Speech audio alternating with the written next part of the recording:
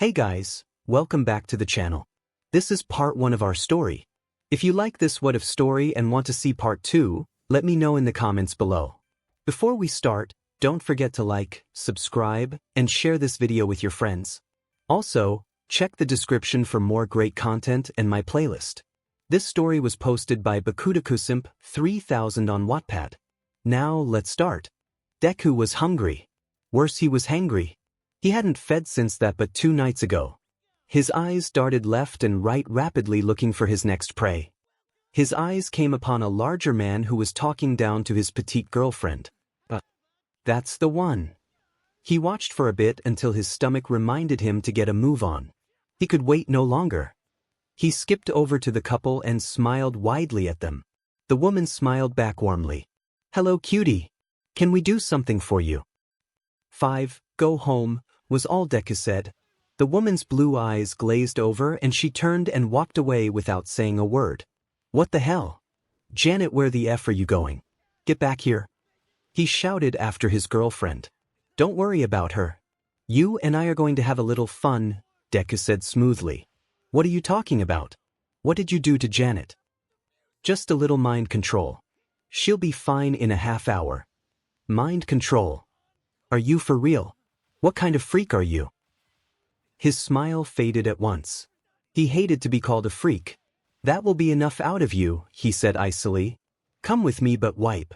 The man's eyes glazed over and he followed Deku obediently into a dark alleyway. Deku took a quick look around making sure nobody was nearby. He sensed they were alone and brought the man's wrist up to his mouth. 2 long fangs descended from his mouth and pierced the vein in the wrist. 3 sweet relief coursed through his body as his hunger started to diminish. 1,000, 2 1,020. Done. He retracted his fangs and took a long, contented breath. "Thank you for your donation. Go to the store and buy some flowers for your girlfriend and apologize for being a SHT boyfriend. Go, go, go. Fly away." The man turned, disappearing into the night. Deku made his way back to his downtown apartment knowing full well that he was being followed by that pesky, yet devilishly handsome, vampire hunter Katsuki Bakugo. Katsuki already knew where the vampire calling himself Deku lived. He was more interested in following the man whom he had bit. He trailed him a few blocks until he came to a flower shop. The man picked out a dozen red roses, paid and left. He hadn't said a single word to the cashier even when asked a question. That was an obvious sign of mind control. 3. He kept behind the man until he came to an apartment building. Katsuki watched as the man knocked on the door and a young woman answered. "I'm sorry for the way I've been treating you. I'll do better from now on." The man's voice was off. It was missing the gruff raspiness that he had heard earlier. The young woman didn't seem to notice, or she just didn't care. She took the flowers, hugged the man, and closed the door behind them. People are idiots. Why would a pretty girl like that take back such a shithead? Katsuki thought with disgust. 3. So Deku had chosen another but and helped them become a better person. Shaking his head, he just couldn't figure this vamp out. Most of them just fed and left, not giving 2 F about the victim at all. Deku seemed to feed out of necessity, not pleasure. Katsuki Bakugo is part of a legacy of vampire hunters. They monitor, track and kill vampires that have gone rogue. A rogue vampire is one that actually kills their prey. It's common knowledge between their kind not to draw attention to themselves.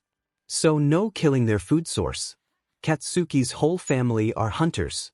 His parents are in charge of the Pacific Northwest Division of Hunters. They have headquarters all over the globe. Katsuki had it drilled into him since he was young that you can never really trust a vampire. They might not be undead like in the movies, but they are still dangerous. They had super strength, mind control, and are fast AF. They also drink BLD by biting humans with fangs. That part of the lore is accurate. 2. There is an understanding between hunters and vamps too. Vampires understand the role of the hunters and see them as allies of a sort, although they would hate to admit that hunters help maintain the secret of their existence. Hunters are not to harm or kill a vampire without cause. Doing so would cause the vampire's clan to seek revenge. In the past, hunters would kill indiscriminately. If you were a vampire, you were dead.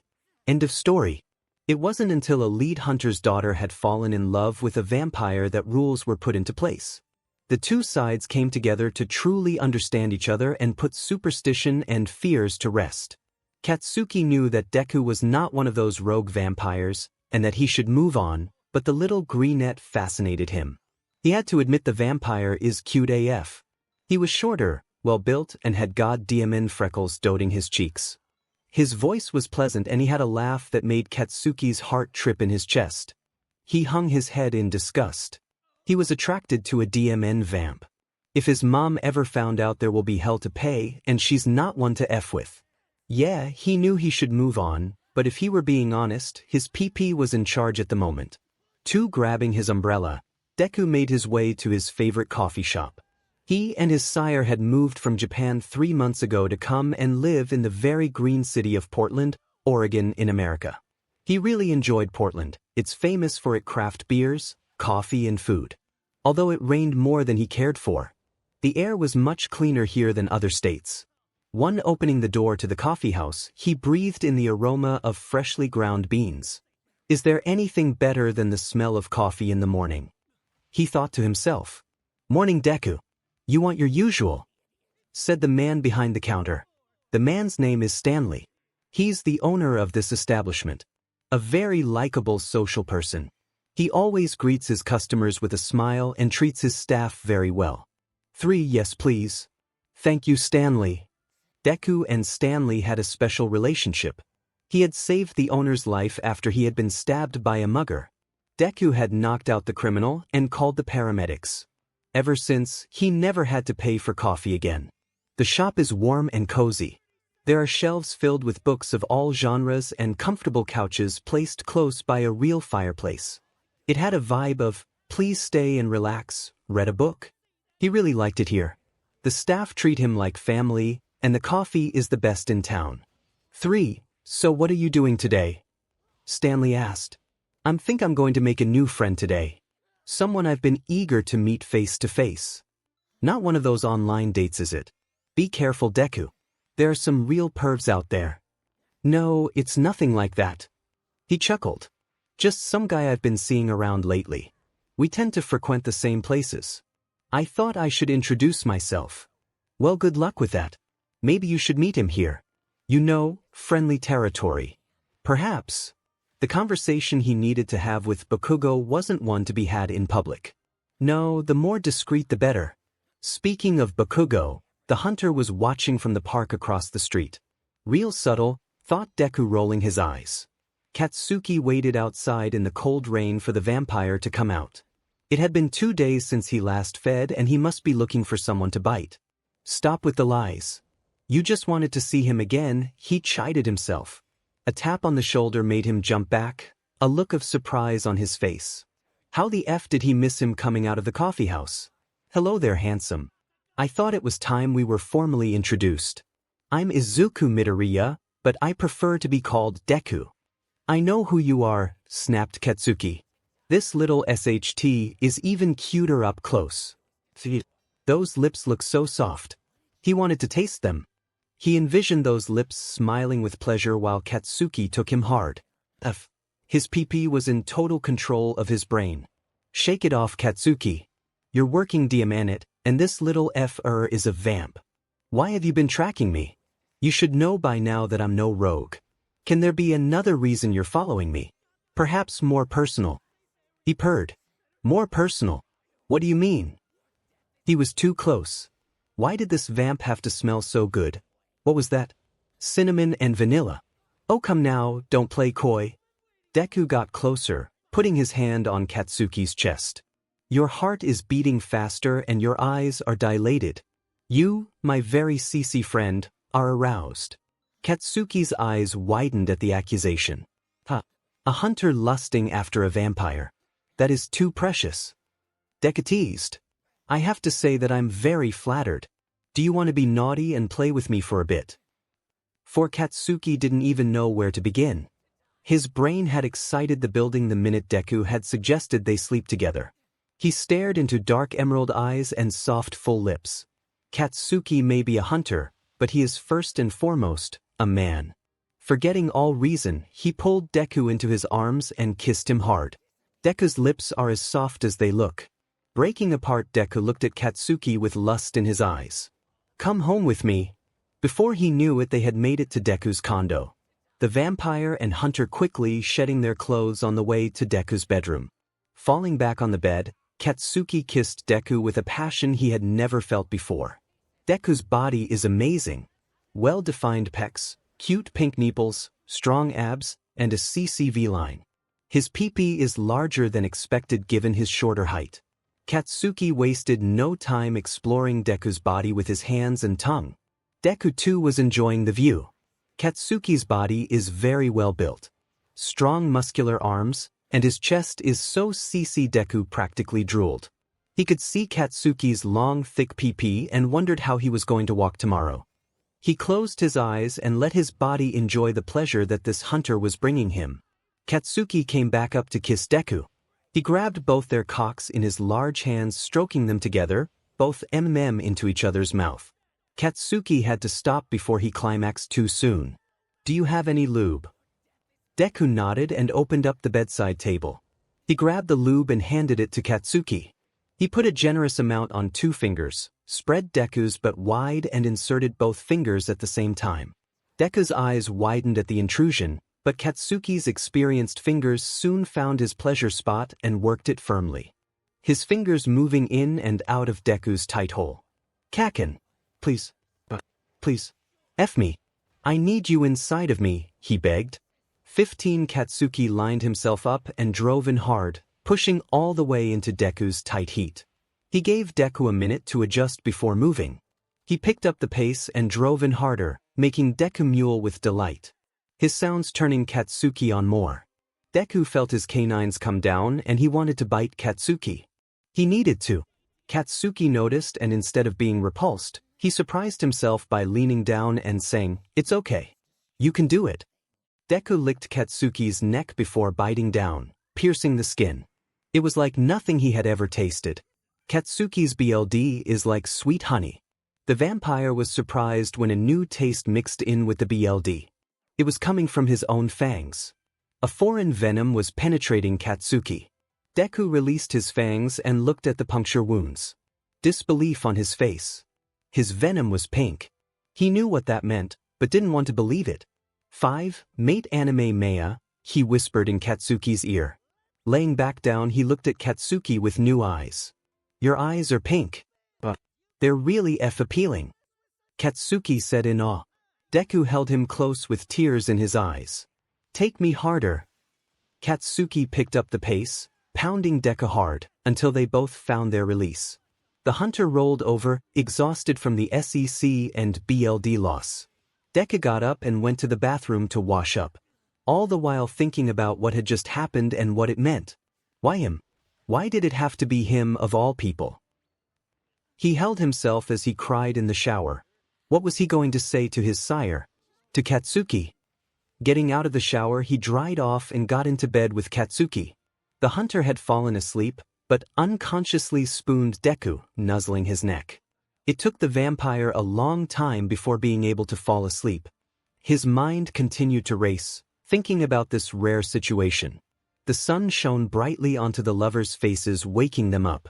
Deku stretched and yawned loudly. His body a little sore, but nothing he couldn't handle.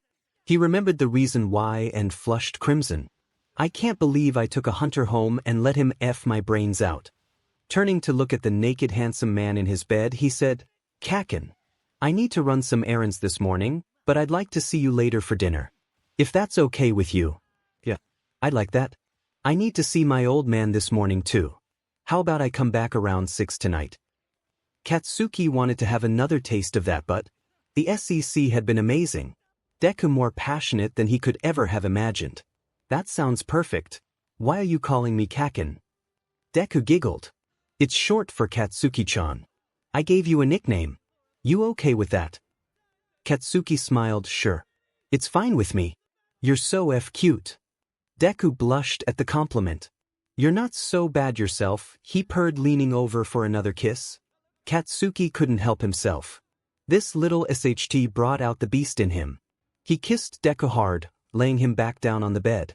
Soon they were crying out with pleasure, Deku scratching up Katsuki back as the hunter pounded into him relentlessly. A little while later, Deku kissed Katsuki goodbye at the door, smiling to himself at how good his body was feeling right now. Suddenly his face fell, remembering what his pink eyes had meant. What to do. After leaving Deku's apartment, Katsuki went back to the house he had been renting for the past 2 months. He showered and got dressed. Looking at his neck, he decided it best to wear a turtleneck to hide the bite mark. He still couldn't believe he had let a vamp bite him. It had felt really good. He thought it would have hurt. He smiled, remembering how Deku looked after he had bitten him. So Secretary God, he was addictive. He couldn't wait to see the greenette later tonight. He paired the shirt with a warm flannel, looking more like a local Portlander. He wanted to talk with his old man right away about why Deku's eyes had glowed pink and what 𝗵𝗃 meant. There was no time to make a big breakfast, so he poured himself a bowl of cereal and scarfed it down fast. Grabbing his cell and keys, he headed out the door to visit his dad. It took him about a half hour to make it to Hunter headquarters, located in Beaverton, Oregon. They were just down the street from the huge Nike headquarters. Katsuki made his way to his dad's office and walked through the door, spotting his old man immediately sitting at his desk. "Katsuki, my boy. Come in. What a nice surprise." Bakugo is the good-natured type. Loving, patient, and could tell the most awful dad jokes. "Nice to see you, old man. Listen, I have a couple questions to ask." He sat down on the comfortable couch while his dad sat across from him in a leather seat. "What's on your mind, son?" Katsuki got right to it. Why would a vampire's eyes glow pink, and what the F does 𝗵𝗃 mean? The color drained from his dad's face as he looked at his son with eyes as big as saucers. "Why would you ask me that?" he asked hoarsely. "Dad, can you please just answer the F question?" He didn't like the look on his dad's face. Katsuki was now getting nervous. Masaru looked at his son and noticed he's wearing a turtleneck. On shaking legs, he went over to Katsuki and with trembling hands he lowered the shirt, exposing his throat. A gasp left his lips as he took a step back. "Son, you had better explain everything in great detail. I need to know how you came to be bitten by a vampire." Fine. Go sit the F down," Katsuki snapped, covering up his neck again. He stretched out on the couch and covered his eyes with his arm, too ashamed to look at his father. "You know I've been trailing that vamp Deku, right? Well, what you don't know is that I kinda started having a thing for him." I know. Don't say anything yet. Just let me finish." Masaru stayed quiet. "Yesterday he introduced himself to me face to face. He was flirting with me and one thing led to another and we ended up at his place. While we were he bit me. I let that little SHT do it, so don't think it was forced. Well, after he pulled his fangs out he whispered those words in my ear. I noticed his eyes were glowing pink for a few seconds, but soon changed back to normal. He said it was because I have Hunter BLD, but I could tell he was lying. So that's why I'm here. I need to know what all that was about. Can you tell me, old man? Plus, give me a minute to process this." "My goodness, Katsuki." His dad took a good minute, sitting there with his head in his hands. Looking up, he finally said, "A vampire's eyes glow pink when they have tasted the BLD of their soulmate. That's what 𝗵𝗃 means. That means my soulmate. You, my son, are a vampire's soulmate." Katsuki collapsed on the sofa, searching his father's face for answers. "What the F do you mean, I'm his soulmate?" "I don't want to believe it either, son. A vampire soulmate is extremely rare. Most never find one. When he bit you, he linked you two together forever." 3. But what does being a vampire's soulmate even mean? We never talked about that growing up. It never came up in all my years of training. Because it hardly ever happens. Just let me think for a minute. When a vampire meets their soulmate, they will forever be faithful to that one person. They share feelings as well when in close proximity to each other. There are rumors that you can even communicate telepathically. You will be able to sense when he is happy, sad, or hot for you. Dad. Don't ever say hot for you again. Masaru chuckled. He won't be able to lie to you. Nor would he want to. He's your perfect match. I just can't believe the person who would compete you is a BLD sucking vampire. Your mom is going to flip out. Getting serious, he said, son, there is one huge part that you must consider before deciding whether you want to be this vampire's soulmate. It's literally life-changing. What is it? Katsuki asked with trepidation. You will have to be turned. You'll need to become a vampire yourself. Oh hell no. That's never gonna happen. That is the last thing Katsuki would ever want. The thought of biting strangers sickened him. Son, he is immortal.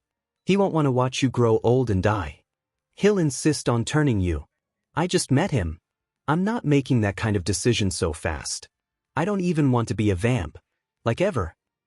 I completely understand that, son. There is a way to break the bond, but I don't know how. You will have to ask this Deku person. Break the bond. Make it so we aren't soulmates anymore. The thought not sitting very well in his stomach. He definitely didn't want to turn, but giving up Deku for good made his heart hurt. 2. Once the bond is broken, it can never be brought back, and he may never find another soulmate. I'm sure he will be devastated if you break the bond, but at the same time, how can a hunter become a vampire? Especially when we know what they are capable of. This is too much to handle right now. My brain is overloading with information and feelings. If you chose to be turned, be prepared to lose all your friends and family. I'm sorry to say this, but I'm probably the only one that would still talk to you. I'm supposed to see him at 6 for dinner. I need to figure out what to say to him. I just can't, Dad. I can't become AF vamp. His thoughts turning darker. His mind a bundle of confused emotions. I'm sorry, son. You'll make the right decision, I'm sure of it. I don't want to hurt that little SHD either. I don't want to see tears in those diamond emerald eyes. Katsuki, if you don't want to be turned, then you need to sever the bond before it gets stronger. It will be better for both of you. I just need to see him. This whole thing sucks. I wish I'd never met him. Complicated my life. He didn't really mean that. Meeting Deku had been special. He knew from the moment he kissed those soft lips that he was hooked. Masaru hugged his son. Look at me, Katsuki. I will love you no matter what you choose. Honestly, the thought of that kind of bond is tempting. To find that kind of rare love, I don't know. I gotta go, old man. Lots to think about. A person totally devoted to you. Deku would never want anybody but him forever. Tempting, but is giving up everything and everyone really worth it? His head hurt. This whole situation if up. 6 came around too fast for Katsuki. He still didn't know what to say to that little SHT. Should he even bring up the soulmate thing or let Deku do it? How was he going to turn him down? Katsuki knocked on the door and it swung wide open. Hey Kacchan. I'm so glad you're here. The greenette said, giving him a dazzling smile that made Katsuki's heart trip. I made Mexican food for dinner. I love chicken enchiladas with homemade guacamole. Sounds great. His voice shook a little. Deku looked at Katsuki, his brows furrowed. What's wrong? I can tell something is off with you. It's nothing, Deku. Just work stuff, he lied. Deku didn't believe him for a second, but let it go for now. He served dinner and they ate in silence for a few minutes. Awkward silence. Neither knowing what to say. So, Deku started to say. We're soulmates, Katsuki interrupted. Might as well get this conversation over with, he thought. Deku's cheeks turned pink at Katsuki's bluntness. Your dad tell you that? Yes. I can read your emotions now. I can tell how uncomfortable you are. I can feel your anger and frustration too. What do you want from me, Deku? What are you hoping for? For you to agree to be my soulmate, of course. I want to love and cherish you for many years to come. We just met. How can you say that so soon? His was racing in his chest. Maybe this wasn't a good idea. Maybe he shouldn't have brought it up so soon. With a heavy sigh, he said, Look, Kacchan, we don't find our soulmates very easy. My sire has been alive 400 years and he's never encountered one. If we do, we hold on to them for dear life.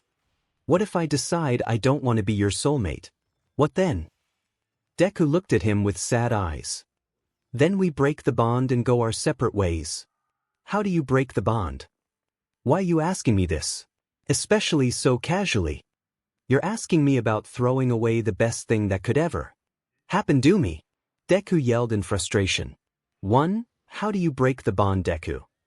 He needed to know, but hated the way he was hurting Deku by asking.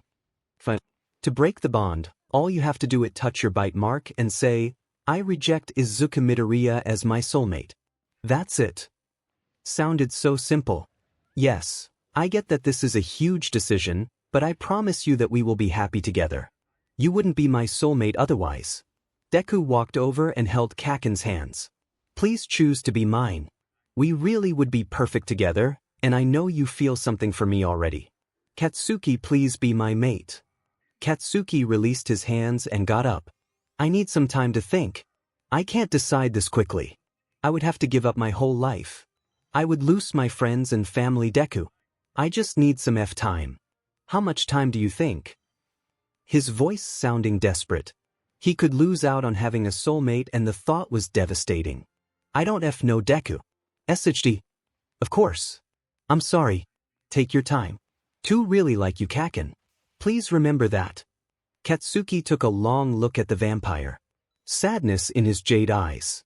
I'm sorry, Deku. He hated himself for the tears that started to stream down the brunette's face. He wanted nothing more than to go to him and hold him. To kiss those lips and agree to anything Deku wanted, but he needed time to think. Katsuki turned and walked out the door, closing it softly behind him. Tears running down his own face as he heard the sobs that broke out behind the door. I don't think he's going to call Izuku. You're probably right, Sho. It's been 2 weeks and he hasn't even so much as sent me a text. Deku had cried every day that he had gone to bed without a word from Katsuki. Was the thought of being his mate so repulsive? Deku was gathered up in the strong arms of his sire. Glancing up, Deku looked at the man who was holding him. His sire's name is Shoto Todoroki. Age 402. And hot as hell. He has two-toned hair. Half white and the other half red. His eyes are different colors too. He stands at 6 feet 2 inches with a muscular build. Deku had never seen someone like him before. Why couldn't it have been Sho instead? That would have been so much easier, he thought. He already loved his sire very much and was attracted to him. 3. Shoto had encountered Deku one dark night in Japan 4 years ago. Deku had been severely assaulted by an ex-lover and left for dead. Shoto found the young man very appealing and couldn't just let such a creature die. Usually vampires need permission to turn a human, but Deku wasn't conscious enough to give consent. Shoto decided for him, sliced open his wrist and made Midoriya drink his blood. 2 days later, Deku woke up in a stranger's apartment, a new vampire. Thankfully, Midoriya took the news rather well. He didn't have any family after his mom died a couple years before, and although he had friends, he was excited about the possibilities of traveling all over the world with Shoto. What you should know is that Shoto is in love with Midoriya. They have a strong bond that Shoto reasoned was because he's Deku's sire. They get along very well and never fight. Well, almost never. They had gotten into quite the row over Katsuki. Shoto disgusted at the thought of Midoriya having a soulmate who is also a hunter. Hunters had killed Shoto's uncle without questioning him first. They assumed he was a rogue and cut off his head without a trail. Turned out that his uncle was killing humans, but they had been serial killers. He had actually been hired by the local police to find and make these monsters disappear. If the hunters had just stopped for a minute, Shoto's uncle would still be alive. Would you like me to comfort you? Shoto asked, turning Deku's face to him. His finger running back and forth against Deku's lower lip. Deku's eyes widened. His heart beating faster. Okay. He reached up and kissed his sire. His heartache lessening as the feel of Shoto's hands on his body. 2. Shoto and Midoriya were also lovers. They didn't have sex very often, mostly when one of them needed comfort or were just super corny. Midoriya has been so sad since Katsuki rejected him. After dead silence from the hunter for 2 weeks, the young vampire knew that Katsuki was giving him his answer. Why hasn't he broken the bond yet? I still feel it there. Deku was confused at that. He had told Katsuki how to break the bond. It gave him hope that maybe the hunter was still thinking about him. But 2 weeks, in his opinion, was more than enough time to at least pick up the phone and tell him he was still thinking about it. Rude and hurtful. I don't know Izuku. I'm pretty sure he will soon. Let me take you to my room and make you feel better for a bit. Picking Deku up, Shoto took him to his room and pleasured him long into the night. The next morning Shoto had a conversation with Izuku that he really wasn't looking forward to. Good morning Izuku. Listen. I know being here has been hard and I was thinking that it might be a good idea if we moved on. Giving you some space from the memories here. The farther away from that hunter the better, Shoto thought to himself. He's hurt Izuku enough. It does break my heart every day that I don't hear from him. Maybe you're right, but where will we go? I have family in Argentina. We can go there for a while until we think of someplace else. He had already called his family a few days ago and they were expecting them. He hadn't visited his uncle in a few years and was looking forward to spending time with them and his cousins. 1. Argentina. That sounds wonderful. The greenette said with enthusiasm that Shoto knew was fake AF. Look my love. I'm sorry about all of this. I can't imagine what you are going through. To find a soulmate and have them reject you must be heartbreaking. So let's get out of here. We were happy together before this hunter came into our lives. Let's try to carry on like we never met him. Shoto knew full well that Izuku wouldn't be able to forget about Katsuki until the bond was broken. Maybe he should track down this and find out why he hadn't already done that. He wasn't allowed to hurt a hunter, but this one sure made him want to punch him in the ball. Fisho. You're right. I can't hold out hope for something that obviously isn't going to happen. Vamos a Argentina. Let me put my high school Spanish classes to the test. With every word he felt his heart break a little more. Was he not enough for Katsuki? Not good enough. Was the passion he felt one-sided? I'll make some calls and we can be out of here by tomorrow night. He picked up his laptop and looked at tickets for the next day to Argentina. I'll get us first-class luxury seats. This flight is long and I want you to be as comfortable as possible. He wanted Izuku to really understand his feeling for him. He loved him so much and his happiness was a priority. Hugging Shoto tightly, thanks Sho. You're always there for me. I really love you. He did. He was happy with his sire and he hoped in time that he would forget about Kacchan altogether. I love you too Izuku. I always will. He kissed him gently and then made his way into the kitchen. How about a nice cup of chamomile tea? I can make katsudon for dinner. I know it's your favorite. Smiling brightly for the first time in days, that sounds wonderful Sho. Thanks. Deku was lucky that Shoto is an excellent cook. He had taken cooking classes after meeting Izuku. He wanted to spoil his emerald-eyed love. True to his word, Shoto had them packed and ready to leave the next evening. The condo had come fully furnished, so all they had to pack was their clothes and personal belongings. Movers were sent to mail the larger boxes to Argentina. Deku had said his goodbyes to the staff at the coffee house, careful not to tell them where he was moving. They wished him good luck and hoped he would come and visit one day. Deku took one last look around at the place that had brought him so much peace. He would miss this place. Portland had really felt like home. Boarding the plane had been agonizing. It took everything Deku had in him not to ugly cry in front of total strangers. Shoto kept his arms around Izuku the entire flight, kissing him and reminding him that he is loved. As the plane took off, he could no longer contain his tears and sobbed at the loss of what could have been wonderful. Katsuki yawned while scratching his butt as he made his way into his house. He was bone-tired. You see, he had been on assignment for the last 2 weeks chasing a rogue up and down the west coast. What was supposed to be a 2-day mission ended up being 2 weeks. Katsuki had left his phone at home so he wouldn't be tempted to call Deku, giving him that much-needed time to think things over. He hadn't been able to call Deku because he didn't remember his number. That's what cell phones are for. They remember so you don't have to. He didn't dare ask his dad to get his phone and give him the number. He didn't need his old man in his business. Katsuki tried, but couldn't forget that 𝗓𝗓𝗓𝗧𝗔 the entire time he was gone. The night they had spent together played over and over in his mind. The look on Deku's face as he came, and especially the way his eyes had glowed pink. The hunter decided that what he needed was to spend more time with Deku, to get to know each other better, so that when he made his decision it would be because he had strong feelings one way or another.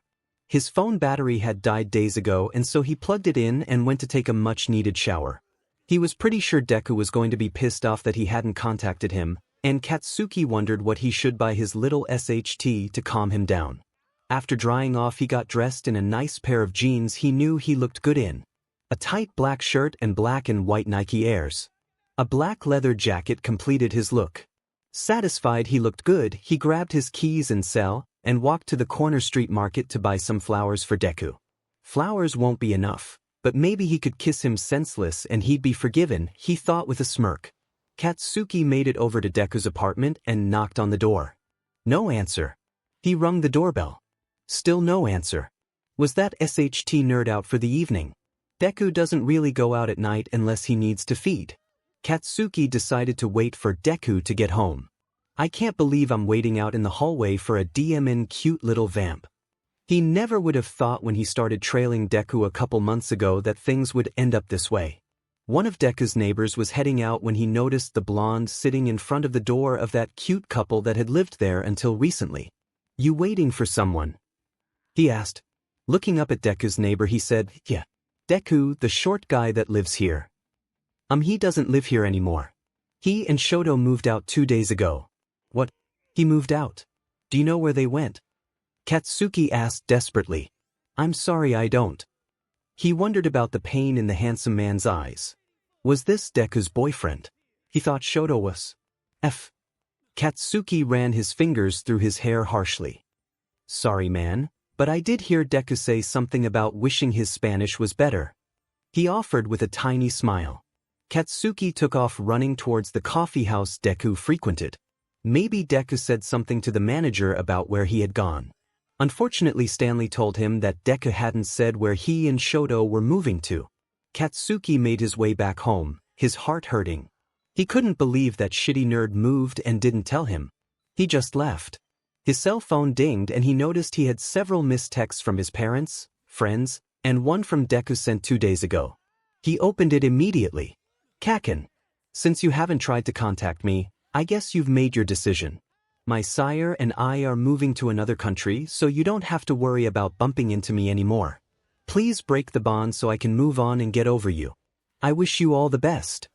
Katsuki tried calling his number hoping that Deku still had his cell phone. He needed to explain why he hadn't been able to call. The phone number you are trying to reach has been disconnected or is no longer in service. Katsuki stared at his phone in disbelief. Deku really was gone. His soulmate was gone. Tears streamed down his face as he now realized what he missed out on. How could he have been so stupid? His soulmate was gone and he'd probably never see him again. I'm gonna find that BS if it's the last thing I do. Katsuki made one more call that evening. I need you to send out a mass email to every hunter headquarters on this planet. My nerd has gone missing and I need to find him. I want every hunter on this goddamn planet out looking for that little 𝗧𝗓𝗔𝗂. It's been a month since Shoto and Izuku had moved to Buenos Aires, Argentina. Shoto's family welcomed them with open arms. The people from Argentina are a bit different from the laid-back types of Portland. These guys are loud and tend to swear a lot. Although there is an art to a well-placed pendejo that they seemed to have perfected. All the while, Deku couldn't stop thinking about Bakugo. The hunters still hadn't broken the bond and that left Deku confused. Midoriya was also thinking more and more about Shoto. His sire had been more clingy as of recent. Not that Deku minded. He loved the attention, and honesty loved Shoto a lot. It made him wonder how he could love 2 men at the same time. Izuku, you seem lost in thought. You want to talk about it? Shoto knew exactly what or who Izuku was thinking about. The same thing I've been thinking about for the past month. Why hasn't he broken the bond yet? I just don't understand that show, he snapped with frustration. Do you want to call him and ask why? No. I'm scared that if I call I'll only end up begging him to love me. Are you not happy with me? Shoto asked quietly. Scared to hear the answer. Of course I am, but it still feels, I don't know, incomplete. His feelings were all over the place now that he had met and bonded with his soulmate. Shoto couldn't help but feel a little bit sad at that statement. Yet at the same time he understood. Bakugo is Izuku's soulmate, not him. Walking over to Shoto, Midoriya put his arms around the handsome man who he also loves. "Sho, can you comfort me for a bit?" he said, biting his sire's ear. "Am I just a substitute for Bakugo?" he asked with his head hung down, tears threatening to trail down his cheeks. "How can you ask me that? We have been together non-stop for 4 years. He couldn't believe that Shoto could think that about him. "Yes, but it hasn't been until recently that you've wanted to connect so often.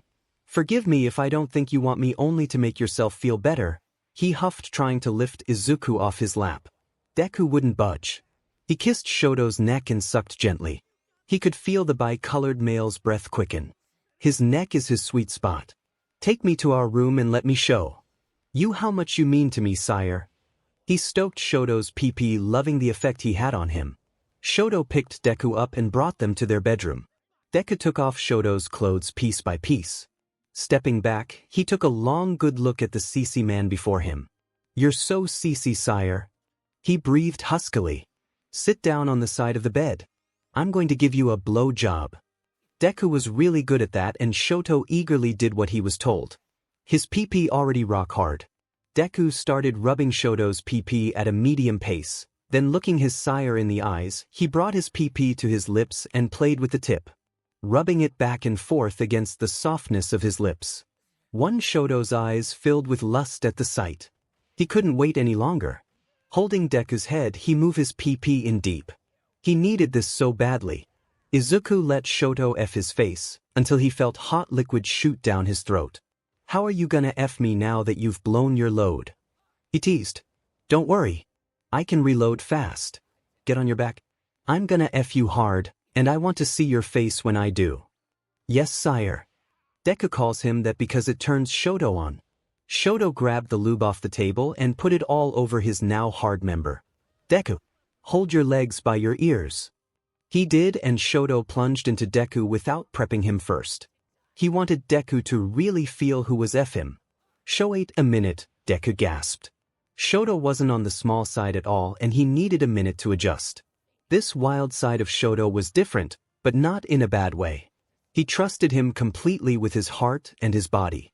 Shoto held still until Deku told him he could move. He didn't want to hurt his lover. Midoriya nodded, signaling his consent, and the vampire started to move faster and harder, enjoying the tight heat. He felt his fangs come down and itched to bite Izuku. This happened every time they had section. Deku's fangs did the same. "Sho, hold on a minute. Stop." Shoto held still, wondering why Deku wanted to stop. "Sho, why do our fangs come out? Is that just a vampire thing?" "I don't know. In my past it never happened. I just assumed it was because I'm your sire." He had wondered but never looked into it. "Sho, my fangs came out with Bakugo too. Is there any chance that you can be my soulmate too?" The thought that Shoto could be his soulmate thrilled him. Shoto couldn't answer that. 2 soulmates? In his long life he had never come across a vampire that had 2 soulmates. "Sire, I want you to bite me. I need to know if you're a possible soulmate for me." He started bringing Shoto to his neck when he was asked, "What if I'm not?" If he wasn't, maybe Izuku would leave him and run back to Bakugo. "Then at least we'll know. Nothing will change how I feel about you. Please bite me." Shoto leaned down and bit down on Deku's neck, piercing the vein.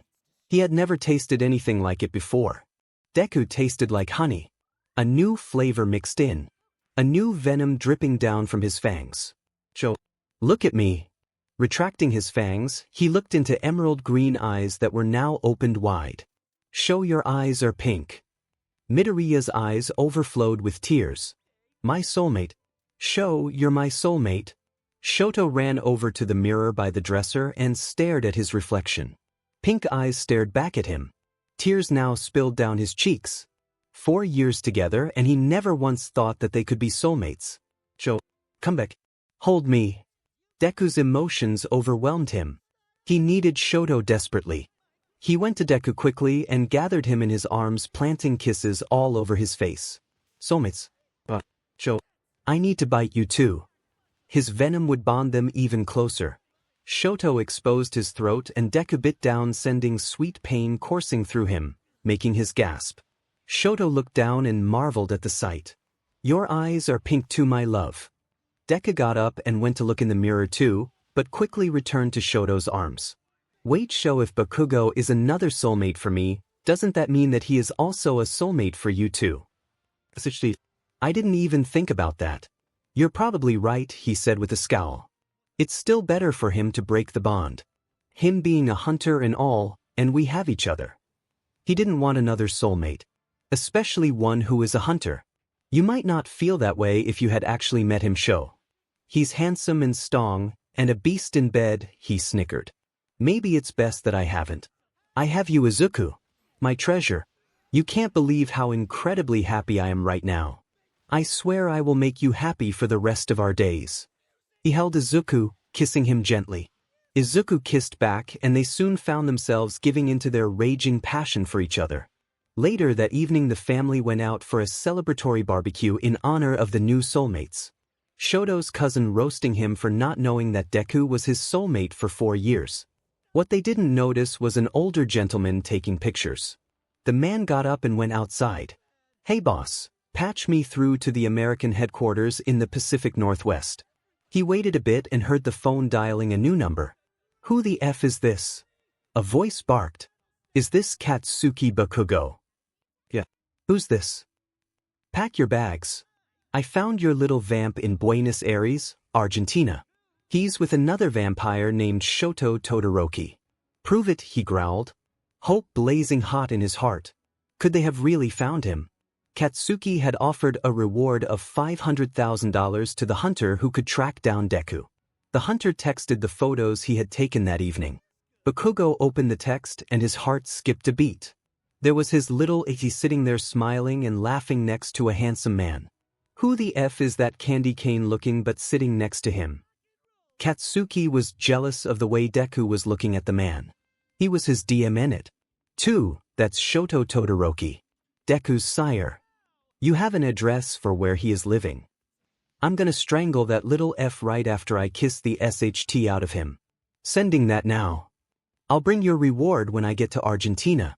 It shouldn't take long if I take a company jet. I'll be there tomorrow night. Sounds good. I'm not good at this, but thank you. Thank you so much. After an entire month of searching and calling around, his work had paid off. No problem. I should be thanking you. My son is starting medical school next year. This reward will pay for it. Glad to hear it. We need doctors that understand our unique lifestyle. See you tomorrow night, Bakugo. Katsuki hung up and for the first time in weeks he felt happy. Happy but pissed off too. How could Deku have picked up and left after only 2 weeks? Katsuki knew he had some explaining to do, but so did that emerald-eyed little minx. Like, why was he looking at his sire like that? Had Deku moved on already? Katsuki couldn't think about that right now.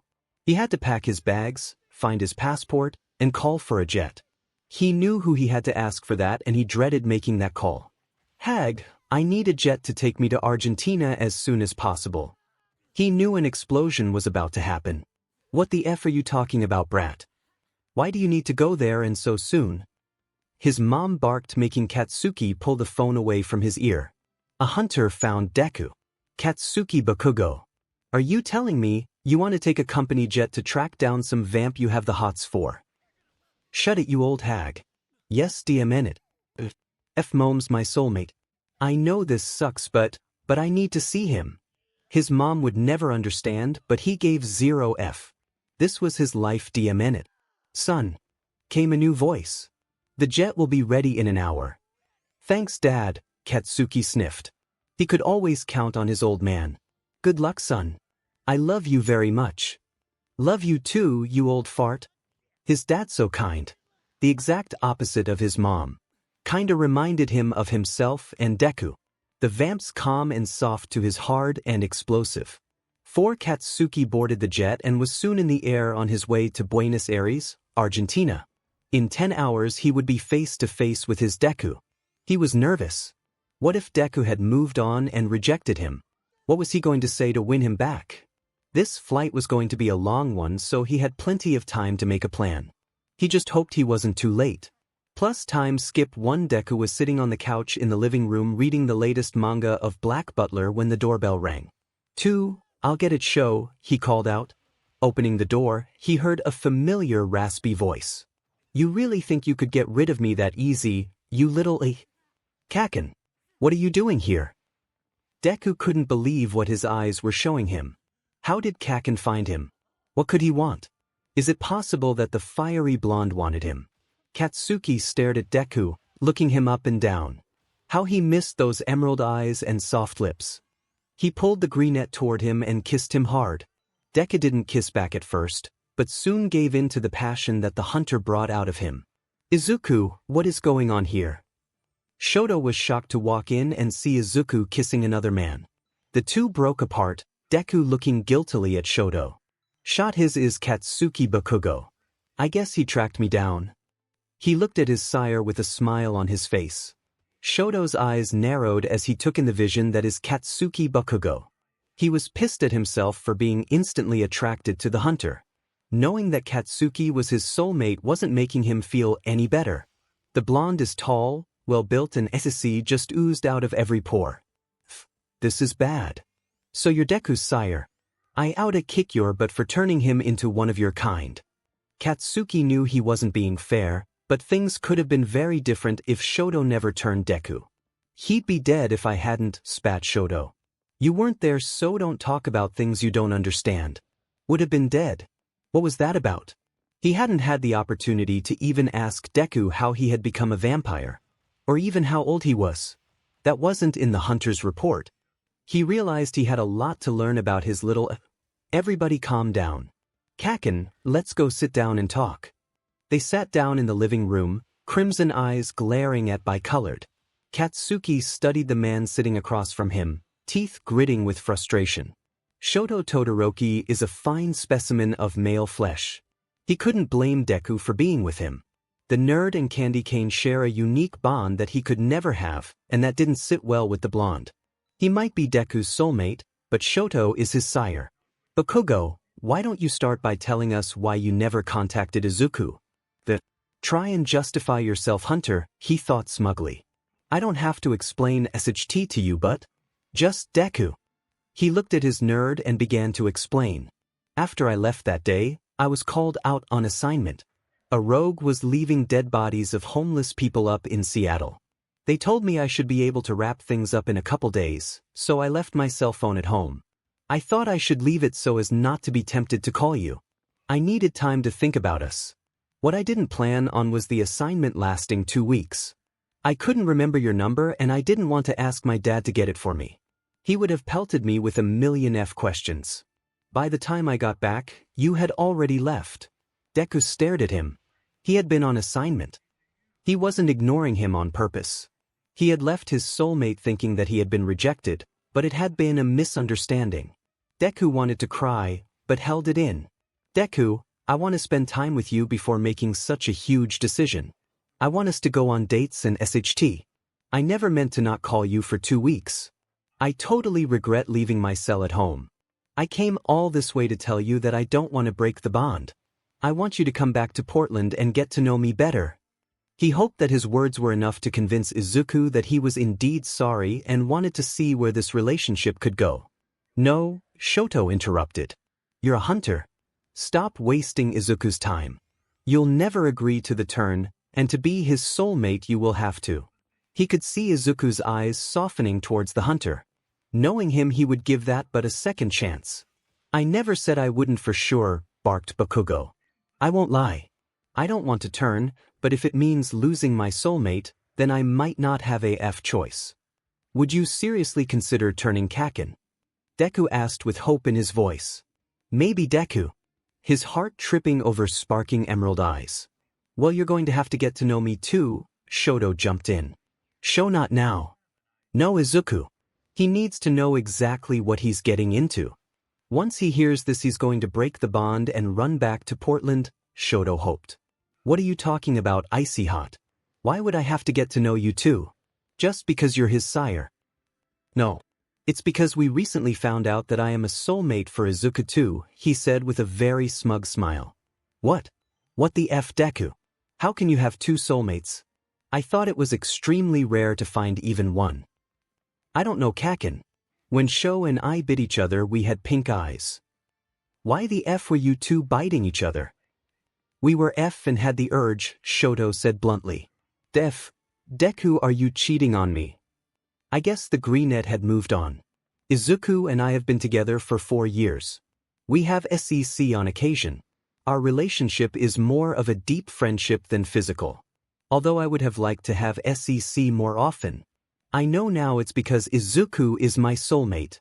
Taking Deku's hand he asked, scared of the answer. Deku, do you still even want me?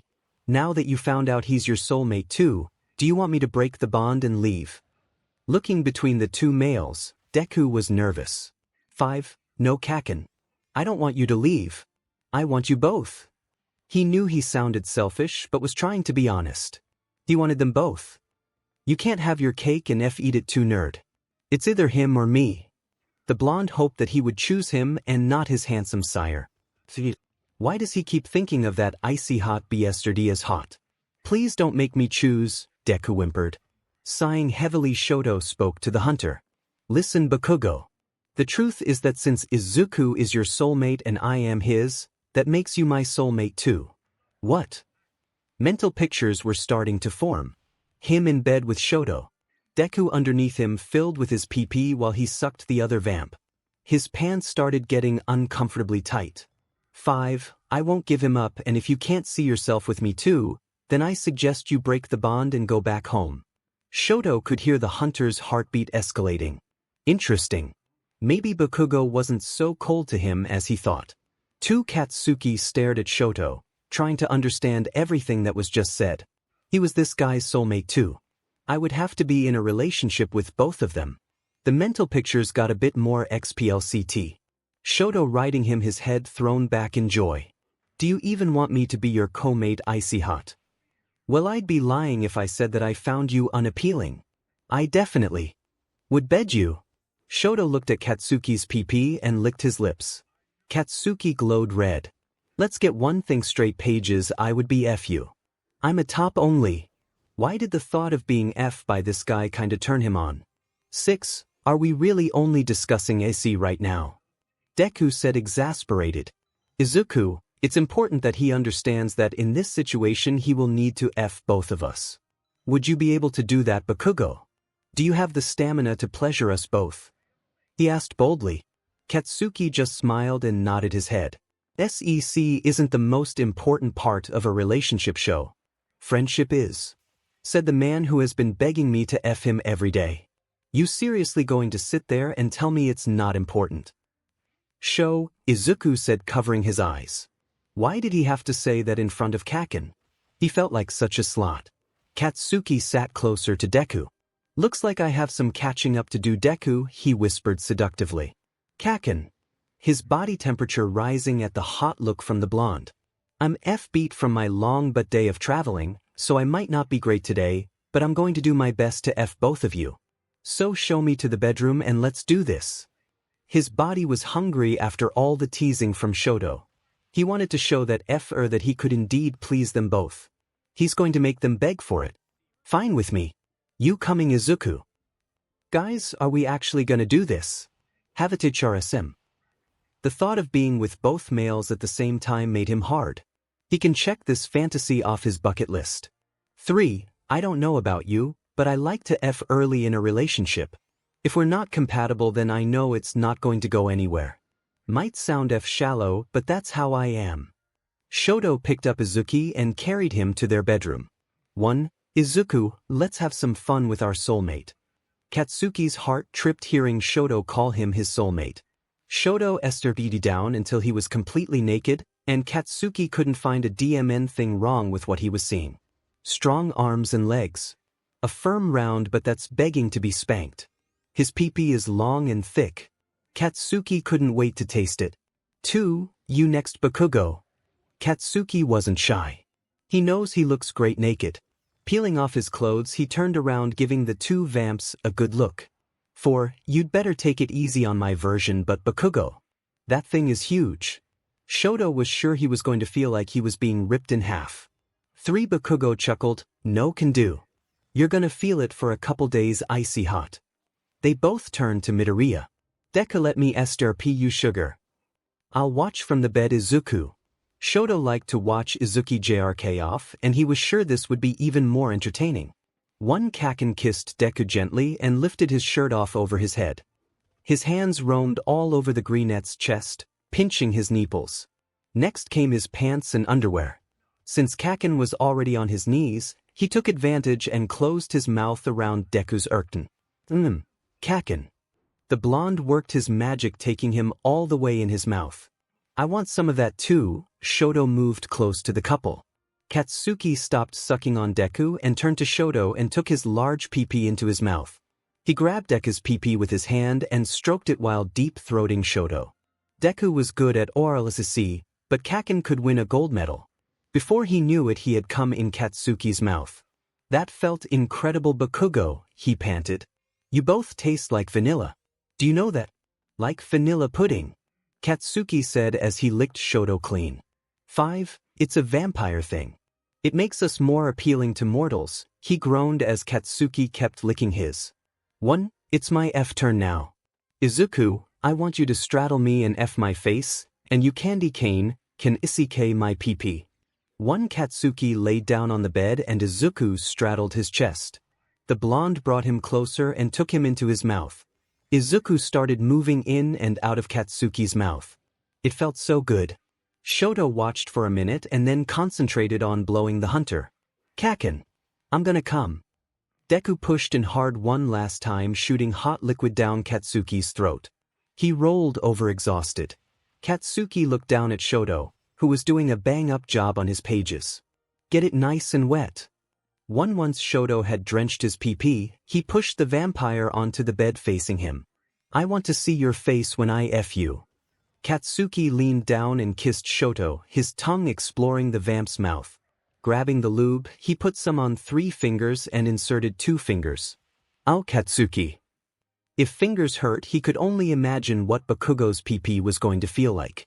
Just relax, candy cane. Let me find your sweet spot. Thrusting his fingers deeper, it didn't take long to find Shoto's pee. Shoto had never been touched there and was surprised by the amount of pleasure it brought. One Katsuki inserted a 3rd finger and moved them around, stretching Shoto more. The sound he was making turning Katsuki on more. Here comes the real thing, icy hot. Katsuki lined himself up and slowly pushed into Shoto. The vampire's eyes widening as an excited gasp escaped his lips. Relax, baby. I'm gonna move slowly until you're ready to be hard. He moved in and out, letting his soulmate adjust to his pages. Being inside Shoto's tight hole was driving him crazy. It felt too good. He wanted to start pounding him hard, but knew he had to be patient. Katsuki. It's go time. Izuku, watch me make a mess out of your sire. Izuku was hard again, watching his soulmate's Kacchan was really pounding Sho hard. The older vamp obviously loving every single second of it.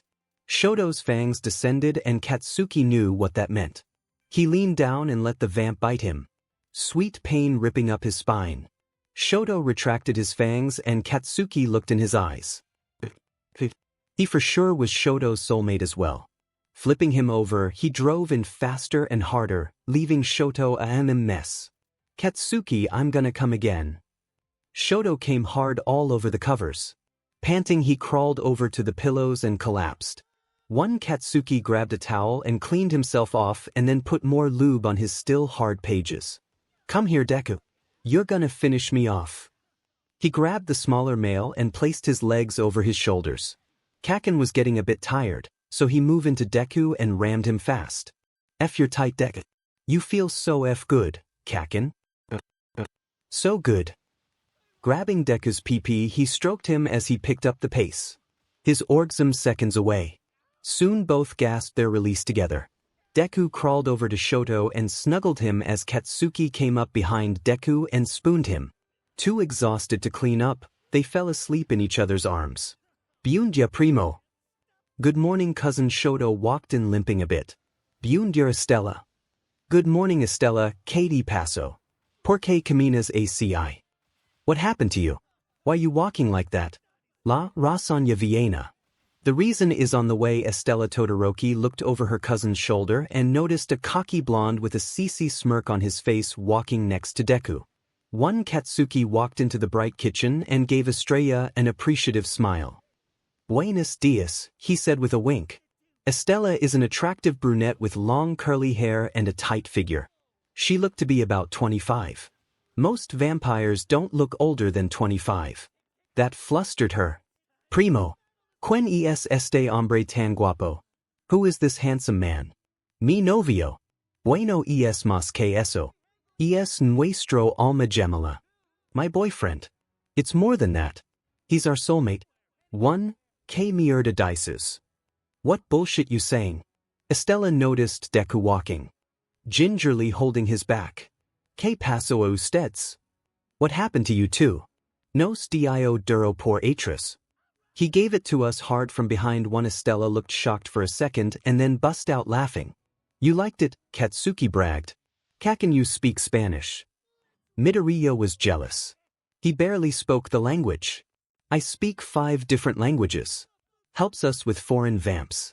I speak Spanish, Russian, Italian, Hebrew and Japanese. English too, obviously." Deku's mouth dropped open, thoroughly impressed. "Next on my list is Chinese."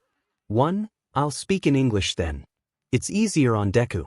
Breakfast will be served soon." "I'm sure you worked up an appetite," she teased. Katsuki was famished. After they had woken up, they thought it would be faster to shower all together. But watching Shoto clean out Deku's butt of his 𝗬𝗏 turned him on so much that he ended up them in the shower. Katsuki smiled to himself, very grateful for his stamina and drive. "One, here's some coffee while we wait for breakfast. The rest of the family will be down soon. Then you can explain how you have a second soulmate, Primo." "Primo means cousin. How many people live here?" Katsuki asked. He had never been in a house full of vamps and was a bit nervous. Deku and Shoto felt his nervousness and went to calm him. "Katsuki, this is my family. Soon to be yours too. They would never harm you. Shoto would never let anybody put a finger on him." Estella looked at Katsuki and wondered why the young man seemed uncomfortable. "La comida está lista," said a young lady in a maid's uniform. "The food is ready, vamos a comer. Let's go eat." Katsuki looked at the vampires sitting around the table and felt himself relax. They were a loud bunch who liked to argue. They reminded him of his relationship with his mom. "So who is this strapping young man joining us this morning?" "Tio Francisco. This is my other soulmate, Katsuki Bakugo from America." He knew that this news was going to come as a huge surprise. None of his family had met their soulmates and now he had two. "Excuse me. Did you say your other soulmate?" "Si, tio. I guess I won the lottery." "Yes, uncle. I'm sorry, Katsuki. Where are my manners? This is my uncle Francisco, my cousins Esteban and Enrique. You already met my cousin Estella. Nice to meet you. Thank you for your warm hospitality." Shoto looked at the other members of Shoto's family and found that they all are very attractive. It seems like every vamp that he's met is hot AF. I guess it makes it easier to hunt. Francisco, like the others, looks about 25. Tall, dark hair and deep blue eyes. Esteban and Enrique are twins. They had their father's height and hair color, but their eyes were like Shoto's. Francisco smiled. "So formal with your family. Relax, Mijo. So tell me, Katsuki, what do you do in America?" Son Katsuki looked at Shoto and Midoriya, wondering what he should say. Since they didn't say anything, he decided to be honest. "I'm a vampire hunter. Stationed in Oregon in the Pacific Northwest." There were gasps at the table, and Shoto and Deku held their breaths. "Shoto, I'm not going to disgrace our family by yelling, but this pisses me off. Katsuki, I know it has nothing to do with you, but my brother was killed by hunters 40 years ago. He was innocent, and because of that, I have a deep-seated mistrust of your kind. Sorry that happened. Look, I never thought in a million years that I would end up falling for a vamp, much less two. But here we are. I hope we can both put aside our feelings and get to know each other as people. I guess you would never have been chosen as a soulmate for my Shoto if you weren't worthy." Clearing his throat, he said, "Welcome to the family, Katsuki. I will be much happier once you're turned and become one of us. Not wanting to ruin the mood, he replied, "Thank you. I really appreciate you saying that." Shoto's family had never talked to a hunter before and were interested in what his job was like. Katsuki chose his stories carefully, not wanting to offend or disgust. After breakfast, the trio decided to take a walk around the neighborhood. They went to a bakery and bought fresh bread and a cake for dessert. They went out for lunch at a churrasqueria. The waiters bring a large slab of meat on a skewer and cut it right there at your table. Barbecue. Over the next few days, the throuple got to know each other better. Izuku already loved Kacchan, but now Shoto did too. Katsuki had strong feelings for the vamps too, but was still unsure about turning. "Kacchan, Sho and I need to feed tonight. Maybe you should come with us and watch what we do. You've only seen feral rogues." "That's a good idea, Izuku. This may be your life soon, 𝗵𝗃. It might put some of your fears to rest." 𝗵𝗃 means my treasure. Later that night, the two vampires got ready to hunt for their next prey. They dressed in nice suits and combed their hair to perfection. "Why the fancy duds?" asked Katsuki. "People are more trusting if you're attractive." They let their guard down, making it easier to lure them away. You know that sounds f up, right? Luring people just sounded sinister. Deku slid over to Katsuki. "Kacchan, I know you watched me and know what kind of people I choose. Don't feel bad for those pieces of 𝗧𝗔+, Sho and I never harm them. Still, they don't give consent to bite them. He would be pissed if anybody forced him to do something against his will." Shoto's eyes narrowed. "Maybe you should stay home. Deku and I don't need you looking down at us for doing something that we need to do to survive." It hurt that Katsuki was making a face that clearly showed his distaste. "Maybe you're right, Sho. It's too soon." Turning toward the door, the two made their way outside. "See you later, Kacchan," Deku said shortly. Walking down the street, Midoriya said with a heavy heart. "He's never gonna turn, is he, Sho? He really doesn't like what we are." "Probably not, Izuku. I told you that from the start. We should tell him to go back home before we fall even more in love with him." The thought hurt him, especially after they had bonded while making love. "Sho, I can't do it. It's gonna have to be you." "I just can't," he sniffled. Shoto grabbed his hand, giving it a quick kiss. "Hey love, it's going to be HRD on me too, but it's probably the best for all of us. Including Katsuki. He will be able to find a mortal to love and we will have each other. Are you two heirs done deciding what's best for us without discussing it with me?" snarled a voice behind them. Midoriya jumped. "Kacchan, what are you doing here?" "I'm watching two assholes trying to cut me out of their lives. How do you think that makes me feel?" Looking at Shoto, he barked, "You really never wanted me for a co-mate, did you? Katsuki, it's pretty clear you find our kind disgusting. We just think it might be better if you found a mortal you can love. Someone whose very nature doesn't make your skin crawl. I came all this way, fought with my old hag, had you tracked the F down, and you dare say that I don't love you." Katsuki was livid. How could they think that? "You love us?" Midoriya asked shyly. "Yes, I do alright. I'm dealing with a lot right now. I just need some time to adjust." He couldn't stop the tears that started trailing down his cheeks. "Just don't give up on me. Please." "I'm sorry, 𝗵𝗃. Shoto grabbed him and hugged him tight. "I guess I forgot how different my lifestyle is after 400+ years. I'm also super protective of Izuku. I love you already, Katsuki. That's why it hurts so much at the thought of you not accepting us. I'm sorry too, Kacchan. Please forgive us for being impatient asshats." Midoriya kissed Katsuki softly, trying to convey his feelings through his lips. Katsuki sniffled. "Enough with this sappy 𝗧𝗓𝗔. You two need to feed." He felt bad that they thought he was putting them down. It's hard to let things go when your whole life you were taught that vampires are unnatural beings. Right? First off, we pick our location.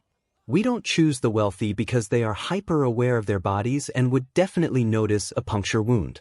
We prefer to go for the middle-class bar scene, explained Shoto. There are a lot of douchebags with unsavory thoughts at this time of night. Shoto looks for the guys who roofie drinks and I look for the abusive shits. I understand, but why those in particular? The blonde queried. I was drugged before I was turned and Izuku was beaten and left for dead by his partner. It's our way of getting revenge, I guess. We can't read minds, Kacchan, but we can see people's energy. I guess the best way to describe it is that their auras emit a certain color. The different colors that come off of them let us know what dark things they have on their minds. For example, abusive shits have a brown aura. Rapists have a puke green aura. The most dangerous are the killers. They have no aura. Along with the auras, these people give off a selfish, angry energy that we can feel. After we feed, we use mind control to hopefully make them change their ways. We usually tell them to seek counseling. The more dangerous people, we get to turn themselves in and confess their crimes. Now I feel like the butt. You two are legit making the world a safer place. Kacchan praised them. Thanks for saying that, Katsuki. That means the world to me, Shoto said, giving the blonde a hug. Homie's stomach is hurting. We need to find someone soon. Okay, babe. The bar is up ahead. The trio walked into the bar and automatically got interested looks.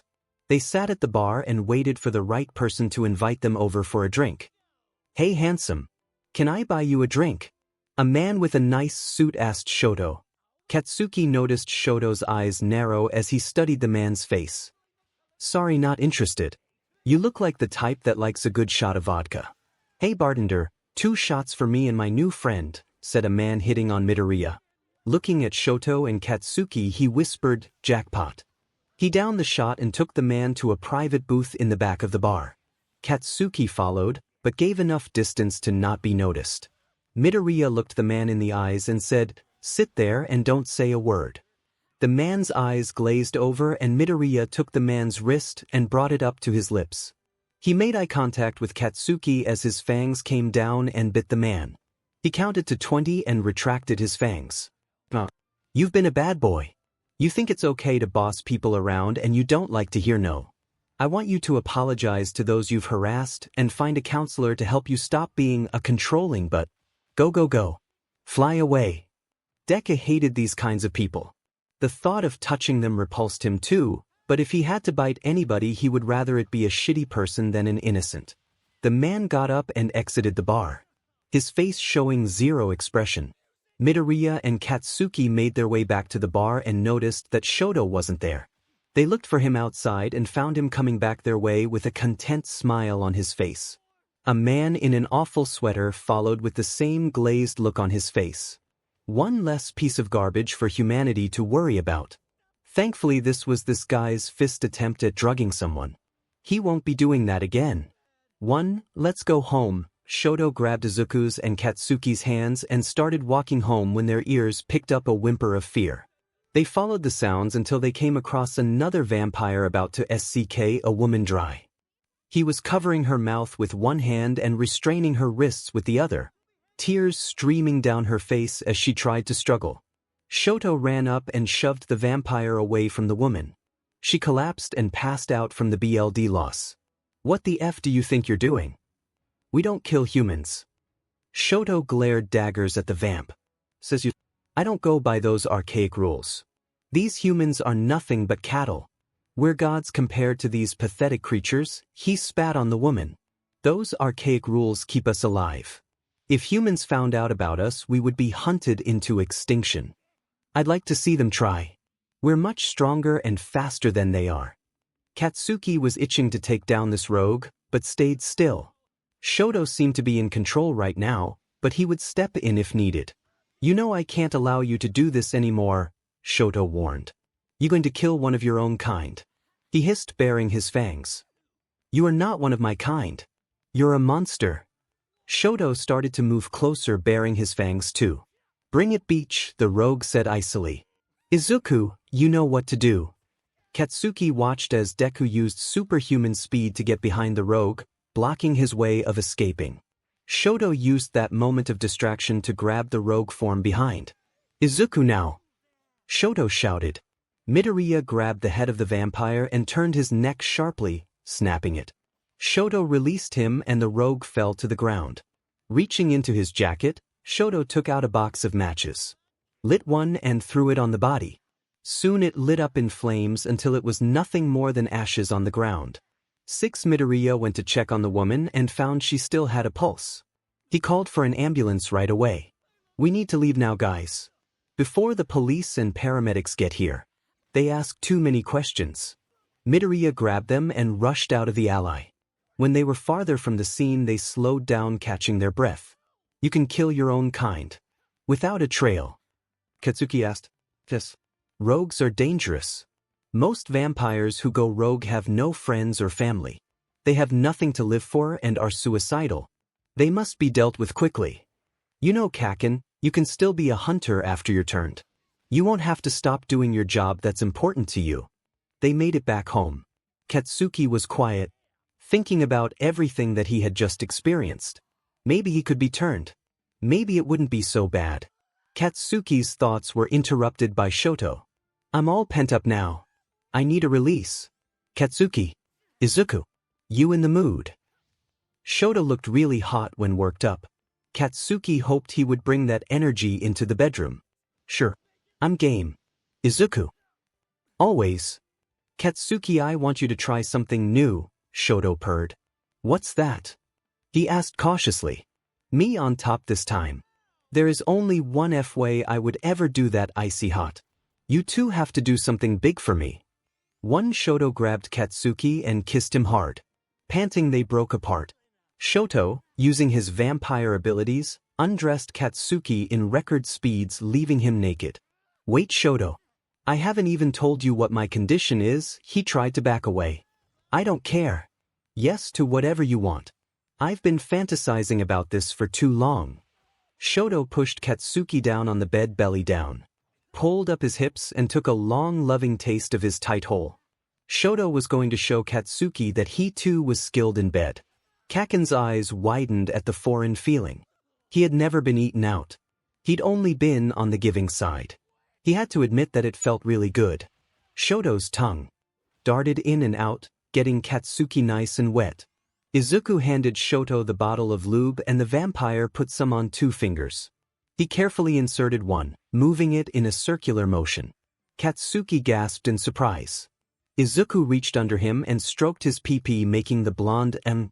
Shoto inserted the second finger and pushed in deeper, searching for Katsuki's purity. He found it and rubbed it firmly, the blonde trembling with pleasure. "Shoto. That feels so good. I'm glad, Hunter. Your butt is so tight." Katsuki's hole sucked in his fingers nicely. After stretching Katsuki enough, Shoto put the tip of his pee-pee inside. "SHT, that hurts." A sharp pain making him jump. "Relax. You're squeezing me too tight." Katsuki's but felt like it was strangling his pages. "How the F can I relax with a big pee-pee in my butt?" he huffed. "It's just the tip, Katsuki. SHT. There's more." "Izuku, get over here. Get under Katsuki and let him put his pee-pee inside you. We'll make a Kacchan sandwich. That should help him relax." Izuku spread lube on Kacchan's pee-pee and moved under him doggy style. He backed into Kacchan, slipping his pee-pee inside his tight hole. He moved back and forth. The blonde. That feels so good." It was weird to feel a pee-pee in his butt and his pee-pee in an butt at the same time. Shoto felt Katsuki relax more and pushed himself in halfway. Katsuki gasped, feeling pain and pleasure. Izuku started to speed up, chasing his own orgasm. Nerd. So good." Katsuki huffed. Shoto shoved himself all the way in and held still. "It's all in now, Katsuki." The blonde felt so good. So incredibly tight. It pleased Shoto more knowing that he is the only one that has ever done this to the hunter. "I should have hoped so." Midoriya was now moving really fast, panting and Kacchan, I'm leaking." Deku's orgasm shot out onto the bedspread and he toppled over, trying to catch his breath. Getting out from under Kacchan, he crawled over to the side of the bed to watch his mates. "I'm gonna start moving Katsuki." He massaged Katsuki's back for a bit and then grabbed his hips. Shoto pushed out slowly, dove back in a little faster with each move, making sure to hit Katsuki's purity, giving him the most amount of pleasure. Katsuki never thought that being a bottom could feel this good. Shoto obviously knew what he was doing. Shoto gathered speed, thrusting into Katsuki harder, leaving the blonde a mess. Katsuki grabbing the sheets, holding on for dear life. His own pee-pee quivering, wanting its release. Katsuki came hard, shooting cum on the bed. Pleased that he had made Katsuki orgasm, Shoto allowed himself to come inside the blonde. Pulling out, he watched his semen drip out of Katsuki's hole. Shoto found that incredibly secretary one. Watching Katsuki panting with a dopey smile on his face made the vampire smile, knowing that he had pleasured the blonde thoroughly. We should go bathe. I need to ask Marta to change the sheets too. One Kacchan felt really good and dirty. Dirty because he could feel the cum running down his legs. After their shower they felt like having a little snack. They were making their way to the kitchen when they passed a group of men sitting at the dining room table. The way they were dressed, Katsuki could tell they were men of financial means. One, Shoto and Midoriya, please come in. We have an important matter to discuss. What about Kacchan? Midoriya asked. He's not our kind yet. He's our soulmate uncle, Shoto challenged. Francisco looked at the other men and they nodded their approval. The three took their seats and waited to find out what was so important. Shoto, we have exciting news. This is revolutionary. It will keep us safer now more than ever. Francisco wasn't the type to get so worked up. This meant whatever it is was very special. What is it? Shoto asked excitedly. BLD banks. We are going to be opening vampire BLD banks all over the world. We will pay mortals to donate their BLD. This way we don't have to hunt anymore. BLD bags will be delivered directly to our doors in small coolers. We will even be able to deliver to vampires that live farther out of the city. 2. Uncle, that is fantastic. Shoto looked at Katsuki, knowing that the hunter disliked biting humans. This should please him. Maybe even enough to convince him to turn. We are trying to write a new law that forbids biting a human unless absolutely necessary. We are planning on 2 large BLD centers in every large city and 1 in smaller towns where there aren't many of our kind. Katsuki couldn't believe what he was hearing. BLD banks. Why hadn't anybody thought of that before? Vamps could no longer bite humans. That was one thing he wasn't looking forward to if he turned, but now that they were going to have BLD banks, that was a huge worry gone. This was exciting news. What circumstances are we taking about? Katsuki asked. Oh. If a 𝗕𝗏𝗍𝗧 is going to be late or wasn't handled properly. If a vampire gets into an accident and needs BLD quickly to heal. A vampire who is suffering from BLD loss or hunger is very dangerous. You know that very well, Katsuki. We're planning on being up and running in 1 year. We need to either build or buy donation centers. Getting our immortal brothers and sisters on board might be a bit difficult too. Some are set in their ways. We might need you two to travel to some places to try and convince them that BLD banks benefit our kind. Katsuki, you can accompany them only if you are turned. If he's their soulmate, why wouldn't he turn? One of the guests asked. He's a hunter. Was their only response. About that. Katsuki took a deep breath and looked his soulmates in the eyes. He hoped he was making the right decision.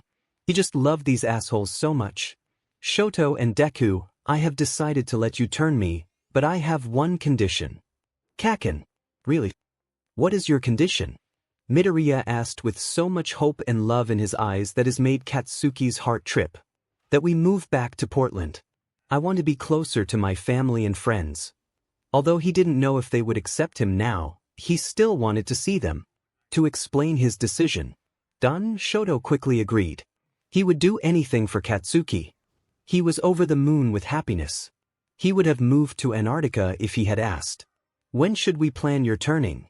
Francisco asked. Plus, as soon as possible. Before I chicken out. Planning a turning was more of a process than Kacchan had expected. He thought all he had to do was drink some BLD and bada bing vamp time. Kacchan, the turning isn't very pleasant. It's actually pretty painful. We'll need to restrain you so you won't hurt yourself. We will have to soundproof the room so the neighbors can't hear your screams. Painkillers and sedatives won't help either. Deku didn't want to scare Kacchan, but he didn't want to hold back any information either. SHD. Now he was getting nervous. He would scream so loudly that they needed a soundproof room. You're going to feel like you're being burned alive. I remembered painful memories that I had long buried. It was like reliving them, Midoriya said sadly. But in the end, you will be immortal. You will have superhuman strength and speed. You won't ever get sick again. Shoto chimed in fast, scared that Katsuki would end up changing his mind. How long will this torture fest last? He hoped a couple hours at the most. 2 days. 2 days. How is he going to survive 2 days of torture? The first day is the burning and the second is the changing of your body's abilities. Thankfully you will be unconscious for that part. And I won't leave your side. Midoriya hugged him tightly. Who's going to be my sire? I will, Katsuki. I want to be if that's okay with you. It kinda tickled him at the thought of being both their sires. Sure, icy hot. I'd rather it be you anyway. This little he might hold it over me for the next millennia if he does it. Deku chuckled at that. The room is ready, Katsuki, Francisco announced. They led him into a room that had a hospital bed with wrist and ankle restraints. The bed was covered with a plastic liner. What the F is that for? What was going to happen that the bed didn't have any sheets? Was it going to get that messy? It's a painful process, Kacchan. Deku blushed, not looking at him. What he's dancing around is the fact that you will PSS and SHT yourself. What the F? Katsuki turned beet red. He would not be comfortable doing that in front of strangers, much less his soulmates. Gross. Katsuki, you will need to remove your clothes. All of them. That way they won't be ruined. Fine. He SRBD naked, giving Estella an eyeful. Dios mío, she said, fanning herself. This hunter was way too secretary for Kacchan got on the bed and Shoto and Midoriya strapped him down. It's kinda cold half and half. He was uncomfortable being strapped down bare-assed in front of Shoto's family. They didn't seem to care. He wondered how many turnings they had seen. Soon you won't feel the cold. You'll be burning up. Thanks for the pep talk, but really, Sho. Get some bedside manners, Deku chided. Shoto rolled his eyes. All right, Katsuki. Let's begin. Shoto pulled out a sharp knife and brought it to his wrist. He made a quick deep cut. BLD rushing out, he put his wrist over Katsuki's mouth. Drink. The taste of the BLD reminded Katsuki of a penny. Too much of it was getting into his mouth, causing him to GG. He tried to close his mouth, but Shoto plugged his nose, forcing him to keep it open. Shoto finally removed his wrist and Deku bandaged it tightly. Estella came over and cleaned Katsuki's face with a warm towel. Shoto, you will need to feed right away. Midoriya will stay with him until you return. Francisco led Shoto to the door. Nodding, Shoto started to leave, but turned around, looking at the blonde. I love you so much. I'll be back as soon as I can. He hated to leave, but the BLD loss would make it harder to stay by his mate's side for the next 48 hours. Okay, icy hot. As long as Deku was still there, he felt comforted. The greenette was stroking his arm nervously, waiting for something to happen. A few minutes went by and Katsuki didn't feel any different. You sure I drank enough? I don't feel any. His eyes bugged out as his right foot started to feel like someone placed a red-hot poker against it. He tried to move his foot, but it was restrained. That hurts. Next came the other foot and left arm. The right soon followed. Katsuki started to scream. Midoriya burst out in tears, feeling awful for the pain that Kacchan was going through. Next came his groin and stomach area. He tried to curl up into a ball, but couldn't. He cried and screamed for help.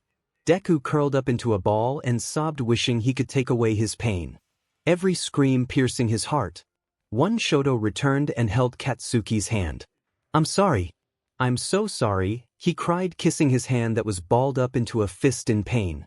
Francisco and Estella left the three alone. I know this is really hard. You must be strong for Katsuki and each other. Seeing the one you love go through this will make you cherish him all the more. My eyes. They hurt. Make it stop. Shoto, please. It's too much. I can't take it, he begged, heaving great sobs. All they could do is give him kisses and try to comfort him. Deku had never seen a turning and hoped he never would have to again. They cleaned him up when he messed himself. never leaving his side. Early the next morning the burning was finally over. Katsuki passed out and would now sleep for the next 24 hours. Estella tried to get the boys to at least eat and take a quick shower, but they refused. She ended up bringing food and drinks to the room. They took short naps curled up next to Katsuki. His restraints had been removed and sheets had been placed on the bed. "Why does my mouth taste like hot garbage?" Katsuki grumbled. "Kacchan, you're awake." A relieved smile spread on Deku's exhausted face. "Other than the garbage, how do you feel?" Shoto asked, holding his hand. Katsuki got up and moved around the room. He felt amazing. Nothing hurt. He stretched his body, not finding a hint of pain. His vision was 100 times better. His sense of smell too. He could smell soup coming from the kitchen on the other side of the house. Katsuki was most interested in his ability for speed. He itched to run fast. He ran around the room, jumping over the hospital bed like it was nothing. "Oh, this is fantastic." His body felt as light as a feather and he felt incredibly strong. Midoriya and Shoto watched with huge grins on their faces. Relieved that it was over and Katsuki was taking his turn so well. He grabbed Deku in a hug and spun him around. "If I had known I would feel this amazing, I would have turned weeks ago." Izuku laughed. "Let's get you cleaned up. I love you naked, but the family requires clothes at the dinner table." Shoto laughed at the pair. "Tonight we celebrate, and tomorrow your vampire lessons begin." The microwave beeped, letting Francisco know the contents were ready. He took out the mug and brought it to Katsuki. He fished around in a drawer and took out a stainless steel straw and placed it into the mug. "Here you are, sobrino nephew. You need to drink all of this right away." "How did you get that, uncle?" Shoto asked, peering into the mug. "I paid a local BLD bank for it. They were hesitant to let the few bags go because donations haven't been good this year, but money talks." Katsuki looked at the dark liquid and scrunched up his nose. "There is no way this is going to taste good," he thought. He took a hesitant sip and was surprised that it didn't taste bad at all. The taste was hard to describe. Not like a penny like it did before the turn, but more like cherries. His stomach grumbled, wanting more. He sucked up the remaining liquid quickly. That hit the spot. "Thanks, Tio. I really appreciate everything you went through to get this for me." Francisco smiled warmly at Katsuki. The young man already wormed his way into his heart. "You're welcome, sobrino. I know you aren't wanting to bite people, and this is fine for now, but you need to learn how to feed the old-fashioned way, in case of an emergency." Francisco took the mug and placed it in the sink. "You will need another bag in about 4 hours. Your body isn't completely turned yet.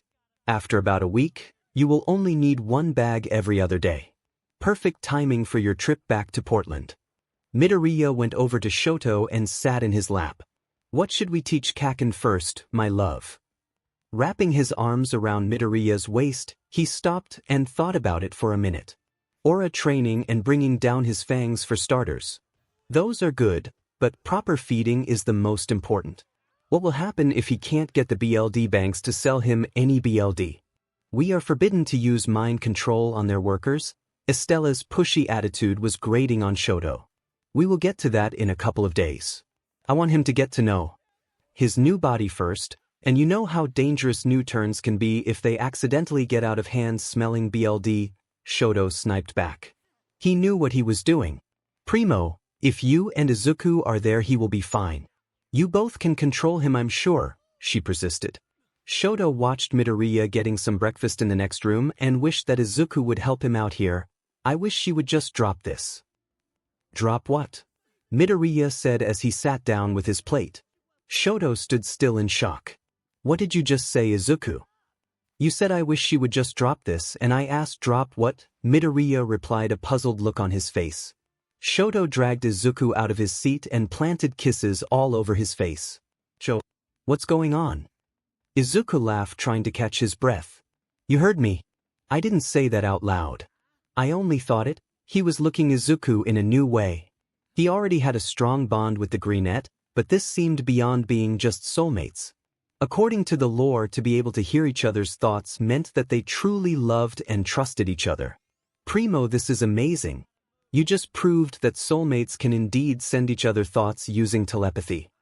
She was so excited she was jumping up and down clapping her hands. Try it again, Primo. Shoto tried again. He sent a thought to 𝗧𝗂𝗧𝗏, I love you, and watched for a response. 𝗧𝗂𝗧𝗏 just looked at him waiting for something to happen. It didn't work this time. I wonder why. Maybe it only works when you are feeling really strongly about something. If you are angry or scared. Francisco speculated. How come I didn't hear anything when Deku did? Katsuki looked a little hurt. I'm your soulmate too. My love, I think it's because I was thinking it at Izuku. I wasn't trying to send it to you both. Shoto guessed. This is an exciting development, but right now Katsuki's training is the most important thing. We're on a deadline. We have 1 week to teach him the basics of vampire survival. Why can't you do both? Train Katsuki for a few hours and then practice telepathy too. Estella asked. He's right, Mija. Katsuki's training is the most important thing right now. Let it go. They have many lifetimes to figure out that gift, Francisco said, looking at her hard. Estella could be stubborn and he felt she was overstepping her boundaries. Shoto turned to Katsuki, ignoring Estella. Kat, we will go to the plaza today. I want you to look around and see if you can see people's auras and what color they are. You will have to remember what the colors mean. I'll bring a notebook so you can write it down and study it later. Sounds good, Sho. We should head out before I need more medicine, Katsuki said as he got up and put on his jacket. He was excited about his first lesson. He found it fascinating that he would be able to see things that he couldn't before. Shoto loved that Katsuki started calling him Sho like Izuku did. Giving each other nicknames made the relationship more NTMT somehow. I think I will call him Cat from now on. I already call Izuku Zuzu on occasion, he thought. They took a cab downtown and sat at a busy park. Katsuki's eyes were darting back and forth too fast. Easy, Cat. Humans will notice your eyes unless you're more careful. They look creepy AF right now. Focus on one person. Look over there at the man in the black suit. Look at the area around his body, Shoto instructed. Katsuki's eyes darted over to the man and he didn't see anything. His eyes kept wanting to dart all over the place as if sensing some kind of danger. He felt a bit overwhelmed being surrounded by all these people and their smells. One Midoriya grabbed his hand and stroked it soothingly. Focus, my love. Katsuki took a deep breath, closed his eyes, and for a second time he tried to focus on the man. This time he noticed the area around the man was a bit fuzzy, like an out-of-focus camera. He huffed in frustration. It's okay, Kacchan. It took me a couple days to learn how to see auras clearly, Izuku said sweetly. He stroked Katsuki's hair and kissed his cheek. Really? He asked, feeling relieved. With the pressure off, he glanced at the man again. The area around the man took on a faint color. It looked a little blue. Show it that guy's aura blue. What shade of blue? Can you distinguish the shade? I can't really tell for sure, but I would say dark blue. Very good, my love. It is dark blue. Dark blue means the guy is a good person, but under some great stress. We call them innocent. We never bite someone with that color aura. Shoto was impressed that Katsuki could see colors so soon. He expected to be here for hours. Maybe his hunter training since he was a child was helping him learn his vampire abilities faster. What if it had been light blue? He asked while writing in his notebook. Light blue means the person is genuinely kind. Super innocent. Shoto explained.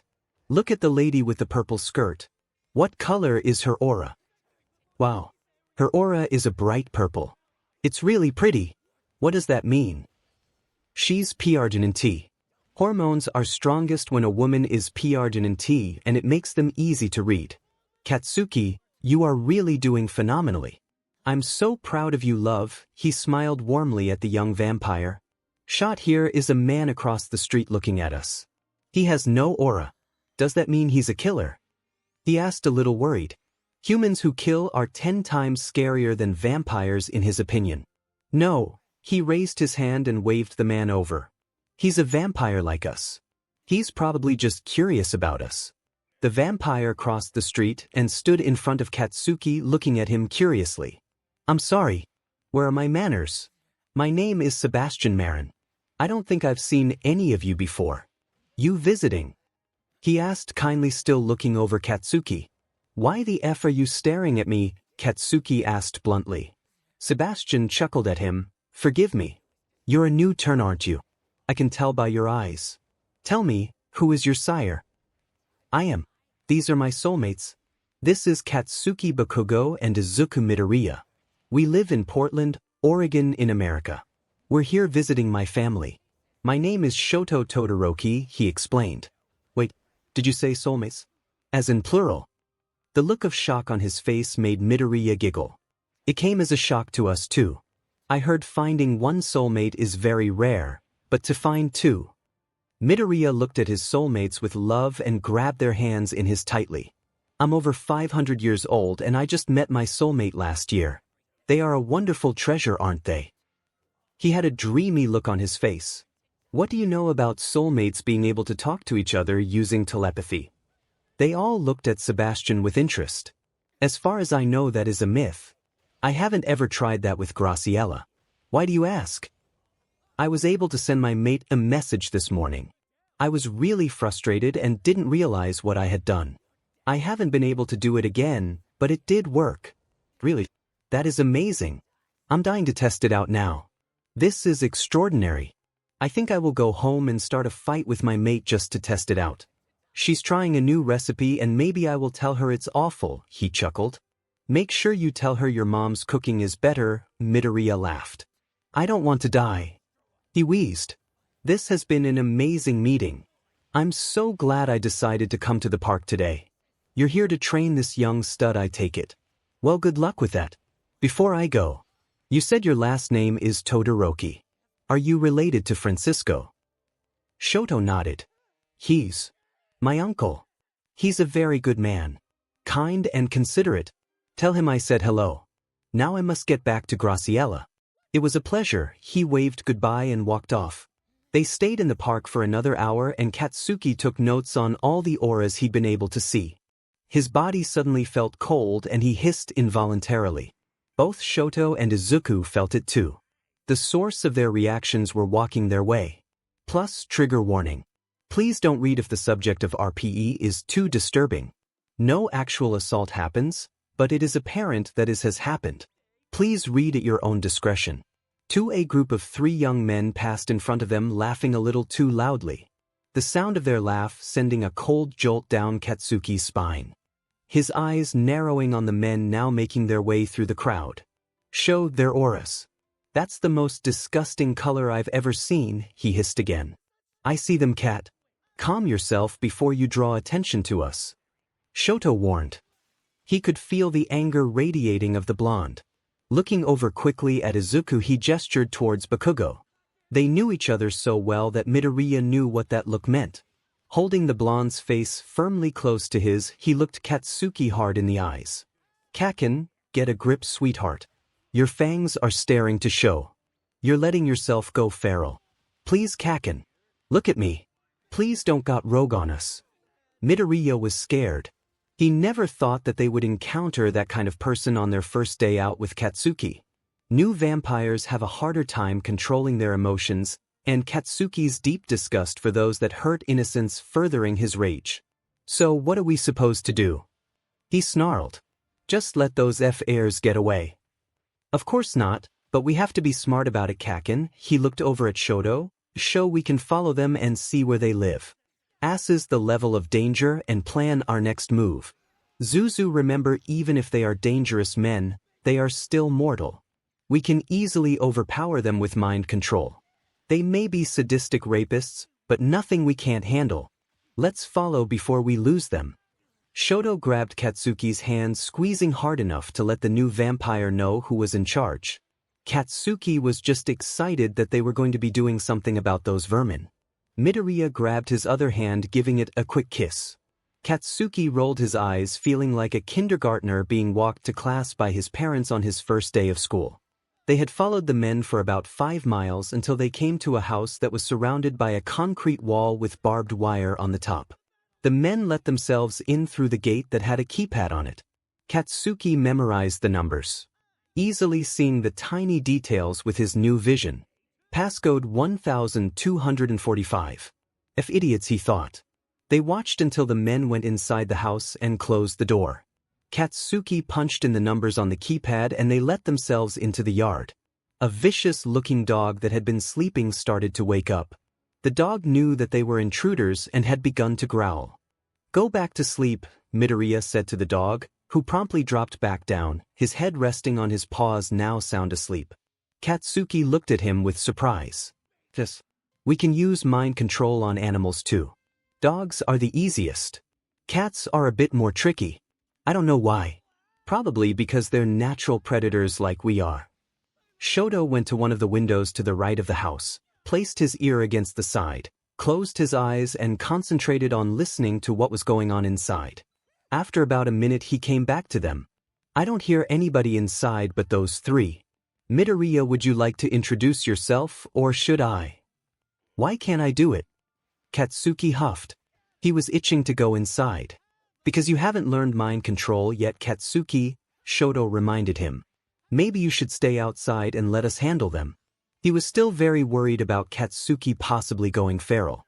"Don't you dare leave me out here. I need to learn 𝗕𝗏𝗏. How am I supposed to do that if I wait out here?" Katsuki made a good point, but Shoto noticed that Katsuki was still breathing heavily. "If you get out of control, I won't hesitate to beat you, senseless young one. You got that?" "I'm serious, Katsuki. I will knock you the F out," he warned. Katsuki nodded that he understood. "3, I'll go show. Stay close to me. Their energy is making me feel kinda sick." Midoriya hadn't encountered men like this often. This was only the second time in his 4 years as a vampire. "Zuzu, remember they are mere mortals," he said soothingly. "I am right behind you, love." Nodding, Izuku walked up the stairs and knocked on the door. A man with a harsh face answered. He had a scar on the left side of his face, serious stubble, and beady-looking black eyes. "Who the F are you and how did you get through the gate?" The man barked into Izuku's face. "Shut the F up, but you don't get to say another word to me." The man's eyes glazed over. "Move out of my way." The man moved over, letting Izuku enter. "Hector, who is this?" "Hey, he's kinda pretty. I don't usually go for guys, but with this one I could make an exception." Midoriya's eyes narrowed in disgust. He took in the appearance of the other two men. Like Hector, these men had stubble on their faces and a predatory look in their eyes. Foul energy radiated off of them. "You're going to sit down and shut up," Midoriya hissed at them. "You three go sit on the couch and stay put." All three men with glazed eyes did as they were told. Shoto and Katsuki came inside the house. Right away they could tell something wasn't right. There were chains with ankle cuffs on the sofa, dining room table, and the kitchen table. On the kitchen table they saw ball gags and large dildos. The dining room table had different length whips, duct tape, and rope. Just what the F had these guys been up to with this? Katsuki gagged at the very thought. "I'm going to take a look around upstairs." "Sho, stay here with Kacchan." Midoriya wasn't looking forward to whatever he might find, but what he did find was much worse than he could ever have imagined. In one room there was a twin-size bed with hand and ankle restraints. There was only a white mattress cover on it and it had red stains near the middle. Midoriya's nose picking up the smell of BLD and 𝗬𝗏. On the dresser inside a glass case were 10 driver's licenses, all with a different woman's picture on them. Midoriya backed away. They were trophies from past victims. On the walls there were shelves filled with different-sized dildos and butt plugs. In the corner of the room was a bucket of water with a towel inside. The towel had BLD on it.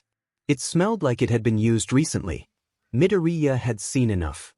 He knew these images would haunt his dreams for weeks to come. He went back downstairs on trembling legs. "Sho, this place is pure evil. We should call the cops and get out of here. I want to go," his eyes pleading with his sire. "Katsuki, take Izuku outside. There is a door that is heavily locked in the kitchen. I need to investigate what is behind it." "What?" "Sho, I can't possibly leave now. I didn't know about the door. What if they have a victim here?" Midoriya puffed himself up, determined to help if there was a human in need. Shoto looked at him with concern. "Sho, I'm okay now. You know I can't stand by if there could be someone in desperate need of help. Shoto nodded. He unlocked the 5 padlocks and opened the door. It led to a basement that was cold and dark. Found the light 𝗬𝗍𝗏 and flipped it on. The 3 walked down the stairs and what they found made them all want to vomit. In a small cage at the back of the basement was the body of a naked woman. She was still alive, but her smell was off. She was heavily drugged and unconscious. She needs help right away. Her heartbeat is faint and her breathing is off. I think she might have pneumonia. Midoriya wanted to help, but he knew he couldn't let her out. Let her out, 𝗕𝗏𝗏. Why aren't we doing anything? Katsuki yelled. His mates were just standing there and Katsuki couldn't understand why. Katsuki, this is a crime scene. If we mess with it, these assholes might not be put away for life. If the police find a victim here, they can't possibly talk their way out of this. She will get help. Right away. Let's get going, Shoto said as he pushed Katsuki up the stairs. All of this was too much for Bakugo. He had been trained to help victims not leave them. He stomped over to the men still sitting there on the sofa with glazed eyes on their evil faces. Katsuki let his fangs down and snarled at them. He wanted to rip their throats out and bathe in their blood. He wanted to plunge his fists through their chests and rip their hearts out. Panting heavily, he started forward, determined to murder these disgusting pieces of Kacchan. Stop. Shoto, help me. Midoriya grabbed Katsuki's left arm and tried to hold him back. Shoto ran up and grabbed the other. Will you let me kill them? Just let me do this, his thoughts screamed at them. Midoriya and Shoto were blasted by his thoughts and fell to their knees, clutching their heads. Midoriya started to cry from the pain of it. Katsuki's rage drained out of him at the sight of his mates in such pain because of him. He got down on his knees and took them both into his arms. I'm sorry. My God, I'm so sorry. I never meant to hurt you, Deku, or you, Sho. I'm sorry. Katsuki knew he had F up royally. SHT that hurt. Shot thought getting out of Bakugo's arms. He dusted off his pants and looked at Katsuki with hurt eyes. Sho, I just heard your thoughts just now.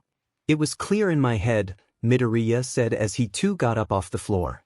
He was still holding his head, but smiling at his sire. I did too, Shoto. Do you think my rage kinda knocked the telepathy into working mode? Katsuki said, still looking shamefaced. We can figure this out later. Right now we need to have one of these assholes call the cops and say they want to confess their crimes. Katsuki, please take Izuku outside while I wrap things up. The victim needs medical attention right away, and if you argue anymore, Kat, I will yeet you right out this window. He snarled. Katsuki and Midoriya exited fast, leaving Shoto to it. They waited across the street for their sire to return. Not long later they breathed a sigh of relief seeing Shoto come towards them. The cops are on their way with paramedics. We have done all we can. We need to get Katsuki back home soon. He needs to feed. Part of the reason he went feral is that it's past the 4 hours since he last fed. I'm sorry about hurting you too. I can't believe I almost went rogue. The thing I was worried about before the turning almost happened. Thankfully you two were there for me. They walked to the nearest busy street and hailed down a cab. As soon as they got home, Francisco prepared a mug of blood for Katsuki, reprimanding Shoto for not getting his new turn home sooner. Midoriya wasn't able to rest until the police department held a press conference that very evening stating how they had arrested 3 men believed to be the West Side rapists. The victim found on the scene while emaciated will make a full recovery. 1. You two are my heroes. You saved a girl's life and the lives of whomever those freaks would have kidnapped next, Katsuki said while holding Deku tightly in his lap. The greenette hummed, feeling content that things had worked out and that Katsuki hadn't completely lost his eti back there and gone rogue. Shoto had his arm around Katsuki's shoulder. He leaned over and kissed his neck. We should wait a couple days to go back downtown, Katsuki. You're a fast learner, but still too new. Why don't we go out to our ranch and you can practice running fast and testing out your strength? Would you like that? Plus, Katsuki's eyes lit up. You have a ranch? Hell yeah, I want to do that. I've been looking forward to seeing how fast I can run. If Katsuki could have his way, he would leave right this second, but changed his mind when Midoriya brushed his lips softly against his. Why don't we take this extra energy to the bedroom, tiger? Deku said seductively in his ear. Shoto, Deku and Katsuki spent all night exploring each other's bodies and practicing telepathy to let each other know what they wanted touched, kissed, and sucked. It wasn't until dawn that the lovers finally satiated their desires, falling into blissful sleep. The race was on. Bakugo had never felt more alive. Deku was laughing merrily beside him as he rode a magnificent black stallion at full speed while Bakugo kept pace running on foot.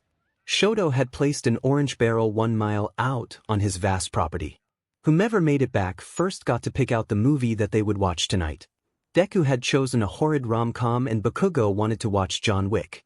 The appealing stallion is a championship thoroughbred and was accustomed to riding on the terrain of Las Pampas. Shoto's 100,000-acre estancia was fairly flat, with a few rolling hills.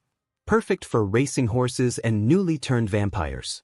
They reached the barrel at the same time, but Katsuki was able to run around the barrel easier than the horse, giving him the much-needed 2 seconds to pull ahead. He ran barefoot, his new skin harder than before, protecting him from anything sharp cutting into his feet. Katsuki felt like he was gliding over the earth, his feet barely touching the ground. His lungs should have been burning and his breath coming out hard. Instead, he marveled at his slow and steady intake and exhales. The scenery clear even though it should have been blurry at the speed he was running. Being a vamp was awesome. He could hear the stallion behind him and he pushed himself to run faster. He could see his sire waiting at the finish line. Shoto's handsome face smiling at him with admiration as he crossed the finish line a second before Deku. Izuku dismounted and ran over to Bakugo and hugged him tightly. "You were magnificent, Kacchan. I thought for sure me and Valentino were going to win." He handed the reins to a ranch hand who took the horse to be brushed and fed. Deku gave the animal an affectionate kiss before letting him be lead off. "Please." "That was nothing," he smirked, taking the greenette in his arms, kissing him soundly. "You looked FCC riding that horse, nerd. How about we go inside and you ride the stallion?" Shoto rolled his eyes as he watched the pair kissing. "You really are insatiable, aren't you, Katsuki? I didn't hear you complaining last night half and half. I've got the scratches on my back as proof," he winked. Shoto blushed at the memories of himself clawing at the blonde, screaming his name. "Yes, well, I need to make a call to my uncle. We are going to be looking at a possible building for a BLD bank near downtown. The owner is being difficult on the price. I'm sure you two can find something to do while I'm busy." "I can think of a few things, but they require you naked in our bed," he growled, practically devouring Deku's lips. "Kacchan, you turn me on so much when you're demanding." Izuku slid his hand down Katsuki's growing bulge. "UF slot," he picked Deku up, the smaller wrapping his legs around the blonde's hips. "You want me to take control, Deku? You want me to tie you up and F you so good you pass out?" Izuku blushed crimson, but decided to give it right back.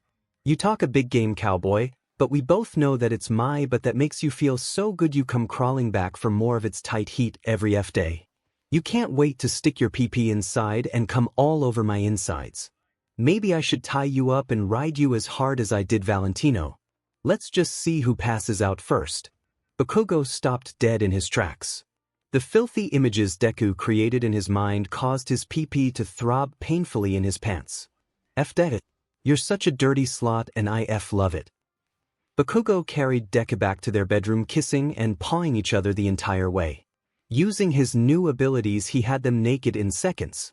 He popped the lid off the bottle of lube and smeared it over his pages. "I'm sorry, nerd, but I can't wait." He threw Deku's legs over his shoulder and dove into Izuku's tight opening. His eyes rolling back from the intense pleasure. Deku gasped.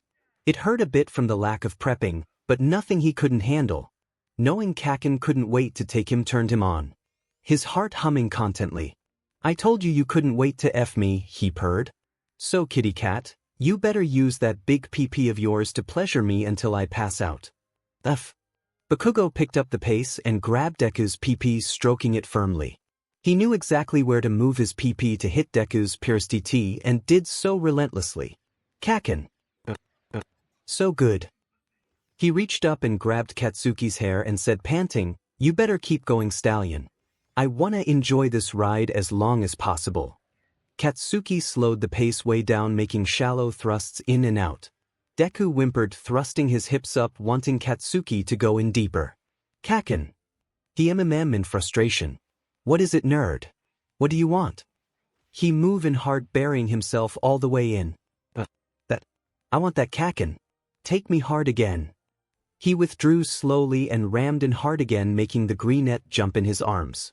Beg for it, Deku. I want to hear you beg for my PP. Izuku scowled at him, pushed him off his body and made like he was going to leave. You don't deserve this, but if anybody should be begging, it's you. One Katsuki was left speechless. He never expected Deku to react this way. He saw the little 𝗧𝗐 reach down to grab his underwear and knew he was going to get dressed and leave. Wait. Izuku turned around, arms crossed, and smirked at the now red-faced blonde. Yes, Kacchan. You have something to say. Please come back. I want to connect to you the way you want me to. I want you on your knees in front of me, Kacchan. Use that mouth to prove to me that you deserve this, but... One Katsuki got off the bed and crawled towards Izuku. Once he was in front of him, he kissed Deku's member, running his tongue up and down its length. Open, Deku demanded, and Katsuki quickly opened his mouth. Izuku grabbed a fistful of blonde hair and moved his PP deep into Kacchan's mouth. Be a good PPSLV and I might let you F me again. Katsuki nodded, letting Deku continue to F his mouth. Such a good boy for me. You look so CC with my PP in your mouth. After a few seconds, Deku felt something was off. He didn't feel right doing this. He might be a flirt, but he was a 𝗬𝗵𝗲𝗍. He loved the feel of being controlled and to have someone take the lead, giving him pleasure. That is what he desired. He withdrew from Katsuki's mouth and looked around the room. His eyes fell on a red silk tie of 𝗬𝗪𝗧. He walked over and removed it from the hanger. He motioned Katsuki to stand up and placed the tie in the blonde's hand. This isn't me, Kacchan. I want you to tie me up and make me beg for it. I want you to dominate me. I've been a bad boy and I need to be reminded of my place. Katsuki's eyes shot open. His heart beating wildly. He was back in his element. He wrapped Deku's wrists behind his back and marched him over to the bed. He placed him belly down on the side of the bed, his legs touching the ground. You made me your PPSLV, little one. Although, I admit, your PP tastes amazing, it should only be in my mouth when I put it there. Katsuki spanked Izuku's left butt cheek hard enough to turn it a nice pink color. Yes, Kacchan. Katsuki spanked the right side next. That's for leaving the bed. That's for giving me attitude. That's just for the hell of it. Your butt looks so good with a little red on it. Katsuki loved looking at Deku's plump butt. It really was perfect. Even more so now that it was pink and throbbing from his spanks. He couldn't resist burying his tongue inside Deku's heat. His tongue sliding in and out as his hands kneaded the sore cheeks. The greenette moans, turning Katsuki on more. Please, Kacchan. Please. I'm begging you. F me. Wreck my butt. Deku had tears in his eyes from the hard smacks and his cheeks were red. His wrists tied up, all made for a CC vision. He lined himself up and moved in all the way. Thank you, Kacchan. Izuku preened for him. Don't ever forget who the 𝗵𝗃 is, you little slot. He picked up the pace, thrusting harder, making Deku's feet leave the floor with every push. Katsuki knew he was almost at his 𝗬𝗵𝗵𝗍, but didn't want to finish first. He pushed Deku up further on the bed and took him doggy style. He reached around and stroked the smaller male's PP fast and rough. Kacchan. 𝗕𝗵𝗵𝗀𝗶. Deku's orgasm rocked through his body hard, making his legs tremble, form the force of it. F nerd. Katsuki growled, picking up the pace. His 𝗬𝗵𝗵𝗍 building until his body jerked as he shot hot cum all over Deku's insides. Panting, he untied Izuku's wrists and curled up next to him, spooning the greenette. I love you so much, you shitty nerd. He kissed the back of Deku's neck, his hands caressing his still sore butt. I love you too, Kacchan. Thanks for loving me so much. You and 𝗬𝗪 are my whole world. Speaking of that 𝗬𝗪𝗪𝗍, you think he needs help with the planning? Probably not, Deku replied. I know you haven't known him that long, but 𝗬𝗪 is a brilliant businessman. His family is worth billions. Most of their fortune is because of smart investments made by Shoto, Francisco and his aunts that currently live in Sweden. Billions. Katsuki yelped. That's right. Billions. I can give you anything your heart has ever desired, Bakugo, Shoto said from the doorway. 2. Come here, but Katsuki patted the bed. Shoto crossed over and sat down. Katsuki took him in his arms and kissed his lips softly. You've already given me the best gift ever, sire. Shoto's heart skipped at Katsuki's confession and he kissed him back harder. Hey nerd. I'm gonna need that silk tie again. Katsuki's flip-flops clicked along the tiled floor as he made his way over to the pool. He was looking forward to relaxing his sore muscles in the hot tub. As he walked down the halls, he took the time to admire the architecture. High vaulted ceilings with fans whirling lazily, with just enough wind to disorient the mosquitoes. Intricate woodwork mixed in harmony with the stone and concrete walls. The homes in Argentina so very different from the wood homes of Portland. Hola, Señor Todoroki. Lunch will be ready in about an hour. An appealing young woman informed the blonde. Gracias, Yolanda. The staff, all vampires, were friendly towards the fiery blonde. They understood he was in training and his fits of rage happened because of him being a new turn. Shoto didn't take it easy on his lover. He was training Katsuki to be able to defend himself against and attack rogues. Bakugo was not doing as well as he thought he would. He groaned remembering this morning's training.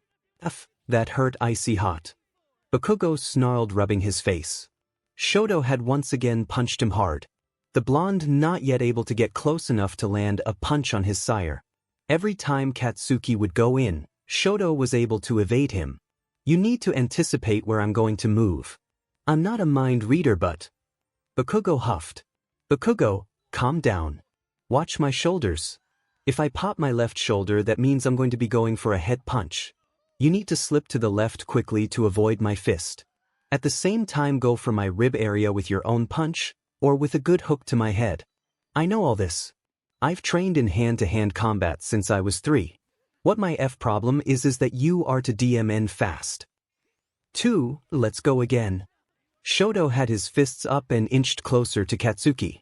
Crimson eyes locking in on bicolored.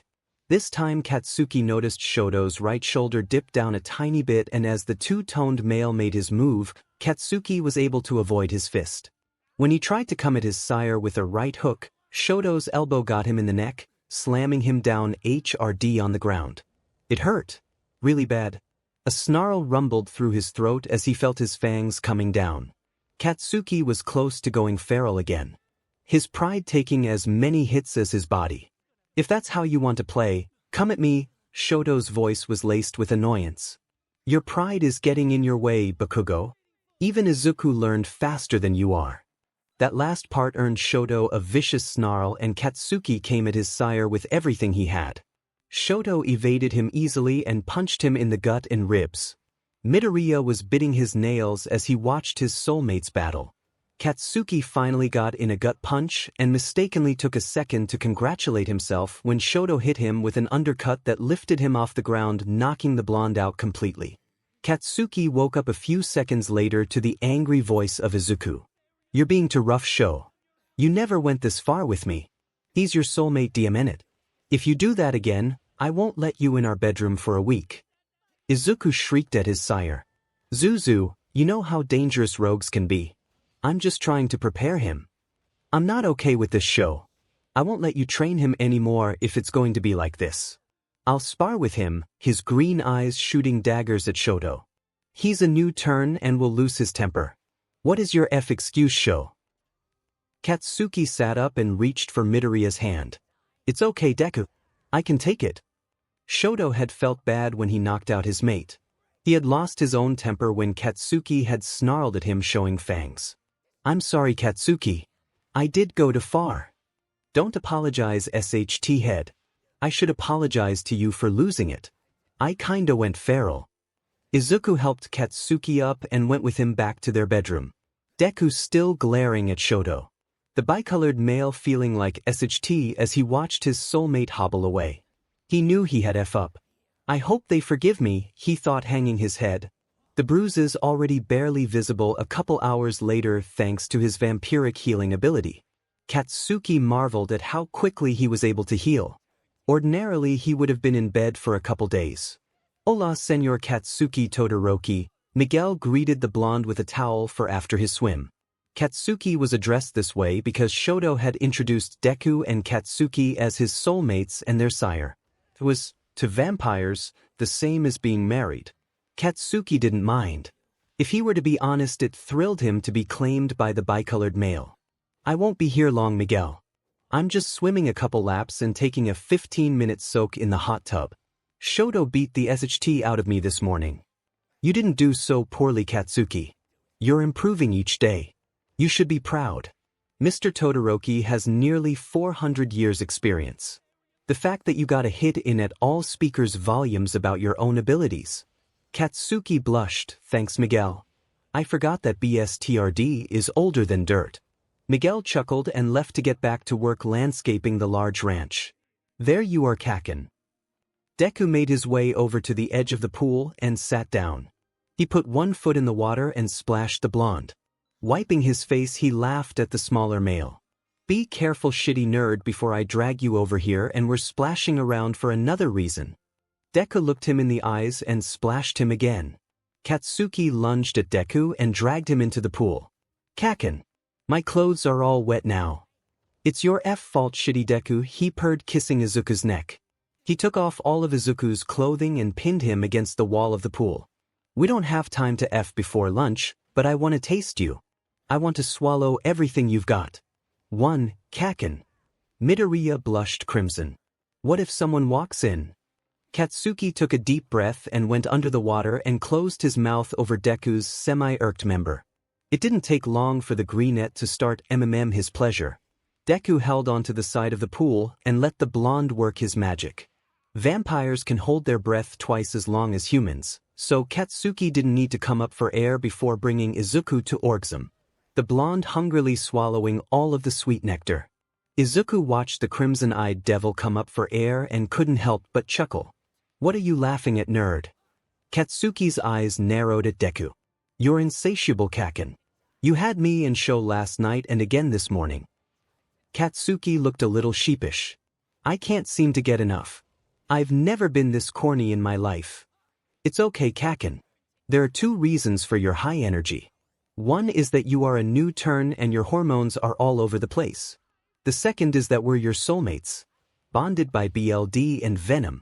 We yearn for each other and only each other. Our special bond making us like magnets. He hugged Kacchan and kissed him softly as they walked back to their bedroom. I don't mind your hunger, Kacchan. I love being taken by you every day. You have no idea how much watching your CC body pumping into me turns me on. Izuku's body started getting hot at the naughty things he was saying. Deku, you just woke the beast, Take responsibility, nerd. Izuku dropped the towel and got down on all fours. Make it quick, Kacchan. Show's probably waiting for us. Katsuki grabbed the lube off the side table and smeared it over his pages. He lined himself up and plunged in fast. He rode the greenette viciously. Deku mewling and gasping as his peers was hit over and over again. Kacchan. That feels so good. Midoriya couldn't hold back even if he wanted to. His cum shooting out onto the cold tile as his second orgasm ripped through him. Your butt is squeezing me so tight. A few more thrusts and Katsuki found his own release. Pulling out quickly, he came on Deku's back. He grabbed the towel Izuku dropped and used it to clean up Deku and himself. Let's go, nerd. I'm hungrier now. He noticed Deku was having a hard time walking, so he helped him get dressed and then picked him up bridal style and carried him to the dining room. Shoto was waiting at the table, his fork nervously tapping the table. Relief washing over his handsome face as he watched his soulmates enter the room. But thought you weren't coming. I thought maybe you were still mad at me. I can't speak for Deku, but I'm not mad. We're late because this vixen wanted to get in a quick before lunch. Kacchan. Midoriya blushed crimson. It was your idea, T. No, it wasn't. You talked filthy to me, Katsuki interrupted with a smirk. I feel like I'm being left out, Shoto pouted. You gave Zuzu a blowjob in the pool, Yes, I saw that, and now I found out that you just F before coming here. The food was brought out and placed on the table. Is there anything else I can bring you? Yolanda asked. 1. No thank you, sweetheart. Can you make sure we have privacy? We have important business to discuss and don't wish to be disturbed. Katsuki said with a 𝗬𝗍 smile, making Yolanda blush. Very good. I'll inform the staff. She excused herself, locking the door behind her. What business do we have to discuss, Katsuki? Shoto looked at the blonde curiously. Katsuki got up and went over to his sire and pulled him up out of his seat. He yanked Shoto's pants and underwear off in one swift slide. Deku, come here. Midoriya went over at once. Get on your knees and 𝗧𝗍𝗁𝗍𝗵𝗆 pages. I'm going to eat his butt until he begs to be F. This had all happened so fast that Shoto's brain hadn't even caught up. His mind completely shut down at the feel of Katsuki's tongue on his sensitive opening. Deku's mouth had closed around his, moving slowly back and forth. He took Shoto's length completely down his throat, making his sire 𝗵𝗃 loudly. That feels too good. F. Shoto ran his fingers through Deku's hair, encouraging him to go faster. 𝗧𝗍𝗵𝗃 Deku. I'm gonna need that cum as lubricant. Katsuki licked a couple fingers and delved deep down into Shoto's, but finding his 𝗕𝗶𝗍𝗔𝗂𝗏. He dragged his fingers over the spot, pleased at the slight tremble of Shoto's legs. Deku sucked faster until the bicolored male came in his mouth. Katsuki went over to Izuku and stuck his hard member in the smaller male's mouth. Get his sloppy nerd. Izuku drenched Katsuki's pee-pee with spit and 𝗬𝗏𝗋. Once the blonde thought it was enough, he turned to Shoto and bent him over the table. In one swift motion he plunged in hard, making Shoto gasp. Katsuki drove in furiously while holding Shoto's neck with one hand. His breath whispering in Shoto's ear. I love you, but I'm always gonna want to F your tight hole as much as Deku's. You got that? Shoto nodded, his hands grabbing onto the sides of the table. He loved how animalistic Katsuki could be in bed. Shoto was always the one in control in his work life. He was the one giving orders and making deals, but in the bedroom he found that being more SBMSSV suited him nicely. You like that, sire? My big pee-pee wrecking you.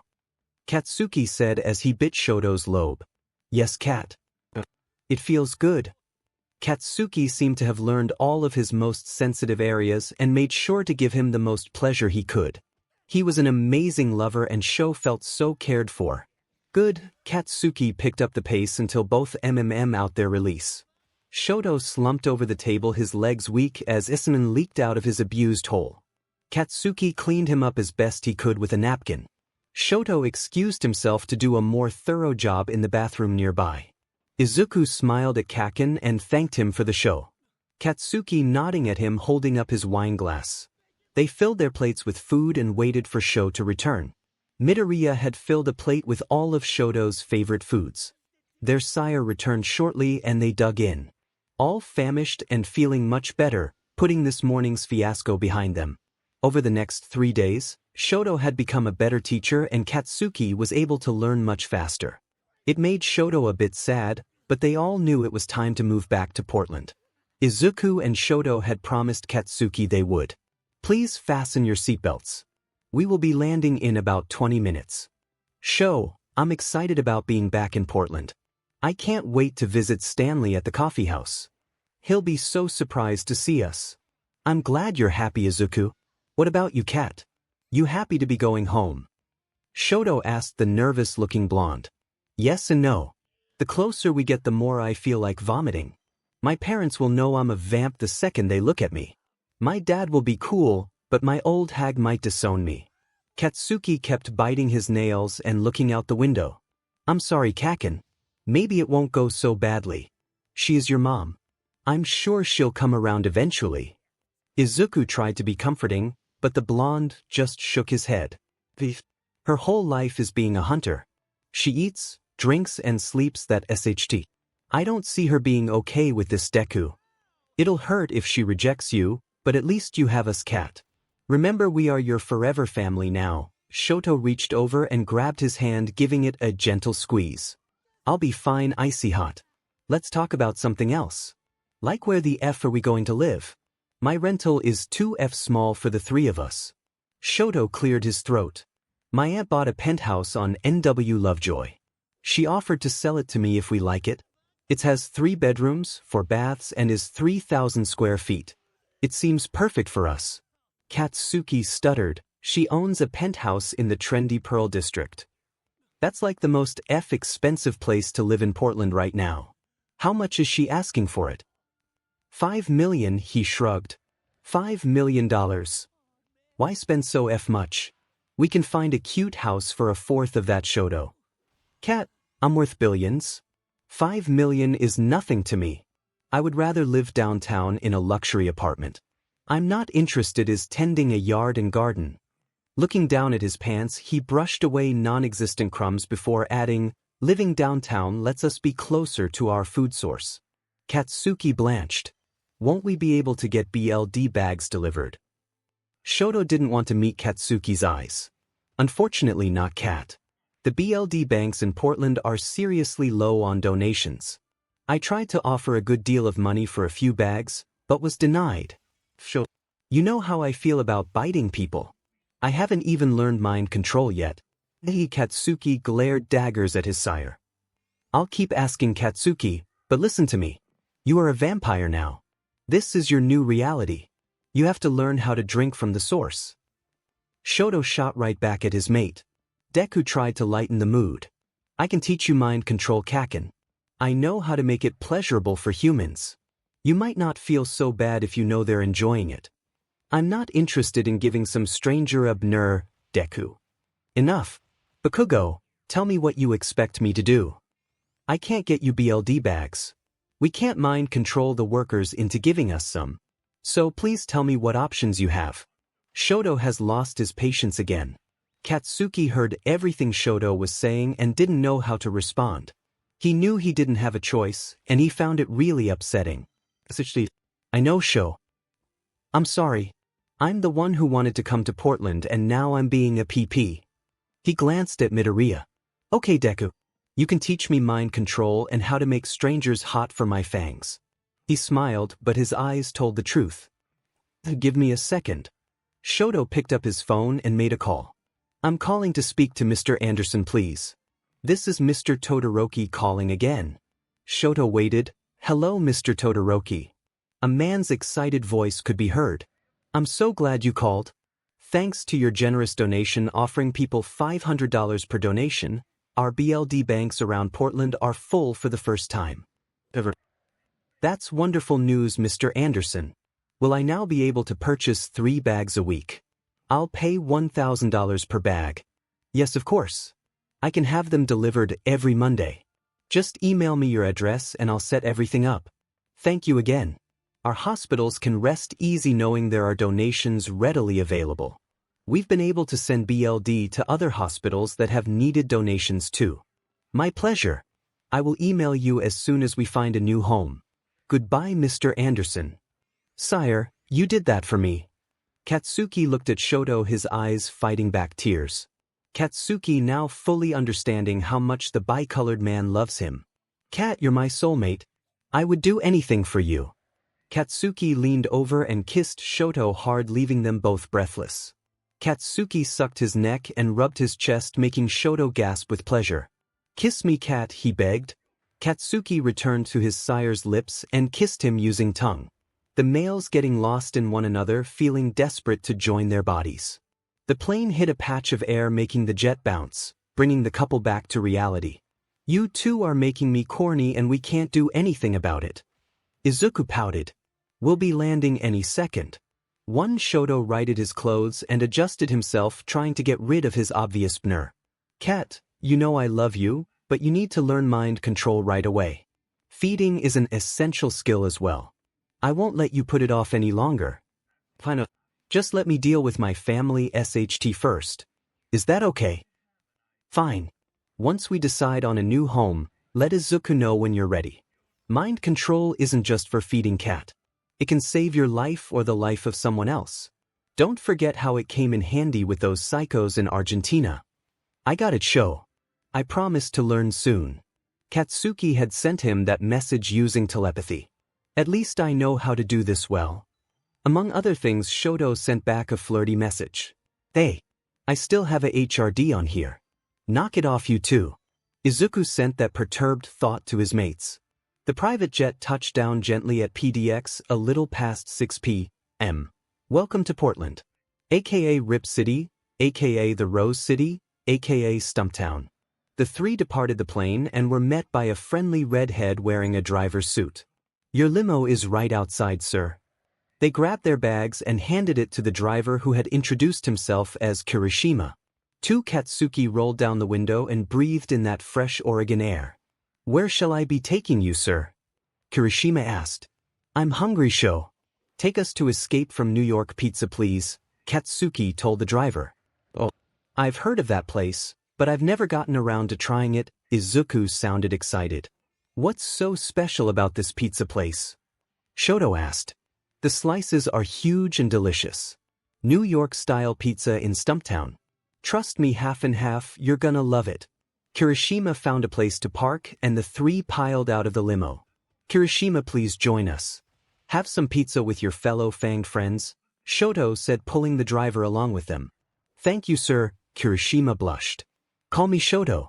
I have a feeling we're going to become good friends." The redhead smiled back. "Then call me Kiri. All my friends do. I never introduced you to my soulmates.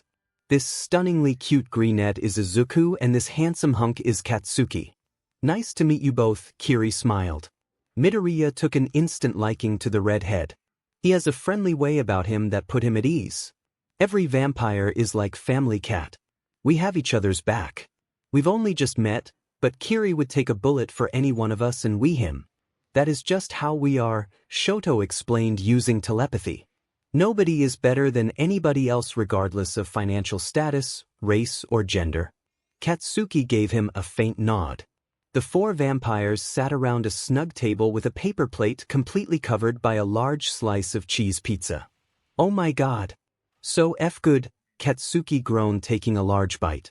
Izuku smiled at the blonde and took his own bite. His eyes popped open and he nodded at Sho and Kiri, the two taking their own first bites of the gooey goodness. They ordered 2 more slices each and a pitcher of a local draft beer. Kiri filled them in on everything that had gone on in Portland in the past month since they had been gone. After dinner, Kiri drove them to their new temporary, maybe permanent home. He handed Shoto the keys to the penthouse and wished them a good evening. "Welcome back to Rip City, boys." "Thank you, Kiri. We'll see you tomorrow. Bring your appetite because I feel like having a big breakfast." They waved at the happy-go-lucky redhead and walked towards the building. The doorman greeted them and directed them towards the elevator. Katsuki looked around and felt really out of place. This place reeked of money. He felt awkward in his ripped jeans and trailblazer t-shirt. The penthouse was opulent. All the furnishings were obviously high class and the kitchen had the most modern appliances. The spacious living room has a breathtaking view of Mt. Hood and the city. Katsuki walked around afraid to touch anything. There was no way he would be comfortable living here. He's more of an older home kinda guy. Izuku felt the same as Katsuki. There was no warmth and charm. Just fancy knickknacks and paintings that were not his type. Shoto seemed to like it, so Midoriya kept quiet. Maybe he would learn to like living here. "You both hate it, don't you?" Shoto asked, studying his mates' faces. "What?" Midoriya faked a smile. "It's appealing, Sho. Cat. It's too rich for my country, but..." "Sorry, Sho, but I don't think I could ever be comfortable here." "Thanks for your honesty, Cat. We'll stay here until we find a house we all love." Shoto yawned and rolled his neck back and forth. "I'm beat. I want to shower and go to bed. Can we join you?" Midoriya asked, pulling his shirt off, dropping it on the floor. Shoto's eyes smoldered at the brunette. "I'm feeling dirty, sire." "You little vixen," Shoto growled as he tore at Izuku's clothes. He picked up the brunette and walked him over to the bathroom.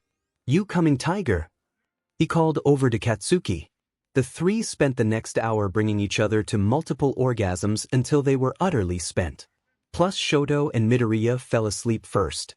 Katsuki looked at the two snoring away next to him and felt truly happy. He was not only back in Portland, but he had convinced his lovers to come back with him. "I'm the luckiest man on the planet." He drifted off to sleep curled up next to Deku, and he felt the comforting heat from Shoto's chest on his back. "Sho, this is the one. I want this place, please." Izuku spun around, practically dancing through each room of the home for sale in Lake Oswego. The large 4-bedroom home was situated nicely on a private cul-de-sac. There were only 2 other homes on the street. The property was fairly large with a decent front yard and a larger backyard. "Sho, there's a fire pit. And look how nice the kitchen is. I can almost feel the happy memories the prior family had in this place. The hardwood floors are gorgeous and the office is perfect for you, Sho. I'm in love." The greenette continued to ramble on as his mates smiled at him. "What about you, Kat? Do you like this place?" "It's perfect, Sho." Katsuki could definitely see himself in this place. Izuku was right about it, feeling warm. Shoto walked over to the realtor, who was watching Izuku with amusement. The cute male's delight was infectious. "We'll take it. This home has several offers," she started saying. "I'll pay 2 million over asking price. My loves want this place and I want them to have it." The realtor took out her phone and texted the owner right away. Her phone dinged seconds later. "Congratulations, Mr. Todoroki. Your offer has been accepted." She smiled warmly at the very handsome man with the captivating eyes. "I would like to move in as soon as possible. I'll be paying in cash, so there will be no need for a loan. How soon can the paperwork be completed?" "We'll need a couple days to get everything in order. Today is Tuesday, so I'm thinking the earliest would be this Friday. Is that soon enough?" "That's fine. We'll need time to order furnishings and upgrade the appliances in the kitchen." The realtor shook their hands and welcomed them to their new home. She left with a huge smile on her face, happy for her clients and the big bonus that came with the sale. Izuku threw his arms around Shoto and planted kisses all over his face. "Thank you, Sho. I'm so happy. We get to live in this appealing home together. All 3 of us. It's like a dream come true." Shoto smiled and hugged his mate back. "I'm glad you're so happy, Zuzu. I actually like this place too. Once the kitchen has been upgraded, I only cook on the best stoves." "Get over here, Kacchan." Midoriya opened up his arm, wanting to be hugged by the blonde too. "So cheesy, Deku," he smirked, but walked into the embrace. "Thanks, Sho. We'll have to show you how much we appreciate this later tonight," he said huskily, biting Shoto's ear. "Oh yeah, you that happy?" Katsuki nodded at him. Shoto grabbed the fiery blonde's butt and squeezed it firmly. "Then let me top you tonight." Katsuki flamed red, but the way Shoto was looking at him so hungrily he couldn't help but nod. "Fine, but don't expect it to become a regular thing." Shoto's eyes widened with delight. He was sure Katsuki was going to snarl at him with a loud no. "I'll make you feel good, Kat. I promise." He cupped the blonde's front and moved his hand up and down. Katsuki smashed his lips against his sire's, his tongue demanding entrance, and Shoto gladly opened for him. "I want some too," Izuku pouted. Shoto and Katsuki were about to oblige when a very embarrassed redhead made his presence known. 3. "So are we done here, or am I about to witness something incredibly kawaii?" "You would like that, wouldn't you, perv?" Katsuki teased as he walked over to the new Subaru Outback Shoto had purchased. Nothing says you live in the Pacific Northwest like a Subaru. 1. I need to be dropped off at my house. I need to pack some, pick up my mail, and then go see my parents. Katsuki kicked the ground anxiously. "Kacchan, you don't have to do this alone. Sho and I can come with you." "I'd rather go alone. You don't need to see her lose her SHT. I'll get angry if she takes it out on you 2-inch. Kat, you should feed before you go. It will calm you. I packed a cooler with 1 bag. You'll find it in the trunk." Kiri could tell something important was going on. It had shocked him that Shoto had not only found 1, but 2 soulmates. That was unheard of. Kiri was a young vampire himself. He was only 40 years old. His parents, both vampires, are over 500 and wanted to have a child to ease their loneliness. His parents are not soulmates, but they do love each other. They spoiled Kiri and fussed over him constantly. The redhead knew it was time to leave the nest and moved in with his best friends Siro and Mina. Looking at the fiery blonde, it was obvious he is a new turn. The eyes are a dead giveaway. New turns have red rings around their irises. Hardly noticeable to the human eye, but easily seen by vampires. Kiri guessed that Katsuki hadn't told his family about his being turned. Maybe you don't have to tell them. Some humans fake their deaths and move away. Your family will mourn you, but then they won't have to know about our kind. The less people who know the better. Kiri suggested carefully. He barely knew them and knew much less about this situation. My full name is Katsuki Bakugo. I'm sure you've heard of my family. Kiri's eyes flew open. Of course he recognized that name. The new turn before him is a hunter. No wonder he was scared to talk to his family. Sorry man. I didn't know. Let's get the F out of here. I want to get this over with. Kiri drove them to Katsuki's house. The blonde gave his mates a quick kiss and got out of the car. I'll call you when it's over. Good luck, Kacchan. I love you so much. If you change your mind, we'll come running to your side. I know that nerd. If it goes south, just be ready with that CC body to comfort me. He winked and shut the car door. Katsuki took a quick shower and dressed in his favorite outfit. Black cargo pants, tight Punisher shirt and black Nike high tops. This is his go-to-hunter outfit. It hugged his strong physique, making him look more intimidating. He needed the confidence booster, just in case he world comes crashing down. Let's do this, Bakugo. He grabbed his car keys and sunglasses and headed over to Hunter headquarters in Beaverton. Katsuki sat in his car for a good 10 minutes listening to Mozart to calm his nerves. He picked up his phone and texted his nerd. I'm going in now. Good luck. We love you. Came the reply. He smiled and made his way into the building that he hoped he would be able to enter again after today.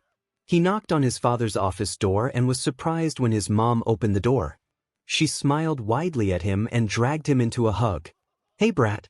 I've missed you. Come in. Come in. Tell me about your trip to Argentina. Katsuki was left mute. This wasn't the response he was expecting. He didn't know what to do or say. Hey son. Nice to see you back so soon. Masaru hugged his son and kissed his forehead. We thought you'd be gone a month or two. I'm relieved. Since you're back so soon, that means you're still human. Otherwise you'd have stayed longer. Katsuki's smile faded. He realized he still had his sunglasses on and his mom's warm welcome was because she thought he was still human. He took off his sunglasses and took his mom's hands in his. Taking a deep breath, he looked her in the eyes. She stared into his eyes for a long time. A mixture of emotions flew over her face. Shock, anger, sadness, and ended with, to Katsuki's surprise, acceptance. Show them to me. I want to see them. I want proof of what you are now. Mom. The look she gave him meant she wasn't in the mood to F around. Katsuki opened his mouth and let his fangs come down. He retracted them a second later. His eyes blurred as tears ran down his face. Don't hate me please, Mom. Don't stop loving me. I'm still me. I promise. Mitsuki felt her strong, fearless son shaking and knew he was hurting badly at the thought that she would no longer love him, and she felt ashamed of herself. She wasn't comfortable showing affection and didn't know how to comfort anyone. So she talked to her son the only way she knew how. Katsuki, look at me brat. She smacked his head.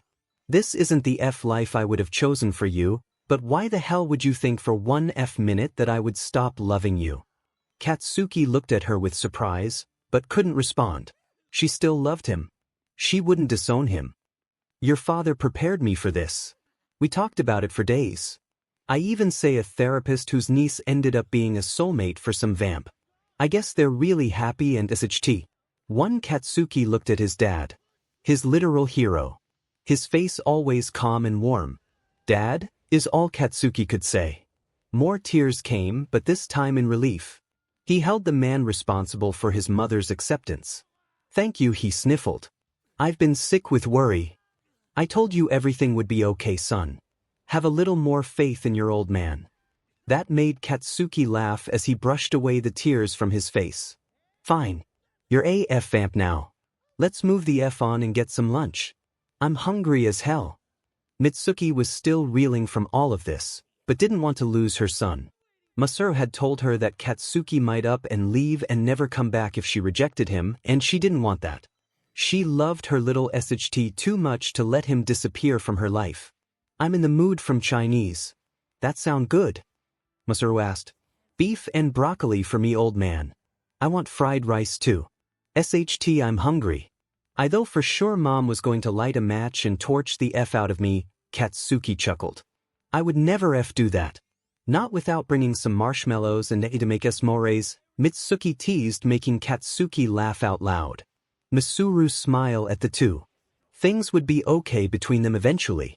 1. So brat, when do I get to meet these shitty soulmates of yours? Why didn't they come with you? I told them not to. Get them the F over here. Let's rip the F band-aid off. I'm dead curious as to what is so great about them that they got you, a hunter, to turn. Katsuki looked at his dad. Masaru nodded his head with a smile. It's okay with me, son. I'd like to meet them too. Fine. I don't know what they are doing right now, so they might be busy with 𝗧𝗂𝗧𝗔. Katsuki dialed Shoto's phone and his sire picked up immediately. Kat, are you okay? Do you need us? Shoto's voice sounded worried. Everything is great, icy hot. Get your CC asses over here. My old folks want to meet you. Kacchan. Things went okay? Midoriya asked, sounding happy. Yes, nerd. Get your cute butt over here. Where are you at?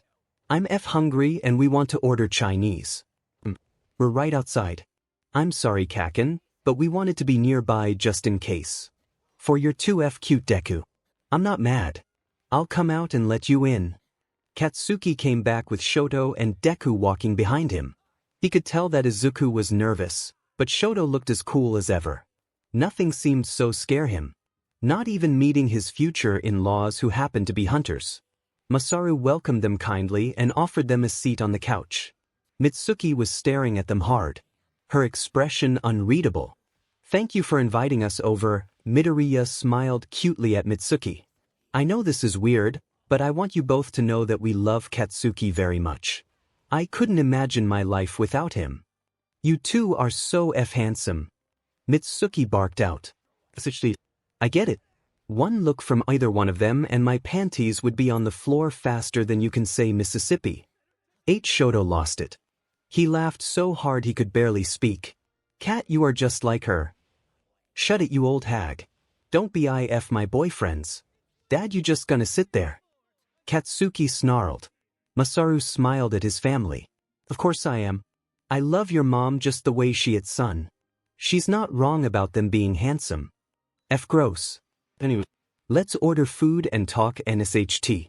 They all told Masaru what to order and sat back for the inevitable talk. Where are you going to live? Mitsuki asked. I bought us a home in Lake Oswego just this morning. Just like that? You bought a home. How can you afford to do that? Lake Oswego is an expensive place to live. I'm quite wealthy. When you've been alive some 400 years, you amass a lot of money, investments, and properties. Shot explained with a shrug of his shoulders. Wait.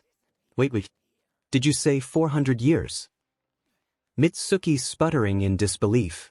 What about you, Freckles? You that old? No. I only turned 10 years ago, he blushed. 2. What plans do you have now, Katsuki? You still want to be a hunter? I know vamps can kill their own if they're rogues. Not right now, Mom. Maybe you should explain 𝗧𝗂𝗧𝗔𝗧𝗔, Shoto. We're trying to pass a new law that forbids vampires from biting humans. We will be setting up BLD banks all over the world and pay humans to donate. Izuku, Katsuki, and I will be traveling trying to convince our vampire brothers and sisters to convert to BLD bags. We believe in this day of cameras everywhere, it's safer for us not to feed the old way anymore. That's amazing. That would make our job as hunters so much easier. Only rogues would be biting people. Masaru got up and grabbed some paper to take notes. There are exceptions. Shoto explained why a vampire might still need to feed from the source. The food came and they all passed around the cartons, sharing each other's dishes. By the end, Mitsuki seemed relaxed and happy. She really did like Izuku. That happy little 𝗧𝗂𝗧𝗧𝗔 Shoto was more reserved, but she liked that too. Both men definitely loved her son, and it was obvious that her son loved them too. Isn't that what parents want for their children? To be happy. She looked over at her husband and grabbed his hand, squeezing it tightly. He knew what that meant and was glad that she had accepted the situation. Everything was going to be fine. The three left feeling full and happy.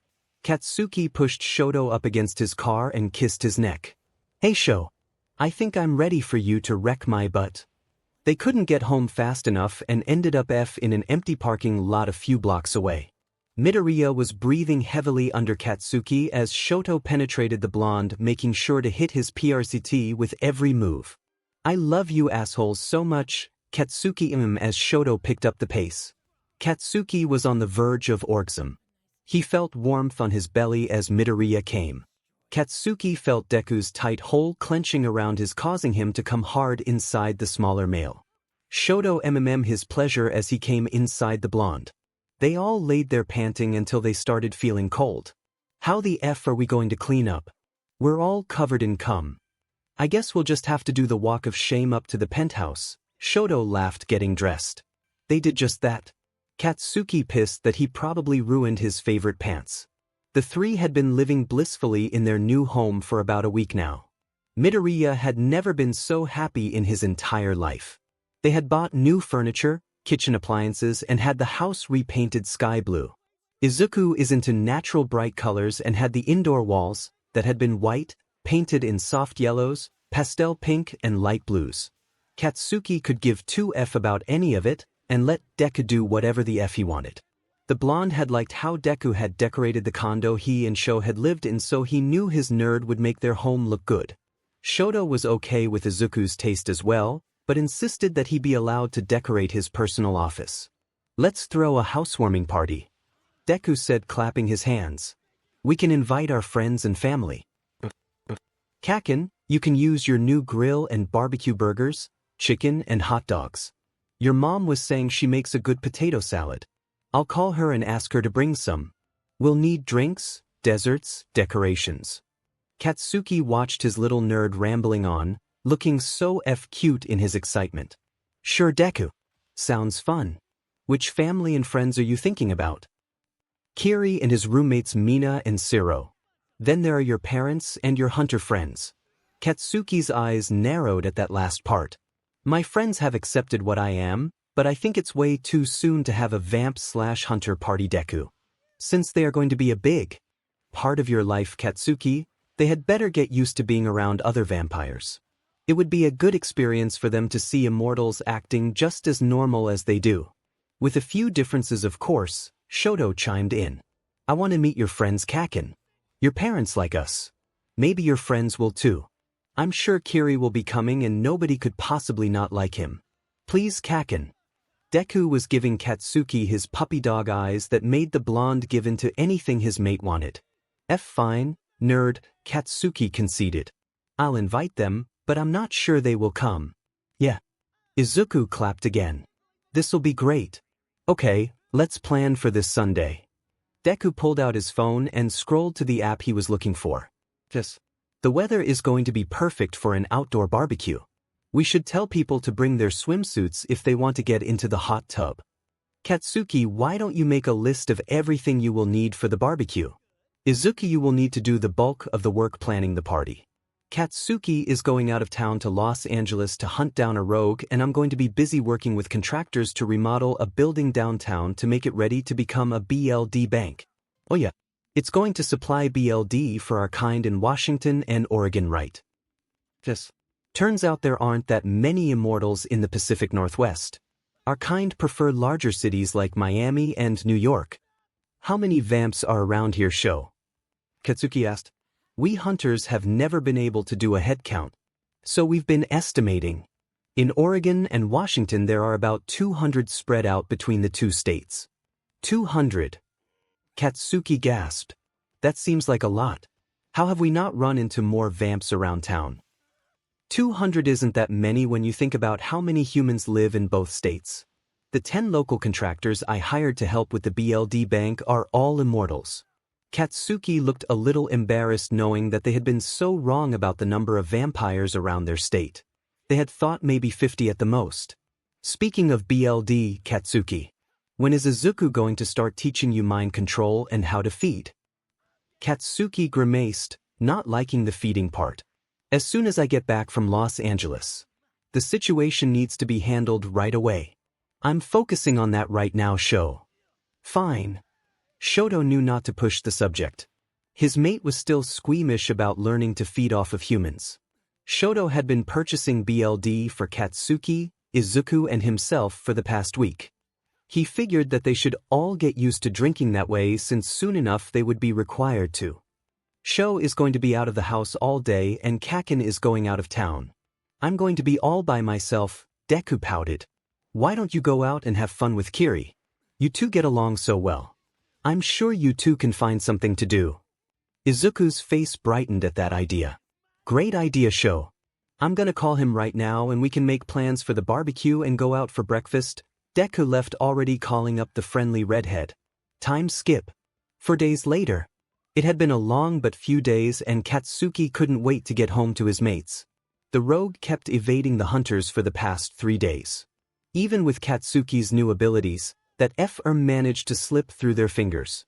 They finally cornered him and Katsuki asked him why he was killing humans. The rogue gave the same answer as the vamp in Argentina that Deku and Shoto ended up killing. In the end, Katsuki ended up using his hunter's sword and cutting off the vamp's head and setting him on fire. His friends looked at him sadly, almost like they were sure that he might end up like that rogue. No. No way. The major difference is that I have soulmates. Vamps that find their mates don't go rogue. Your soulmate brings you the most joy you've ever had. Everything is better. Food tastes better, things are clearer, smell better, and don't get me started on the section. It's addictive. Deku, 𝗧𝗏 and I twice a day every day. I'm going through withdrawals right now. I can't wait to get the back home and drill those asses hard. His friends laughed thinking that he was just exaggerating. Driving up to his home he had to stop and laugh at what he was seeing. Deku had gone overboard with the decorations. There was a huge welcome sign and rainbow-colored balloons tied to the mailbox like some kid's birthday party. He loved how his little SHT got excited about things like this. Deku has a way of making everyone feel welcome and important. He grabbed his bag and went inside only to be tackled by a wavy-haired brunette. Kacchan, I'm so glad you're home. I've missed you so much.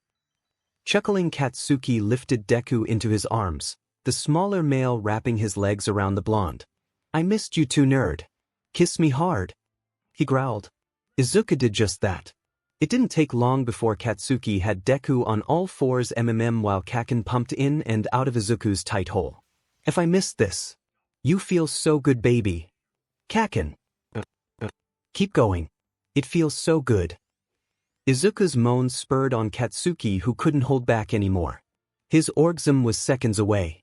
Pumping furiously, his pee-pee hit the spot that drove Deku crazy, and soon the brunette's loud moans filled the room as his body shot out white fluid onto their bedroom floor. Katsuki was grateful that Deku had come, because he couldn't hold out anymore. His body tensed up as he came hard inside his mate. Panting, he turned Izuku around so he could kiss him softly. That's the best welcome home I've ever gotten, he huffed. I love you, nerd. I love you too, Kacchan. So much. Where's that 𝗵𝗃𝗵𝗵𝗆? Is he not at home? He's right here and pissed that he wasn't invited to the party once again. Shoto glared at his mates. Katsuki cringed and took a timid glance at his sire. He saw how hurt Shoto was and Katsuki knew he had to do something to make it up to him. Hanging his head a little, he grabbed the lube that was on the floor next to him and tossed it at Shoto. He then got down on all fours and presented his butt to his sire. Enjoy it while you can, butt. Shoto's eyes widened at the CC sight before him. Katsuki was going to let him be on top. It was a rare treat that Shoto wasn't about to pass up. Kissing Katsuki's back, he rubbed his butt and gave it a couple spanks. Enjoying the red color he left behind. He spread Katsuki wide and licked his mate's tight opening. Kacchan and his pee-pee twitched to life.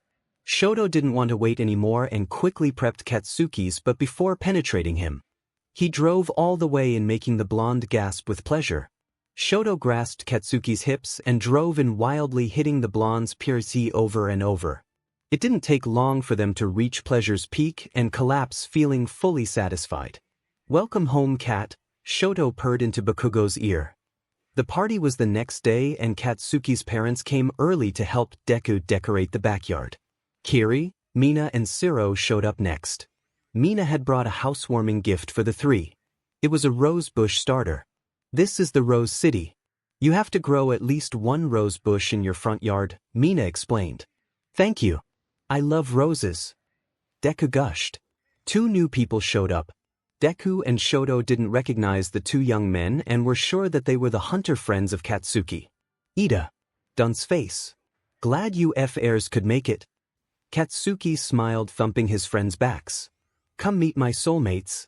He led them over to his mates.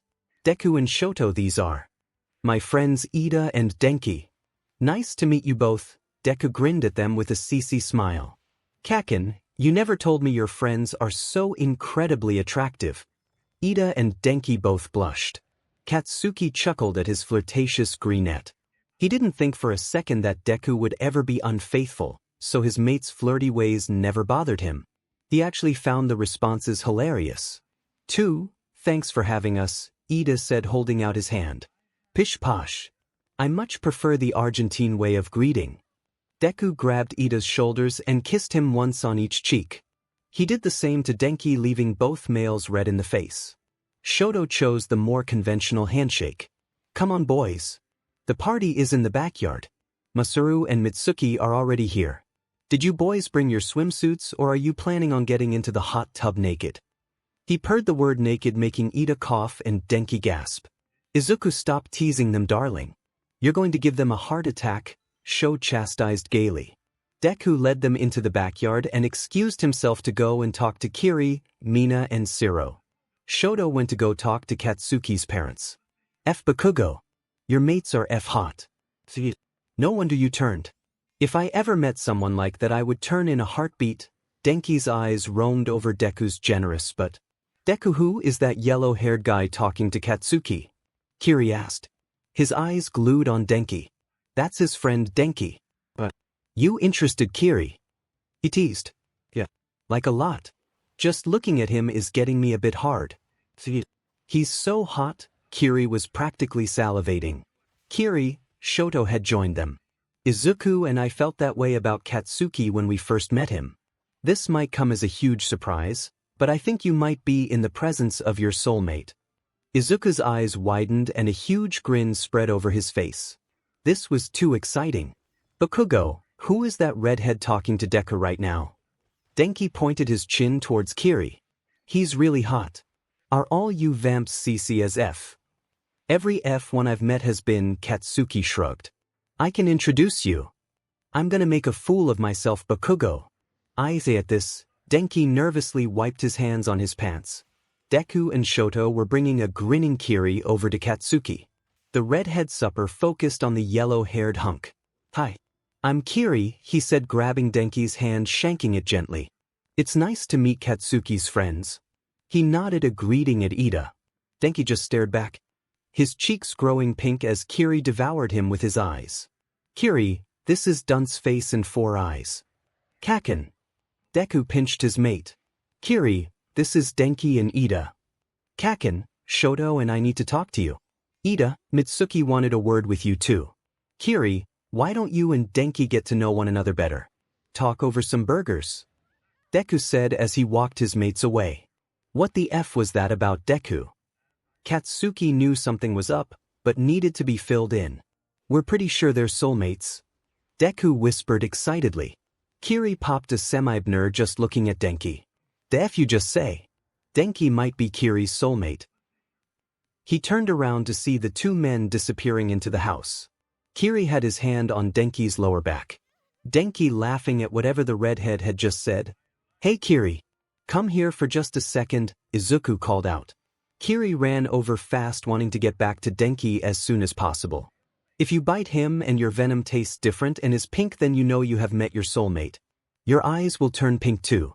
Deku had known that Kiri's parents hadn't told him about the signs of a soulmate yet. Really? I need to get back to him. I just want to rip his clothes off and taste all of him.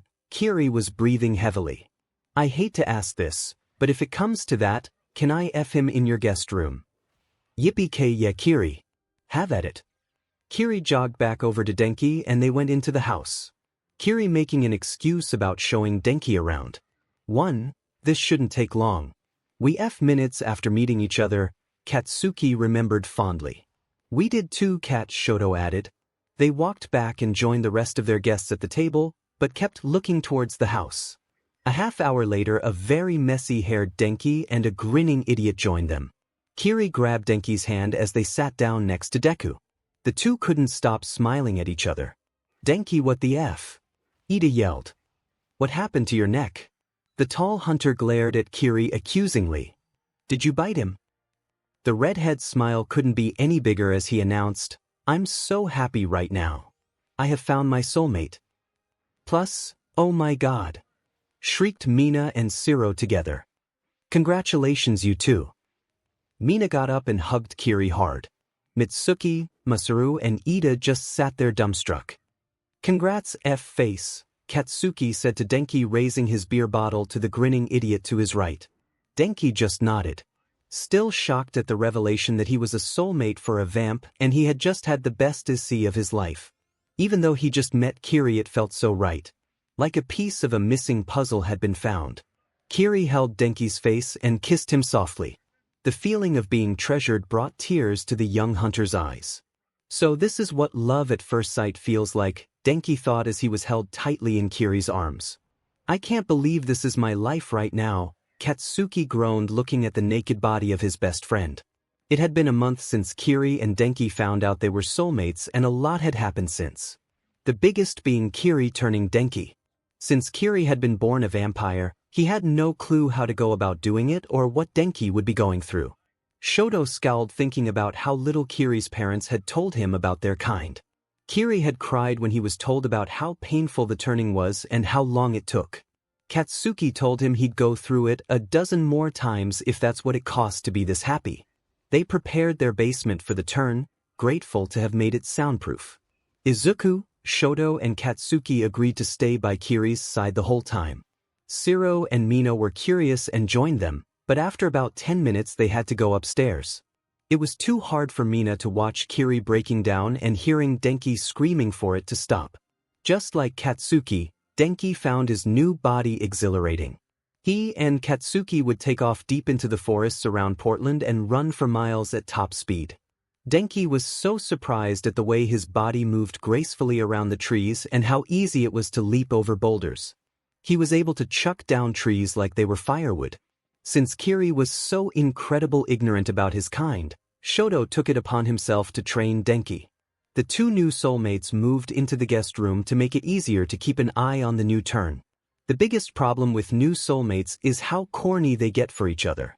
All 𝗧𝗏 has to do is lean over to pick something up and Denki ends up right behind him rubbing his butt. Then they retreat to their room and have noisy SEC for a good 20 minutes. What happened today had only happened once before and Katsuki hoped it wouldn't happen ever again. The pair had been apart for a couple of days while Denki and Katsuki were investigating a possible rogue in southern Oregon. Turned out to be a vampire that had been terribly hurt in a car accident and had gone too far due to blood loss. She wasn't a rogue. They let her go and came back home. 𝗧𝗏 had missed his mate so much that they spent a good hour going at it. Shoto left the house so he could get some work done, leaving Katsuki and Deku alone. The moans of joy ended up turning Deku on. Katsuki took advantage of that and the greenette hard. Shoto ended up coming back because he had forgotten his briefcase and found the two going at it like teens on prom night. Come here, Sho. I'm about finished, but Deku needs to be taught a lesson. I want you to P&D this tight hole until Deku can't walk anymore. Katsuki pulled out and came on Deku's PP, moving aside so Shoto could have his turn. What did he do, Kat? Why are we punishing this butt? Shoto asked, thrusting deeply into the smaller male's hole. Deku gasped, holding onto Shoto's shoulders as his mate drove in relentlessly. He's being a pervert. Getting turned on by the sound of those idiots So lewd Izuku, Shoto chuckled, thrusting in deeper, causing Deku to swear like a sailor. Katsuki grabbed Deku's PP and stroked it fast. His semen acting as a lubricant. Deku's face contorted from the over-stimulation. Katsuki thought for a minute and decided to give Deku a treat. He got in front of Shoto and lowered himself down onto Deku's hard pages. The blonde found a good rhythm and pumped himself up and down, riding the brunette who was crying in joy. Come for me Deku. Paint my butt with your cum. Kacchan. It's too much. Take it Zuzu. Shoto sped up, thighs clapping together, his move going in deeper. Oh my god. Izuku scrunched up his face as he came hard inside of Katsuki. We're not done yet Zuzu. Shoto was still thrusting into Izuku. Nether mi show, Katsuki was rock hard again. He leaned over and scooped a bit of the cum that remained on Deku's chest and spread it on his pages.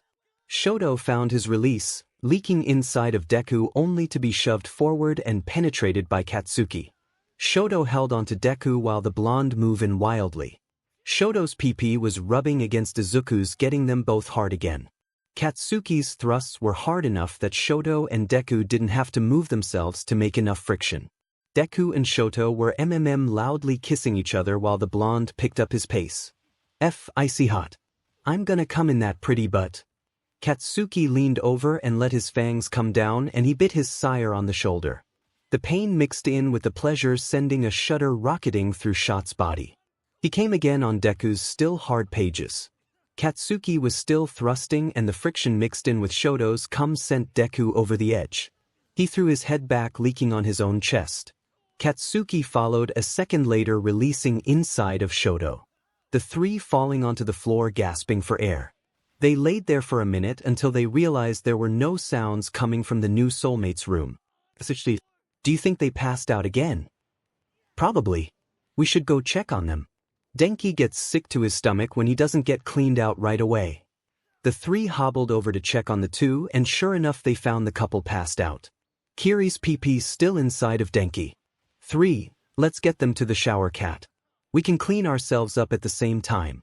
Shoto pulled Kiri's PP out of Denki and held him bridal style over to the shower. Katsuki picked up Denki and followed his sire into the large shower. This shower was designed for 2 people to bathe at the same time. 2 shower heads instead of 1. While Shoto held up Kiri, Izuku bathed his body. Then Izuki turned Shoto around and stuck his fingers in his sire's butt, scooping out Katsuki's 𝗓𝗏. The brunette soaped up Shoto's strong body until Kiri and he were sparkly clean. Shoto got out and dried Kiri up and placed him into bed. He got back in the shower and removed his 𝗬𝗏 from inside midoriya. Deku in turn cleaned up Katsuki's butt. The blonde with renewed interest that quickly faded when he remembered his best friend he still had in his arms. Katsuki cleaned up Denki and heaved a great sigh as he stuck his fingers inside the yellow-haired male's butt and clean out Kiri's cum. This is really my life, he repeated, holding onto Denki while Izuku dried him off. Katsuki laid his friend beside his mate, covered them up and left the room. The 3 vampires were now exhausted from their SEC and cleaning up their friends.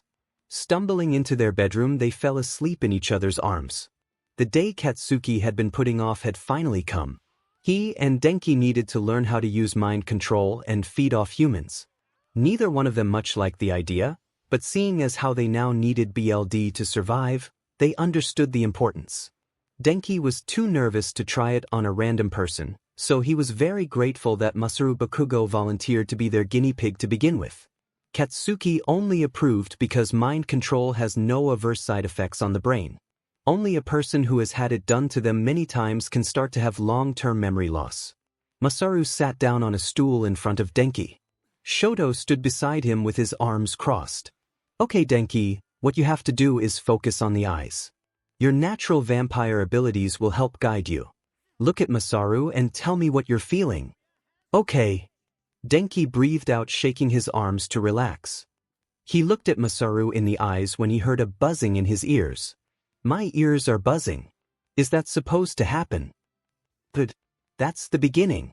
That buzzing will die down in the future. Deku and I are so quick with the control that we don't even hear the buzzing anymore. You will get there quickly if you practice often. Since Deku didn't have BLD banks for food, he learned very fast. You too will have to practice often to hone your skills. Shoto put his hand on the new turned shoulder. Oh Denki. Keep going. Denki focused again. The buzzing returned when a new sensation caught him by surprise. Heat started pouring into the center of his irises. It wasn't painful, but it felt like his eyes were bone dry. "Shoto, my eyes are hot." He didn't break eye contact with Masaru, not wanting to start all over again. "You're ready now. Think about what you want Masaru to do and say it out loud. Don't look away or the connection will be broken." Denki thought a minute, but couldn't help looking away. Masaru blinked, looking around like he had just woken up from a long nap. "Did he do it? What did you make me do, Denki?" "I messed up, Masaru. Sorry." I broke eye contact. "That's okay, Denki. How about you think about what you want him to do right now? That way you're ready when you try again," Shoto advised with a tender smile. Katsuki didn't care for the way his lover was looking at the yellow-haired male. He knew Shoto would never stray, but Katsuki couldn't help getting jealous AF.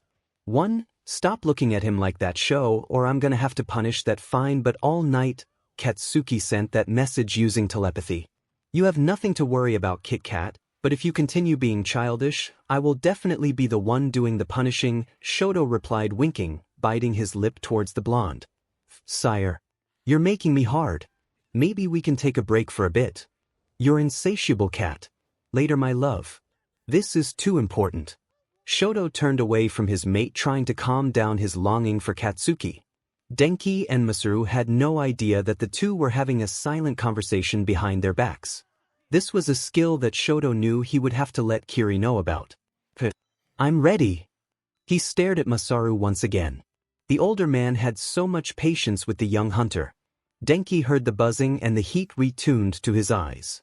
This time he felt his instincts kick in, making him laser-focused. "Bark like a dog." The old hunter started woofing up a storm. Denki's eyes lit up. He turned to Shoto looking for praise. "Good job, Denki. To make him stop, all you have to say is stop it. Easy."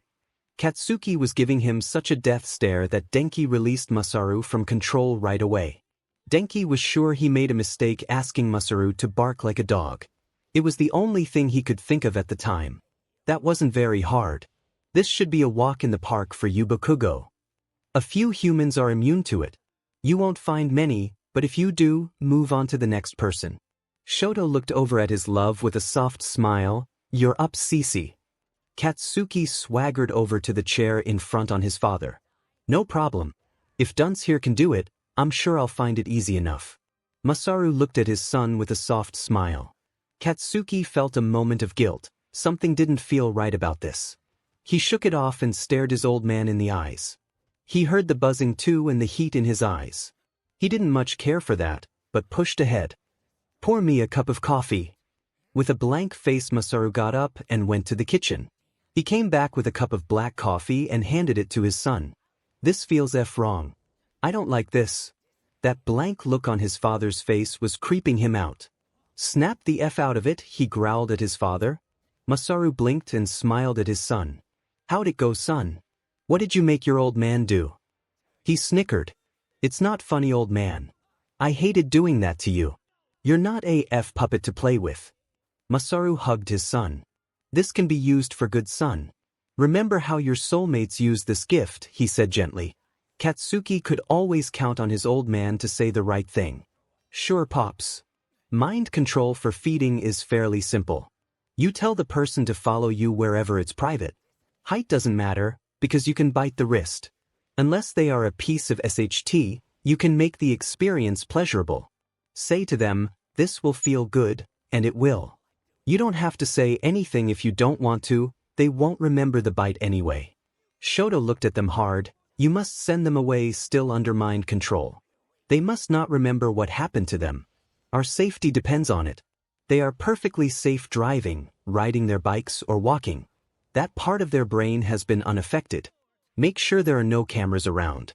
Be as discreet as possible. You both have learned to read auras, so we should go out later and practice mind control on a hiking trail where there are not many people around. Once you have gotten a hang of it, we will begin your lesson on feeding. Can't they practice on me for the 5th time?" Masaru volunteered. "Hell no, old man. Nobody is biting you." Katsuki snarled. Masaru held up his hands, surrendering. "Okay, son. Sorry." Kiri was proud of the progress that Denki made and took him to their room to celebrate. Masaru blushed and excused himself quickly when he heard 𝗵𝗵𝗻 coming from their bedroom. Katsuki shook his head towards the new soulmate's door. Corny F. You have no room to talk, Kat. Didn't you take me just this morning? Yes, I did, Sho, he said, advancing towards his sire. And I'm hungry for seconds. Deku, get that 𝗧𝗵𝗵 but into our bedroom right now. I want to feel that tight hole sucking me in. This beast is hungry. It took over an hour for Katsuki to get his fill. After a hearty lunch, Shoto took the new turns to the local hiking trail. Deku and Kiri took off for some retail therapy. Deku wanted pretty underwear that would heat his soulmate's BLD. Although Katsuki didn't need any help in that department. His but still throbbed from the pounding the blonde had given him. He and Kiri had a bag of BLD before heading out. Deku knew his but would heal shortly. The two friends laughed as they picked out 𝗧𝗵𝗵 underwear for Deku and Denki to wear. Meanwhile, Katsuki was getting more and more pissed off.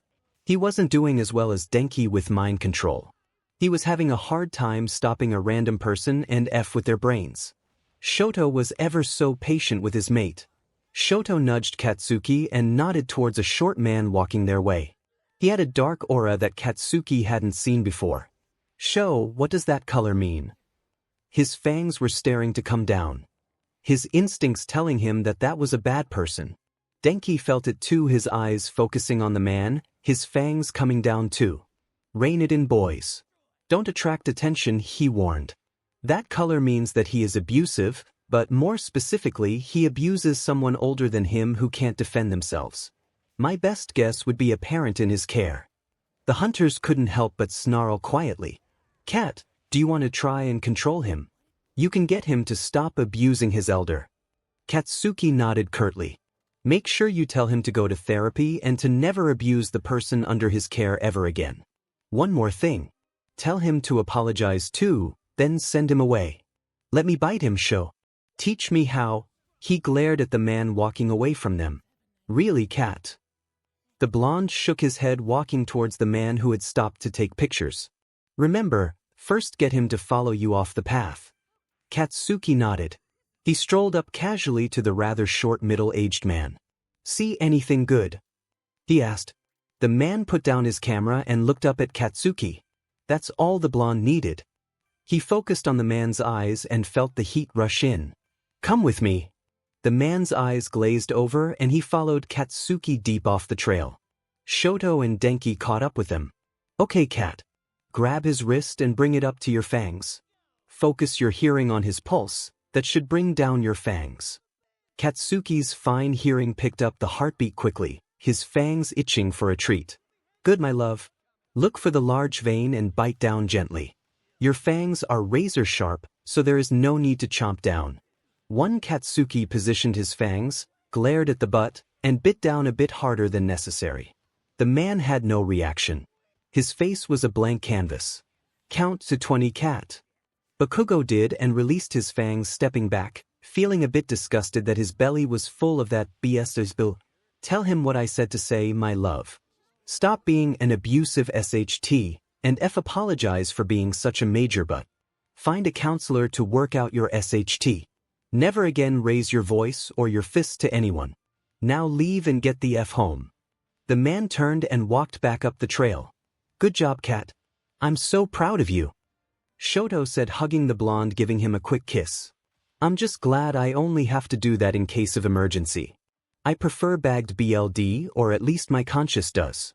Denki, how about you, love? You want to try feeding? Denki nodded. They couldn't find another, but so they picked a man that looked like an athlete. Taking a bit of BLD from the larger man wouldn't harm him. Denki did very well. He was in total control the entire time. His training as a hunter helped out tremendously. The two new turns left the park feeling full and content with their training. You will need to practice a few more times before I'm sure you've got it. This skill is too important to try only once. Fine. The sooner the better. I need to relax a bit, Sho. Can we go the F home already? Sure, Kat. Izuku sent me a picture you're going to want to see. Shoto handed over his phone and showed him a picture of Deku in 𝗧𝗵𝗵 underwear and garter laying down in their bed. his face looking like he was begging to be hard. Katsuki's eyes bugged out. Me. Show we haven't. But to P&D. He practically ran back to their car. Denki got a picture from Kiri of the panties he wanted his boyfriend to wear. He blushed hard, never thinking that he would ever be asked to wear such a thing. But since it was for Kiri, he would do it. Deku and Denki got very little sleep that night. The next day they, along with Shoto, had to have 2 bags of BLD to help heal their backs and asses. I'm so thankful I was the one that was called to pick you all up from the airport. My life wouldn't be as blissful as it is without you 3. Thanks so much for bringing me the love of my life, Kiri said while holding his soulmate, kissing his forehead gently. So cheesy SHT for brains. Plus, Kacchan. Where are we off to now, show? Katsuki held his sire in his arms, lightly stroking his naked back. They had just spent the last hour making passionate love to each other. Katsuki looked over at Deku and chuckled lightly. The greenette was fast asleep, beads of sweat still on his forehead. We're off to Stockholm, Sweden. They are wanting help setting up 4 BLD banks, going from the north to the south. We'll set up one and they can manage the rest. I honestly don't know why they even need us there for that. I think it's more likely that the older vampires are giving them problems and want my help convincing them to change. 2. You're so good at talking to people, show. I'm sure you can convince them bagged BLD is the way to go. Thanks for your vote of confidence, Cat. It means a lot to me. He kissed his mate, tenderly nuzzling the blonde's muscular chest. You're amazing, sire. Smart, strong, and unbelievably CC. Shoto's BLD started to heat up hearing Katsuki praise him. He could feel himself getting hard again. The blonde felt it too. Round 2. Deku was too tired, but he held Shoto's hand while Katsuki made a mess out of him. The next day, shitty hair and dunce face. Watch the place while we're gone. Stay the F out of our room. I'll burn my bed if I find out you 2 were F in it. Kacchan. They wouldn't do that. Izuku blushed looking at his friends. Sorry guys. He didn't mean that. The F I didn't, Deku. I walked in on them the other day F on the kitchen counter. I had to use a whole bottle of bleach on that. Kiri wanted to top on the counter. Deku winked at the redhead. Grown nerd. Deku giggled at his own play on words. The best part of a bad pun is the reaction you get from the other person. When are you 2 moving the F out? Our training is done now. Katsuki shook his head, grimacing at the memory of his recent feeding. I still can't believe that college girl came while I bit her. She must have been pent up. That's your fault, Kacchan. You told her it would feel amazing, so she thought she was having great 𝗧𝗍. Seriously, Bakugo. Cut down on the swears, Denki chastised his friend. The F you just say. Anyway, back to the point, when are you 2 asshats moving out? 2, Kacchan. Deku looked at his mates and then at the 2 lovers. I don't want them to move out. I like having them here. I love our dinners together and how much laughter they bring to our home. He looked at Kiri and Denki, but if you want your own place, that's okay. I just wanted you to know how I felt. If you want them to stay Izuku, I'm okay with that. It's fairly common for vampires to live together, forming a coven of sorts. Since Denki and Cat work together, they can carpool. Please, Kacchan. Kiri is my best friend, besides you 2 of course, he added quickly, noticing the frown on Katsuki's face. Katsuki could never say no to those gorgeous emerald eyes and cute AF face. Fine, but you 2, he pointed at Kiri and Denki, no F in the kitchen unless it's on the floor. Kiri and Denki were beyond pleased that they could stay. Kiri was learning right along with Denki about everything that vampires can do. He got pissed off and ended up yelling at his parents for sheltering him so much. Kiri owed Shoto so much and really looked up to the older vampire. Thank you guys. I think I can speak for both of us and humbly accept your offer. We'd love to continue living here, Kiri said, blushing, holding his mate's hand. Yeah. Izuku clapped his hands excitedly. Having his best friend/driver living with him was going to be a blast. They could keep each other company while their mates were busy with their jobs. Izuku didn't really have a job anymore. Shoto preferred that he be a house husband, since the older vampire was already stupid wealthy. Deku didn't mind, but he got bored sometimes and had gone through several hobbies. The current one was learning how to play the ukulele. He was pretty good at it and loved sitting in the backyard strumming while Kiri sang along. Your bedroom isn't large enough. I'll hire someone to knock down the wall between the two rooms and make a second 𝗵𝗃 suite. While we're gone, you two can design the room with the contractor. Don't worry about the cost. I'll pay for everything. Shoto excused himself and went outside to make a phone call. Deku, we can't have him pay for this, Kiri said sheepishly. He's F-loaded shitty hair. He's worth billions. This ain't billions. Denki squeaked. Shoto came back in and placed a business card on the table. This is an immortal contractor. He's brilliant and has set aside time in 2 days to discuss plans for the renovation. Thanks, Shoto. Kiri blushed looking at the man he admired. My pleasure, he said, stroking the younger vampire's head affectionately. You two look like you're 2 seconds away from F, Katsuki snarled. What? Shoto and Kiri said in unison, shocked expressions on their faces. I would never, Katsuki. I just think Shoto's really cool. Katsuki calmed down and huffed. I'm sorry, I just get jealous really easily. Kat, go to our room right now. Katsuki noticed how cold his sire was looking at him and couldn't help but gulp. He knew full well that Shoto was displeased with him. He watched as Shoto took a BLD bag from the kitchen fridge. Get on the bed and wait for me. Naked. Katsuki trembled looking at the BLD bag. What was Shoto planning on doing to him that would require him to feed after? 1. Yeah, we'll go out for dinner tonight. Kiri and Denki grabbed their jackets heading for the door. I'm coming with you. Deku shouted. Looking over at his mate, he warned, don't take it too far, Shoto. He's our soulmate and a new turn. I promise, my love, but he needs to be reminded who he belongs to. Shot walked over to their bedroom and opened the door. It's just us, Kit Kat, he smiled mischievously. You need to be thoroughly punished. I said I was sorry, Shoto slid off his leather belt and snapped it loudly, making Katsuki jump. Get on your hands and knees, Kat. Stick that butt up nice and high for me. Katsuki was a little afraid of the look in Shoto's eyes. He felt tears well up and fall down his cheeks. I'm sorry. Please don't show. Not like this. Katsuki let the tears fall freely. He hated displeasing his mate. Shoto was floored. He had never seen Katsuki react this way. The cocky blonde was always walking around with macho bravado for days. He threw the belt on the floor and gathered Katsuki in his arms, kissing him gently. I'm sorry, Kat. I took it too far. I didn't mean to scare you. Forgive me. Shoto felt like utter 𝗕𝗏𝗧𝗔𝗔. He had scared his soulmate. I love you, Kat. So much. You should know by now that I could never be with someone other than you and 𝗧𝗏𝗧𝗏. He kissed the blonde's tear-soaked eyes. I'm sorry. I'm such an idiot, Kat. Maybe. You should be the one punished, Katsuki growled, pinning Shoto's arms over his head. Don't ever touch anyone other than me and Deku. You think I liked seeing that show? He flipped Shoto over, lifted his hips, and spanked him hard. This is mine. All F mine. Shoto was completely surprised by the turn of events. His butt stung where Katsuki spanked him. He grabbed the covers loudly when he felt Katsuki's tongue dive into his butt.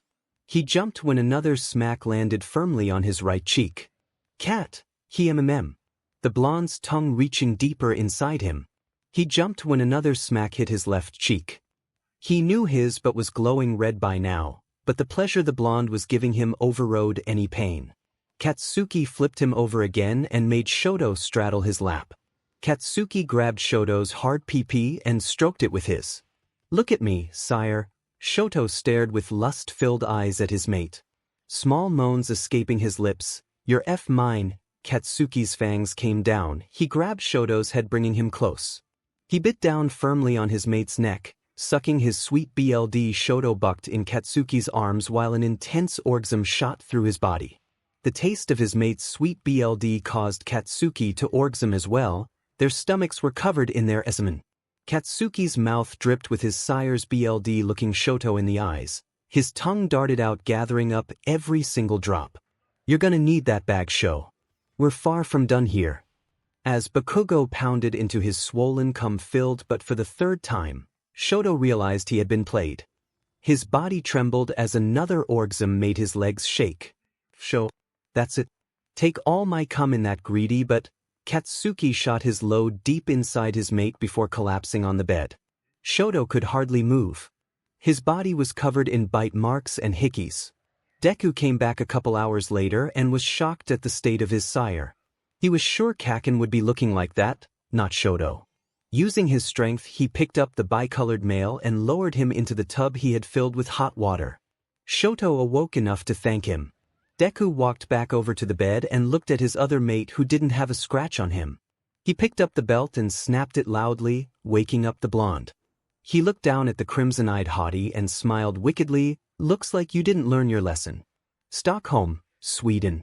The three arrived in Sweden a few days ago, and Shoto had been very busy helping the local immortals plan locations and blueprints for setting up their local BLD banks. It was mostly what Shoto had thought, talking to local vampires and convincing them to 𝗬𝗧𝗵𝗲 BLD Deku and Katsuki would tag along, giving their mate support and voicing their own opinions in favor of BLD banks. There were only a few that were against it, but the majority were excited about the change. What was with that one guy Sho? It seems like he wanted to pick a fight with you. That was Victor. He's not a bad guy, but he's still upset with me because I wouldn't have a child with his sister 200 years ago. I guess he still blames me for her almost going rogue. You didn't want to have a child? Deku asked, glancing over to his mate. It's not that I didn't want a child, just not with her. She wanted one for the wrong reasons. She's selfish and a total drama queen. Any child of hers would end up miserable. Do you want to have a child, sire? Izuku asked, wondering why it had never come up before. Of course they couldn't have one together since they are both men, but they could use a surrogate. I did before I met the two of you. Now I'm perfectly content with my life. What about you two? Would you want to have a child? No. I don't know how to take care of a kid, Bakugo replied, shoving his hands in his jacket pockets. I do, Midoriya said softly. I wouldn't mind having a child. Shoto was looking at him with a soft smile, while Katsuki was giving him a look that said, but. What? Deku chuckled at the blonde. Not anytime soon, Kacchan. Maybe in 50 years or so. Shoto wrapped his arms around his mate, kissing his forehead gently. I can see you holding a baby. An appealing little girl with emerald green eyes and curly hair. She would need to have siblings. One that looks like you Sho and the other like Kacchan. Keep dreaming, nerd. This world doesn't need another Bakugo. Katsuki cringed when he saw Deku's eyes getting misty. This little 𝗬𝗧𝗵𝗲 wrapped around his diamond finger. Let's see how I feel in 50 years, Deku. I might change my mind. Shoto made a sound like a 𝗬𝗶𝗍𝗵𝗆, smirking at his crimson-eyed mate. Phew, sire. I didn't hear you say no. And you won't either. Whatever you or Deku want, I will give you. As I've said before, I am not opposed to having a child. When the time comes, we can discuss our options. Whatever. I'm hungry. Let's find a place to eat. I'll tell you something, the food here sucks, but I can't wait to get back to Portland. There's a Greek restaurant up the block. I've heard good things about it. I love Greek food, sire. I'm suddenly in the mood for lamb with potatoes. I'm good with whatever has some flavor. The three were given a private room so that they could talk comfortably without the noise from the busy restaurant. Thank goodness. This vamp hearing is no joke. I'm still not able to tune people out yet. Soon, my love. You will become accustomed to all your abilities in the next couple of years. Years. You're immortal now, Cat. A couple of years is nothing. Some guy is getting dumped right now. His girlfriend just dumped him for her best friend. Katsuki leaned towards the door, trying to hear the drama unfolding in the next room. Katsuki's chuckles died away when a new voice came out front and center. Sire, listen. There's a woman here talking about snacking on humans. Shoto and Deku closed their eyes and listened hard. SHT, that sound like a rogue. Her accent sounds old. She's probably older than I am. I can hear her leaving the restaurant. Shoto shook his head, throwing down his napkin. Let's go, my loves. Shoto left enough money to pay their bill and the three left quickly. The air was humid after a day of rain. The streets were dark and gloomy with only a few streetlights offering any brightness. They could hear the rogue babbling to herself about a block away. These humans and their lovers. They fall in and out of love so easily. Pathetic. I'm going to rip into the throat of the next person who passes me by, but first I'm going to make them think they love me. The look of betrayal will be so sweet. They round the corner and came face to face with a appealing raven-haired vampire. She was tall and slender with full lips and silver gray eyes. She looked the three up and down, smirking at them while running her fingers through her long silky hair. "Hello, boys. To what do I owe the pleasure of your company?" "You know why." Katsuki snarled. "Easy, my love," Shoto calmed his mate. "A new turn. Very handsome too. Care to spend a little time with me tonight?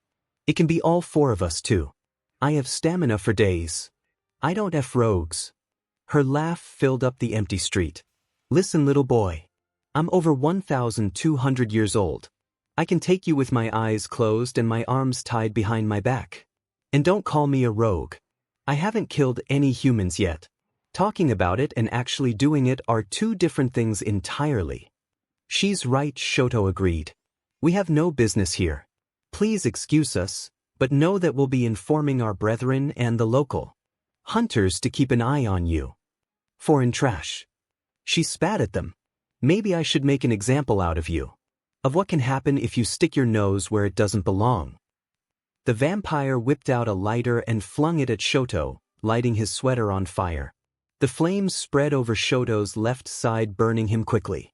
Deku screamed and Katsuki pushed Shoto down into a large puddle, putting out the flames. Deku rushed to his sire's side, crying desperately for Shoto to wake up.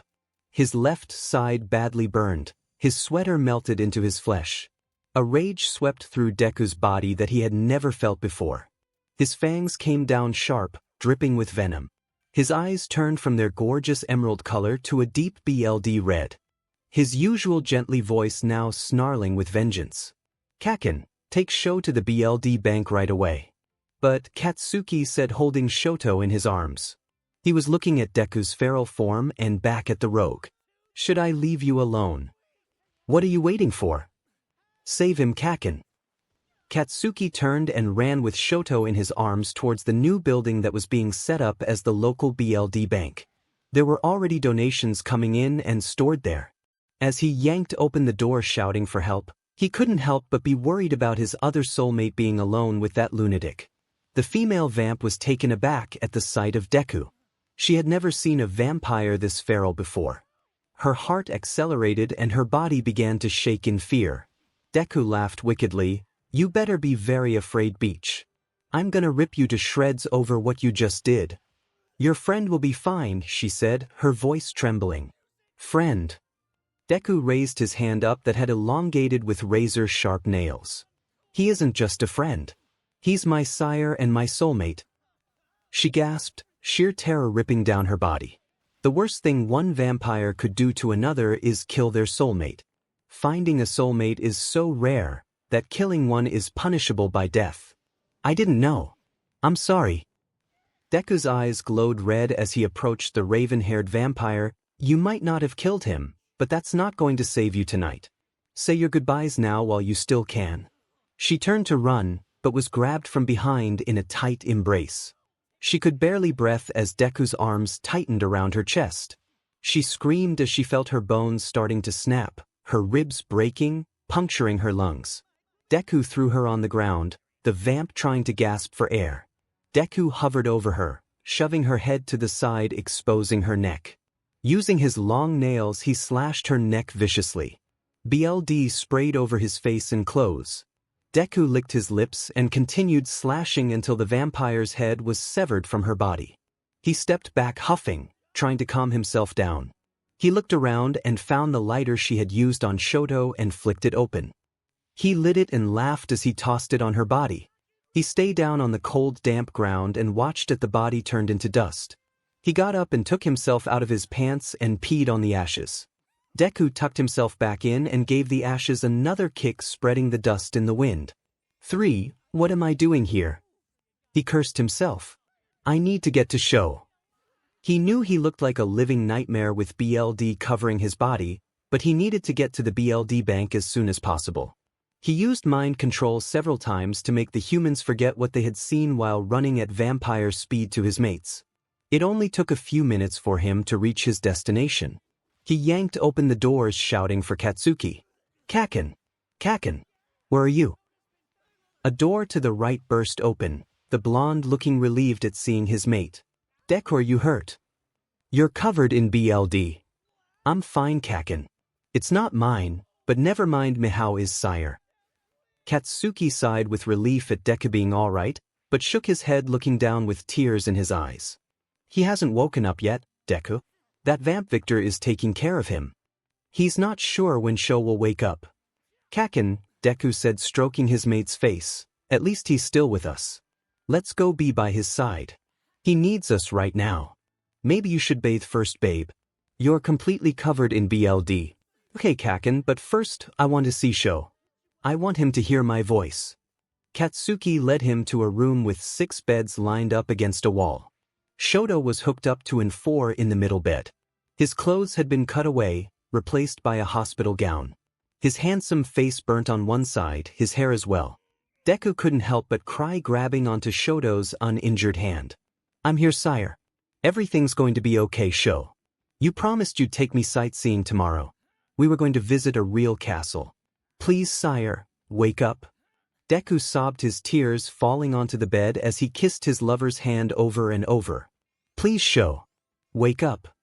Another immortal named Elizabeth had gone over to the inn that the three had been staying at and brought a change of clothes for Deku. He placed his BLD-soaked clothes in a plastic bag and handed it over to Elizabeth. "Burn these. I don't want a reminder of this day." She nodded, taking the bag away at once. Deku sat on the left side of 𝗏𝗏's bed and Katsuki on the right. They passed the time telling funny stories about themselves and their families. Every once in a while 𝗏𝗏 would twitch, giving the two false hopes. "I'm going to try something, Kacchan." Deku looked at 𝗏𝗏 and spoke to him using telepathy. "Wake up, my love. We miss you." Katsuki nodded and added, "Sire, wake up. If you do, I'll let you top me." "To, Zuzi." The voice was faint, but the two definitely heard it. "𝗏." The two shouted telepathically. "Can you hear us?" "Need blood. You're hooked up to 𝗵𝗃𝗏 right now, sire. They're giving you BLD. Need your soulmates." "Deku. He needs our BLD." Deku quickly slashed his wrists using his fangs and brought it to 𝗏𝗏's mouth. He held it there until the bleeding stopped. Katsuki then slashed his own wrist and did the same thing that Deku had done. They sat back and watched in amazement as 𝗏𝗏's burns started to heal right before their very eyes. "He needs more, Kacchan." Deku bit into his other wrist and hissed in pain. He would gladly suffer this over and over if it meant saving his soulmate. Katsuki did the same. They both looked pale from the BLD loss. Victor brought them a couple bags of BLD and soon enough they felt back to normal. Their wrists would take another day to heal completely. The sound of 𝗏𝗏's heart was stronger with each minute that passed. "Thank you," 𝗏𝗏 said in their heads. "I'll be fine. I need to rest up a bit more." Deku sobbed again, kissing 𝗏𝗏's still lips. "We'll be right here, sire. I can't wait to hear your CC voice, 𝗏𝗏," Katsuki said, kissing 𝗏𝗏's hand gently. "And I can't wait to hear your CC moans coming from under me, kitty cat. Whatever you want, sire. I'll see you soon. Tired now." Deku and Katsuki let 𝗏𝗏 rest quietly. They took turns napping and getting something to eat. 24 hours later 𝗏𝗏's eyes finally fluttered open. He was quickly smothered by his soulmates. Deku and Kacchan fighting over who got to kiss him first. The blonde letting Deku go first because the two had been together longer. While Deku's kiss had been soft and full of love, Katsuki's had been rough and filled with passion, leaving them both breathless. They helped 𝗏𝗏 bathe and get dressed even though the bicolored male could do it on his own. He understood it wasn't just for him, but they needed to do something for their sire. After a couple more days 𝗏𝗏 had fully recovered. His hair had to be trimmed short on the right side to match the left that had been nearly burnt off. He somehow looked even more handsome with a shorter cut. "Can we go the F home now, 𝗏𝗏? I don't want to be here anymore." The local council had agreed unanimously to 𝗬𝗓𝗔𝗵𝗵𝗆 and would be opening their BLD banks in the next 6 months. Since they had completed their mission, they felt free to leave. Sure, Cat. Let's leave tonight. I miss our bed and our roommates. Plus, Deku and Kacchan packed their bags quickly and called a cab to take them to the airport. They couldn't wait to leave Sweden and the memories of almost losing their soulmate. Deku sighed with relief as he felt the plane lift off, sending them back home to the Pacific Northwest. Cat, Zuzu, can you please scooch over a bit? You're smothering me. Shoto was in the middle of the bed, feeling uncomfortably hot with the bodies of his mates smashed against him. Both of their heads were on his chest and their legs were wrapped around his. They had been super clingy since the incident in Sweden.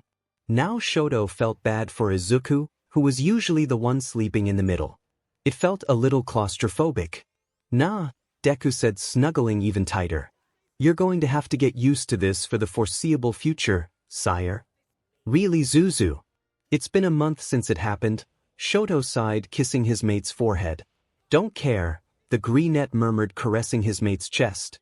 I still have nightmares, Sho. I don't know what I would have done if she had killed you. Deku shuddered thinking of that night. I became more vicious than any rogue I've ever encountered. I was pure rage. Kacchan might have had no choice but to kill me. Katsuki sat up looking at Deku angrily. I would never do that, nerd. Don't think for a second I could ever harm you. I was feral, Kacchan. I'm just glad we're all okay, Deku said, reaching over to hold Katsuki's hand. Maybe we need to make sure our sire is 100% better. We might have missed a spot, Katsuki whispered huskily in Shoto's ear. I think you're right, Kacchan. Deku's hand traveled down to caress Shoto's pages. The bicolored male's heart started racing, knowing what was about to happen. His mates hadn't given him a moment rest since they've been home. He soon found himself thrusting into Izuku while Katsuki took him from behind. Sweat covered their bodies as the three made love like they were desperate to be as close to one another as they possibly could. Shot was snuggled again. All three men were basking in the afterglow of great section.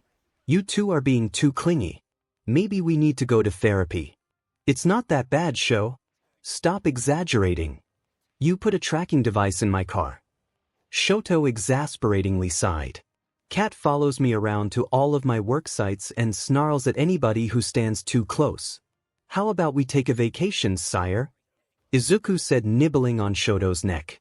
Some place remote where we won't be disturbed and where we can walk around naked. I love that idea, Deku. What do you say, Sho? Interested? It would be nice to take a break from work. After Argentina, Sweden, and the US all agreed to 𝗬𝗓𝗔𝗵𝗵𝗆, pretty much all major cities will have immortal BLD banks. There are some countries where travel is extremely treacherous, so we have agreed that they will remain feeding the old way. Where should we go, sire? Deku asked excitedly. He had been so sure Shoto was going to say no to a vacation right now. Why don't we go to the Bahamas? I own a private island. I will need to call ahead and let the staff know to prepare for our arrival. You have your own island. Why is this the first I'm hearing about this?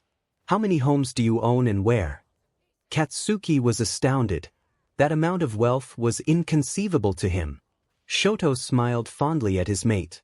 Remember, I've been alive for several lifetimes. I didn't gain my wealth overnight. I own properties in Spain, France, Italy, England, New York, Dubai, California, Oregon, Washington, Texas, Hawaii, Puerto Rico, just to name a few. Why so many? Katsuki stammered. Because we have to move every 10 years. My family as well. It's convenient to already have a place to stay. We all rotate every decade. We will be moving to Paris next. Paris. Don't Paris people SCK.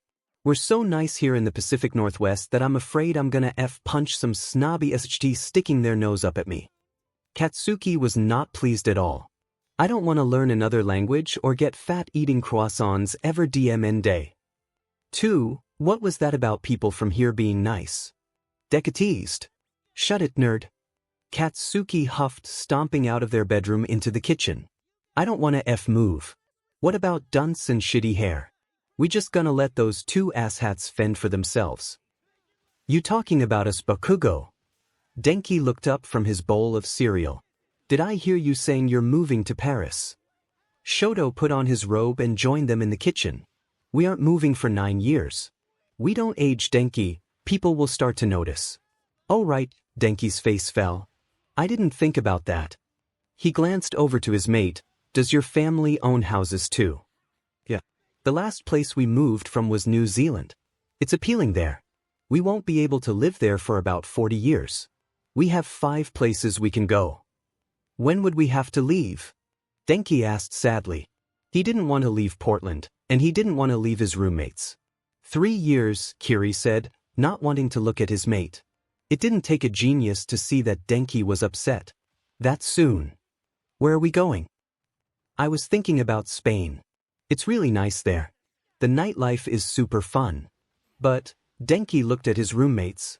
His eyes got teary thinking about being apart from them. Especially Bakugo. The hunters were more like brothers than friends. I need some time. He got up from the table and was about to leave when Shoto spoke up. Did I not say that we are a coven? We live together and move together. That's what covens do. Now, if you would prefer to live on your own, I will of course respect that, but I never intended for us to separate. Kiri and Denki both whipped around to look at Shoto. Are you serious? We could all live together. For how long? Kiri's heart was hammering. This was a chance to make his mate happy. Covens never break up. We of course would travel quite a bit. I would like to visit my family all over the world. Vampires in a coven holiday apart so they don't get tired of one another, he chuckled. Looks like we're stuck together for a long time. Dunce's face, Katsuki scowled. Nobody was believing that annoyed look. His eyes gave him away. But Shoto, you still have 9 years here. We only have 3 inch. Then we'll leave earlier. Many of my houses are vacant. Our home in Paris is unoccupied. Why don't we move there together? Deku couldn't contain his joy and jumped into his sire's arms, kissing him on the lips soundly. You're wonderful, sire. Isn't this great, Kiri? Think of all the great fashion we can buy. We need to learn French. Good thing we have 3 years, because I only speak English and Spanish. Kiri blushed, not liking the thought of Shoto being unhappy with him. He honestly hadn't accomplished much due to his parents' coddling. Kacchan and I are only bilingual too. I speak Japanese and English and he speaks English and Spanish. He looked over at Shoto. How many languages can you speak? 2, let's just say I'm multilingual. Smart, Katsuki said, slapping Shoto's butt. Anyway, Shoto sighed, putting Izuku down. We're planning on being away for a couple of weeks. Would you two like to join us? No thanks. I don't want to see Bakugo walking around naked. Denki scrunched up his nose.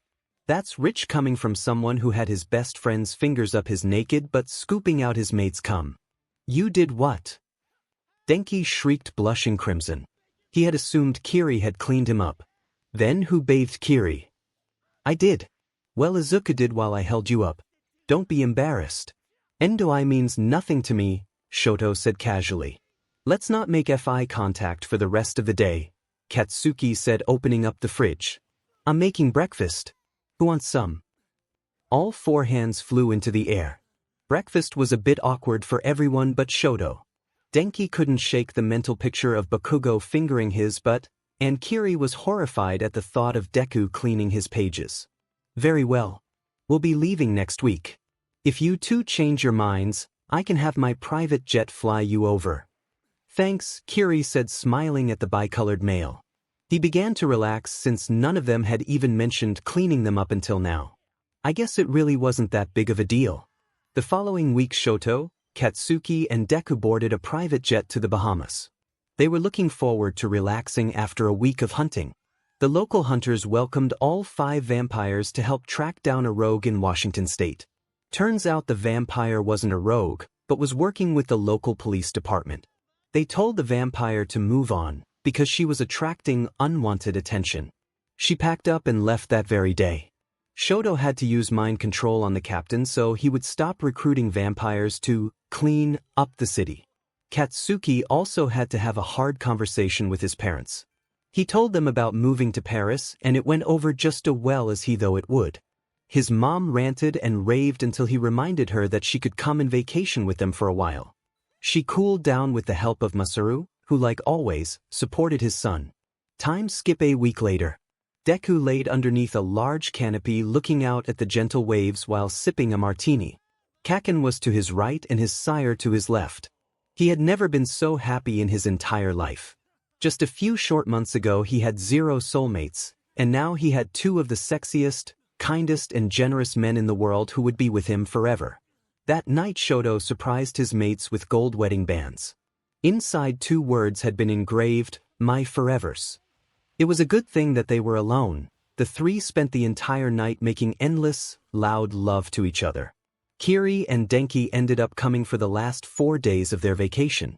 They surfed, played volleyball and told stories around a fire pit. All 5 of them would go on to live very fulfilling lives together. You could definitely say, they all lived happy ever after.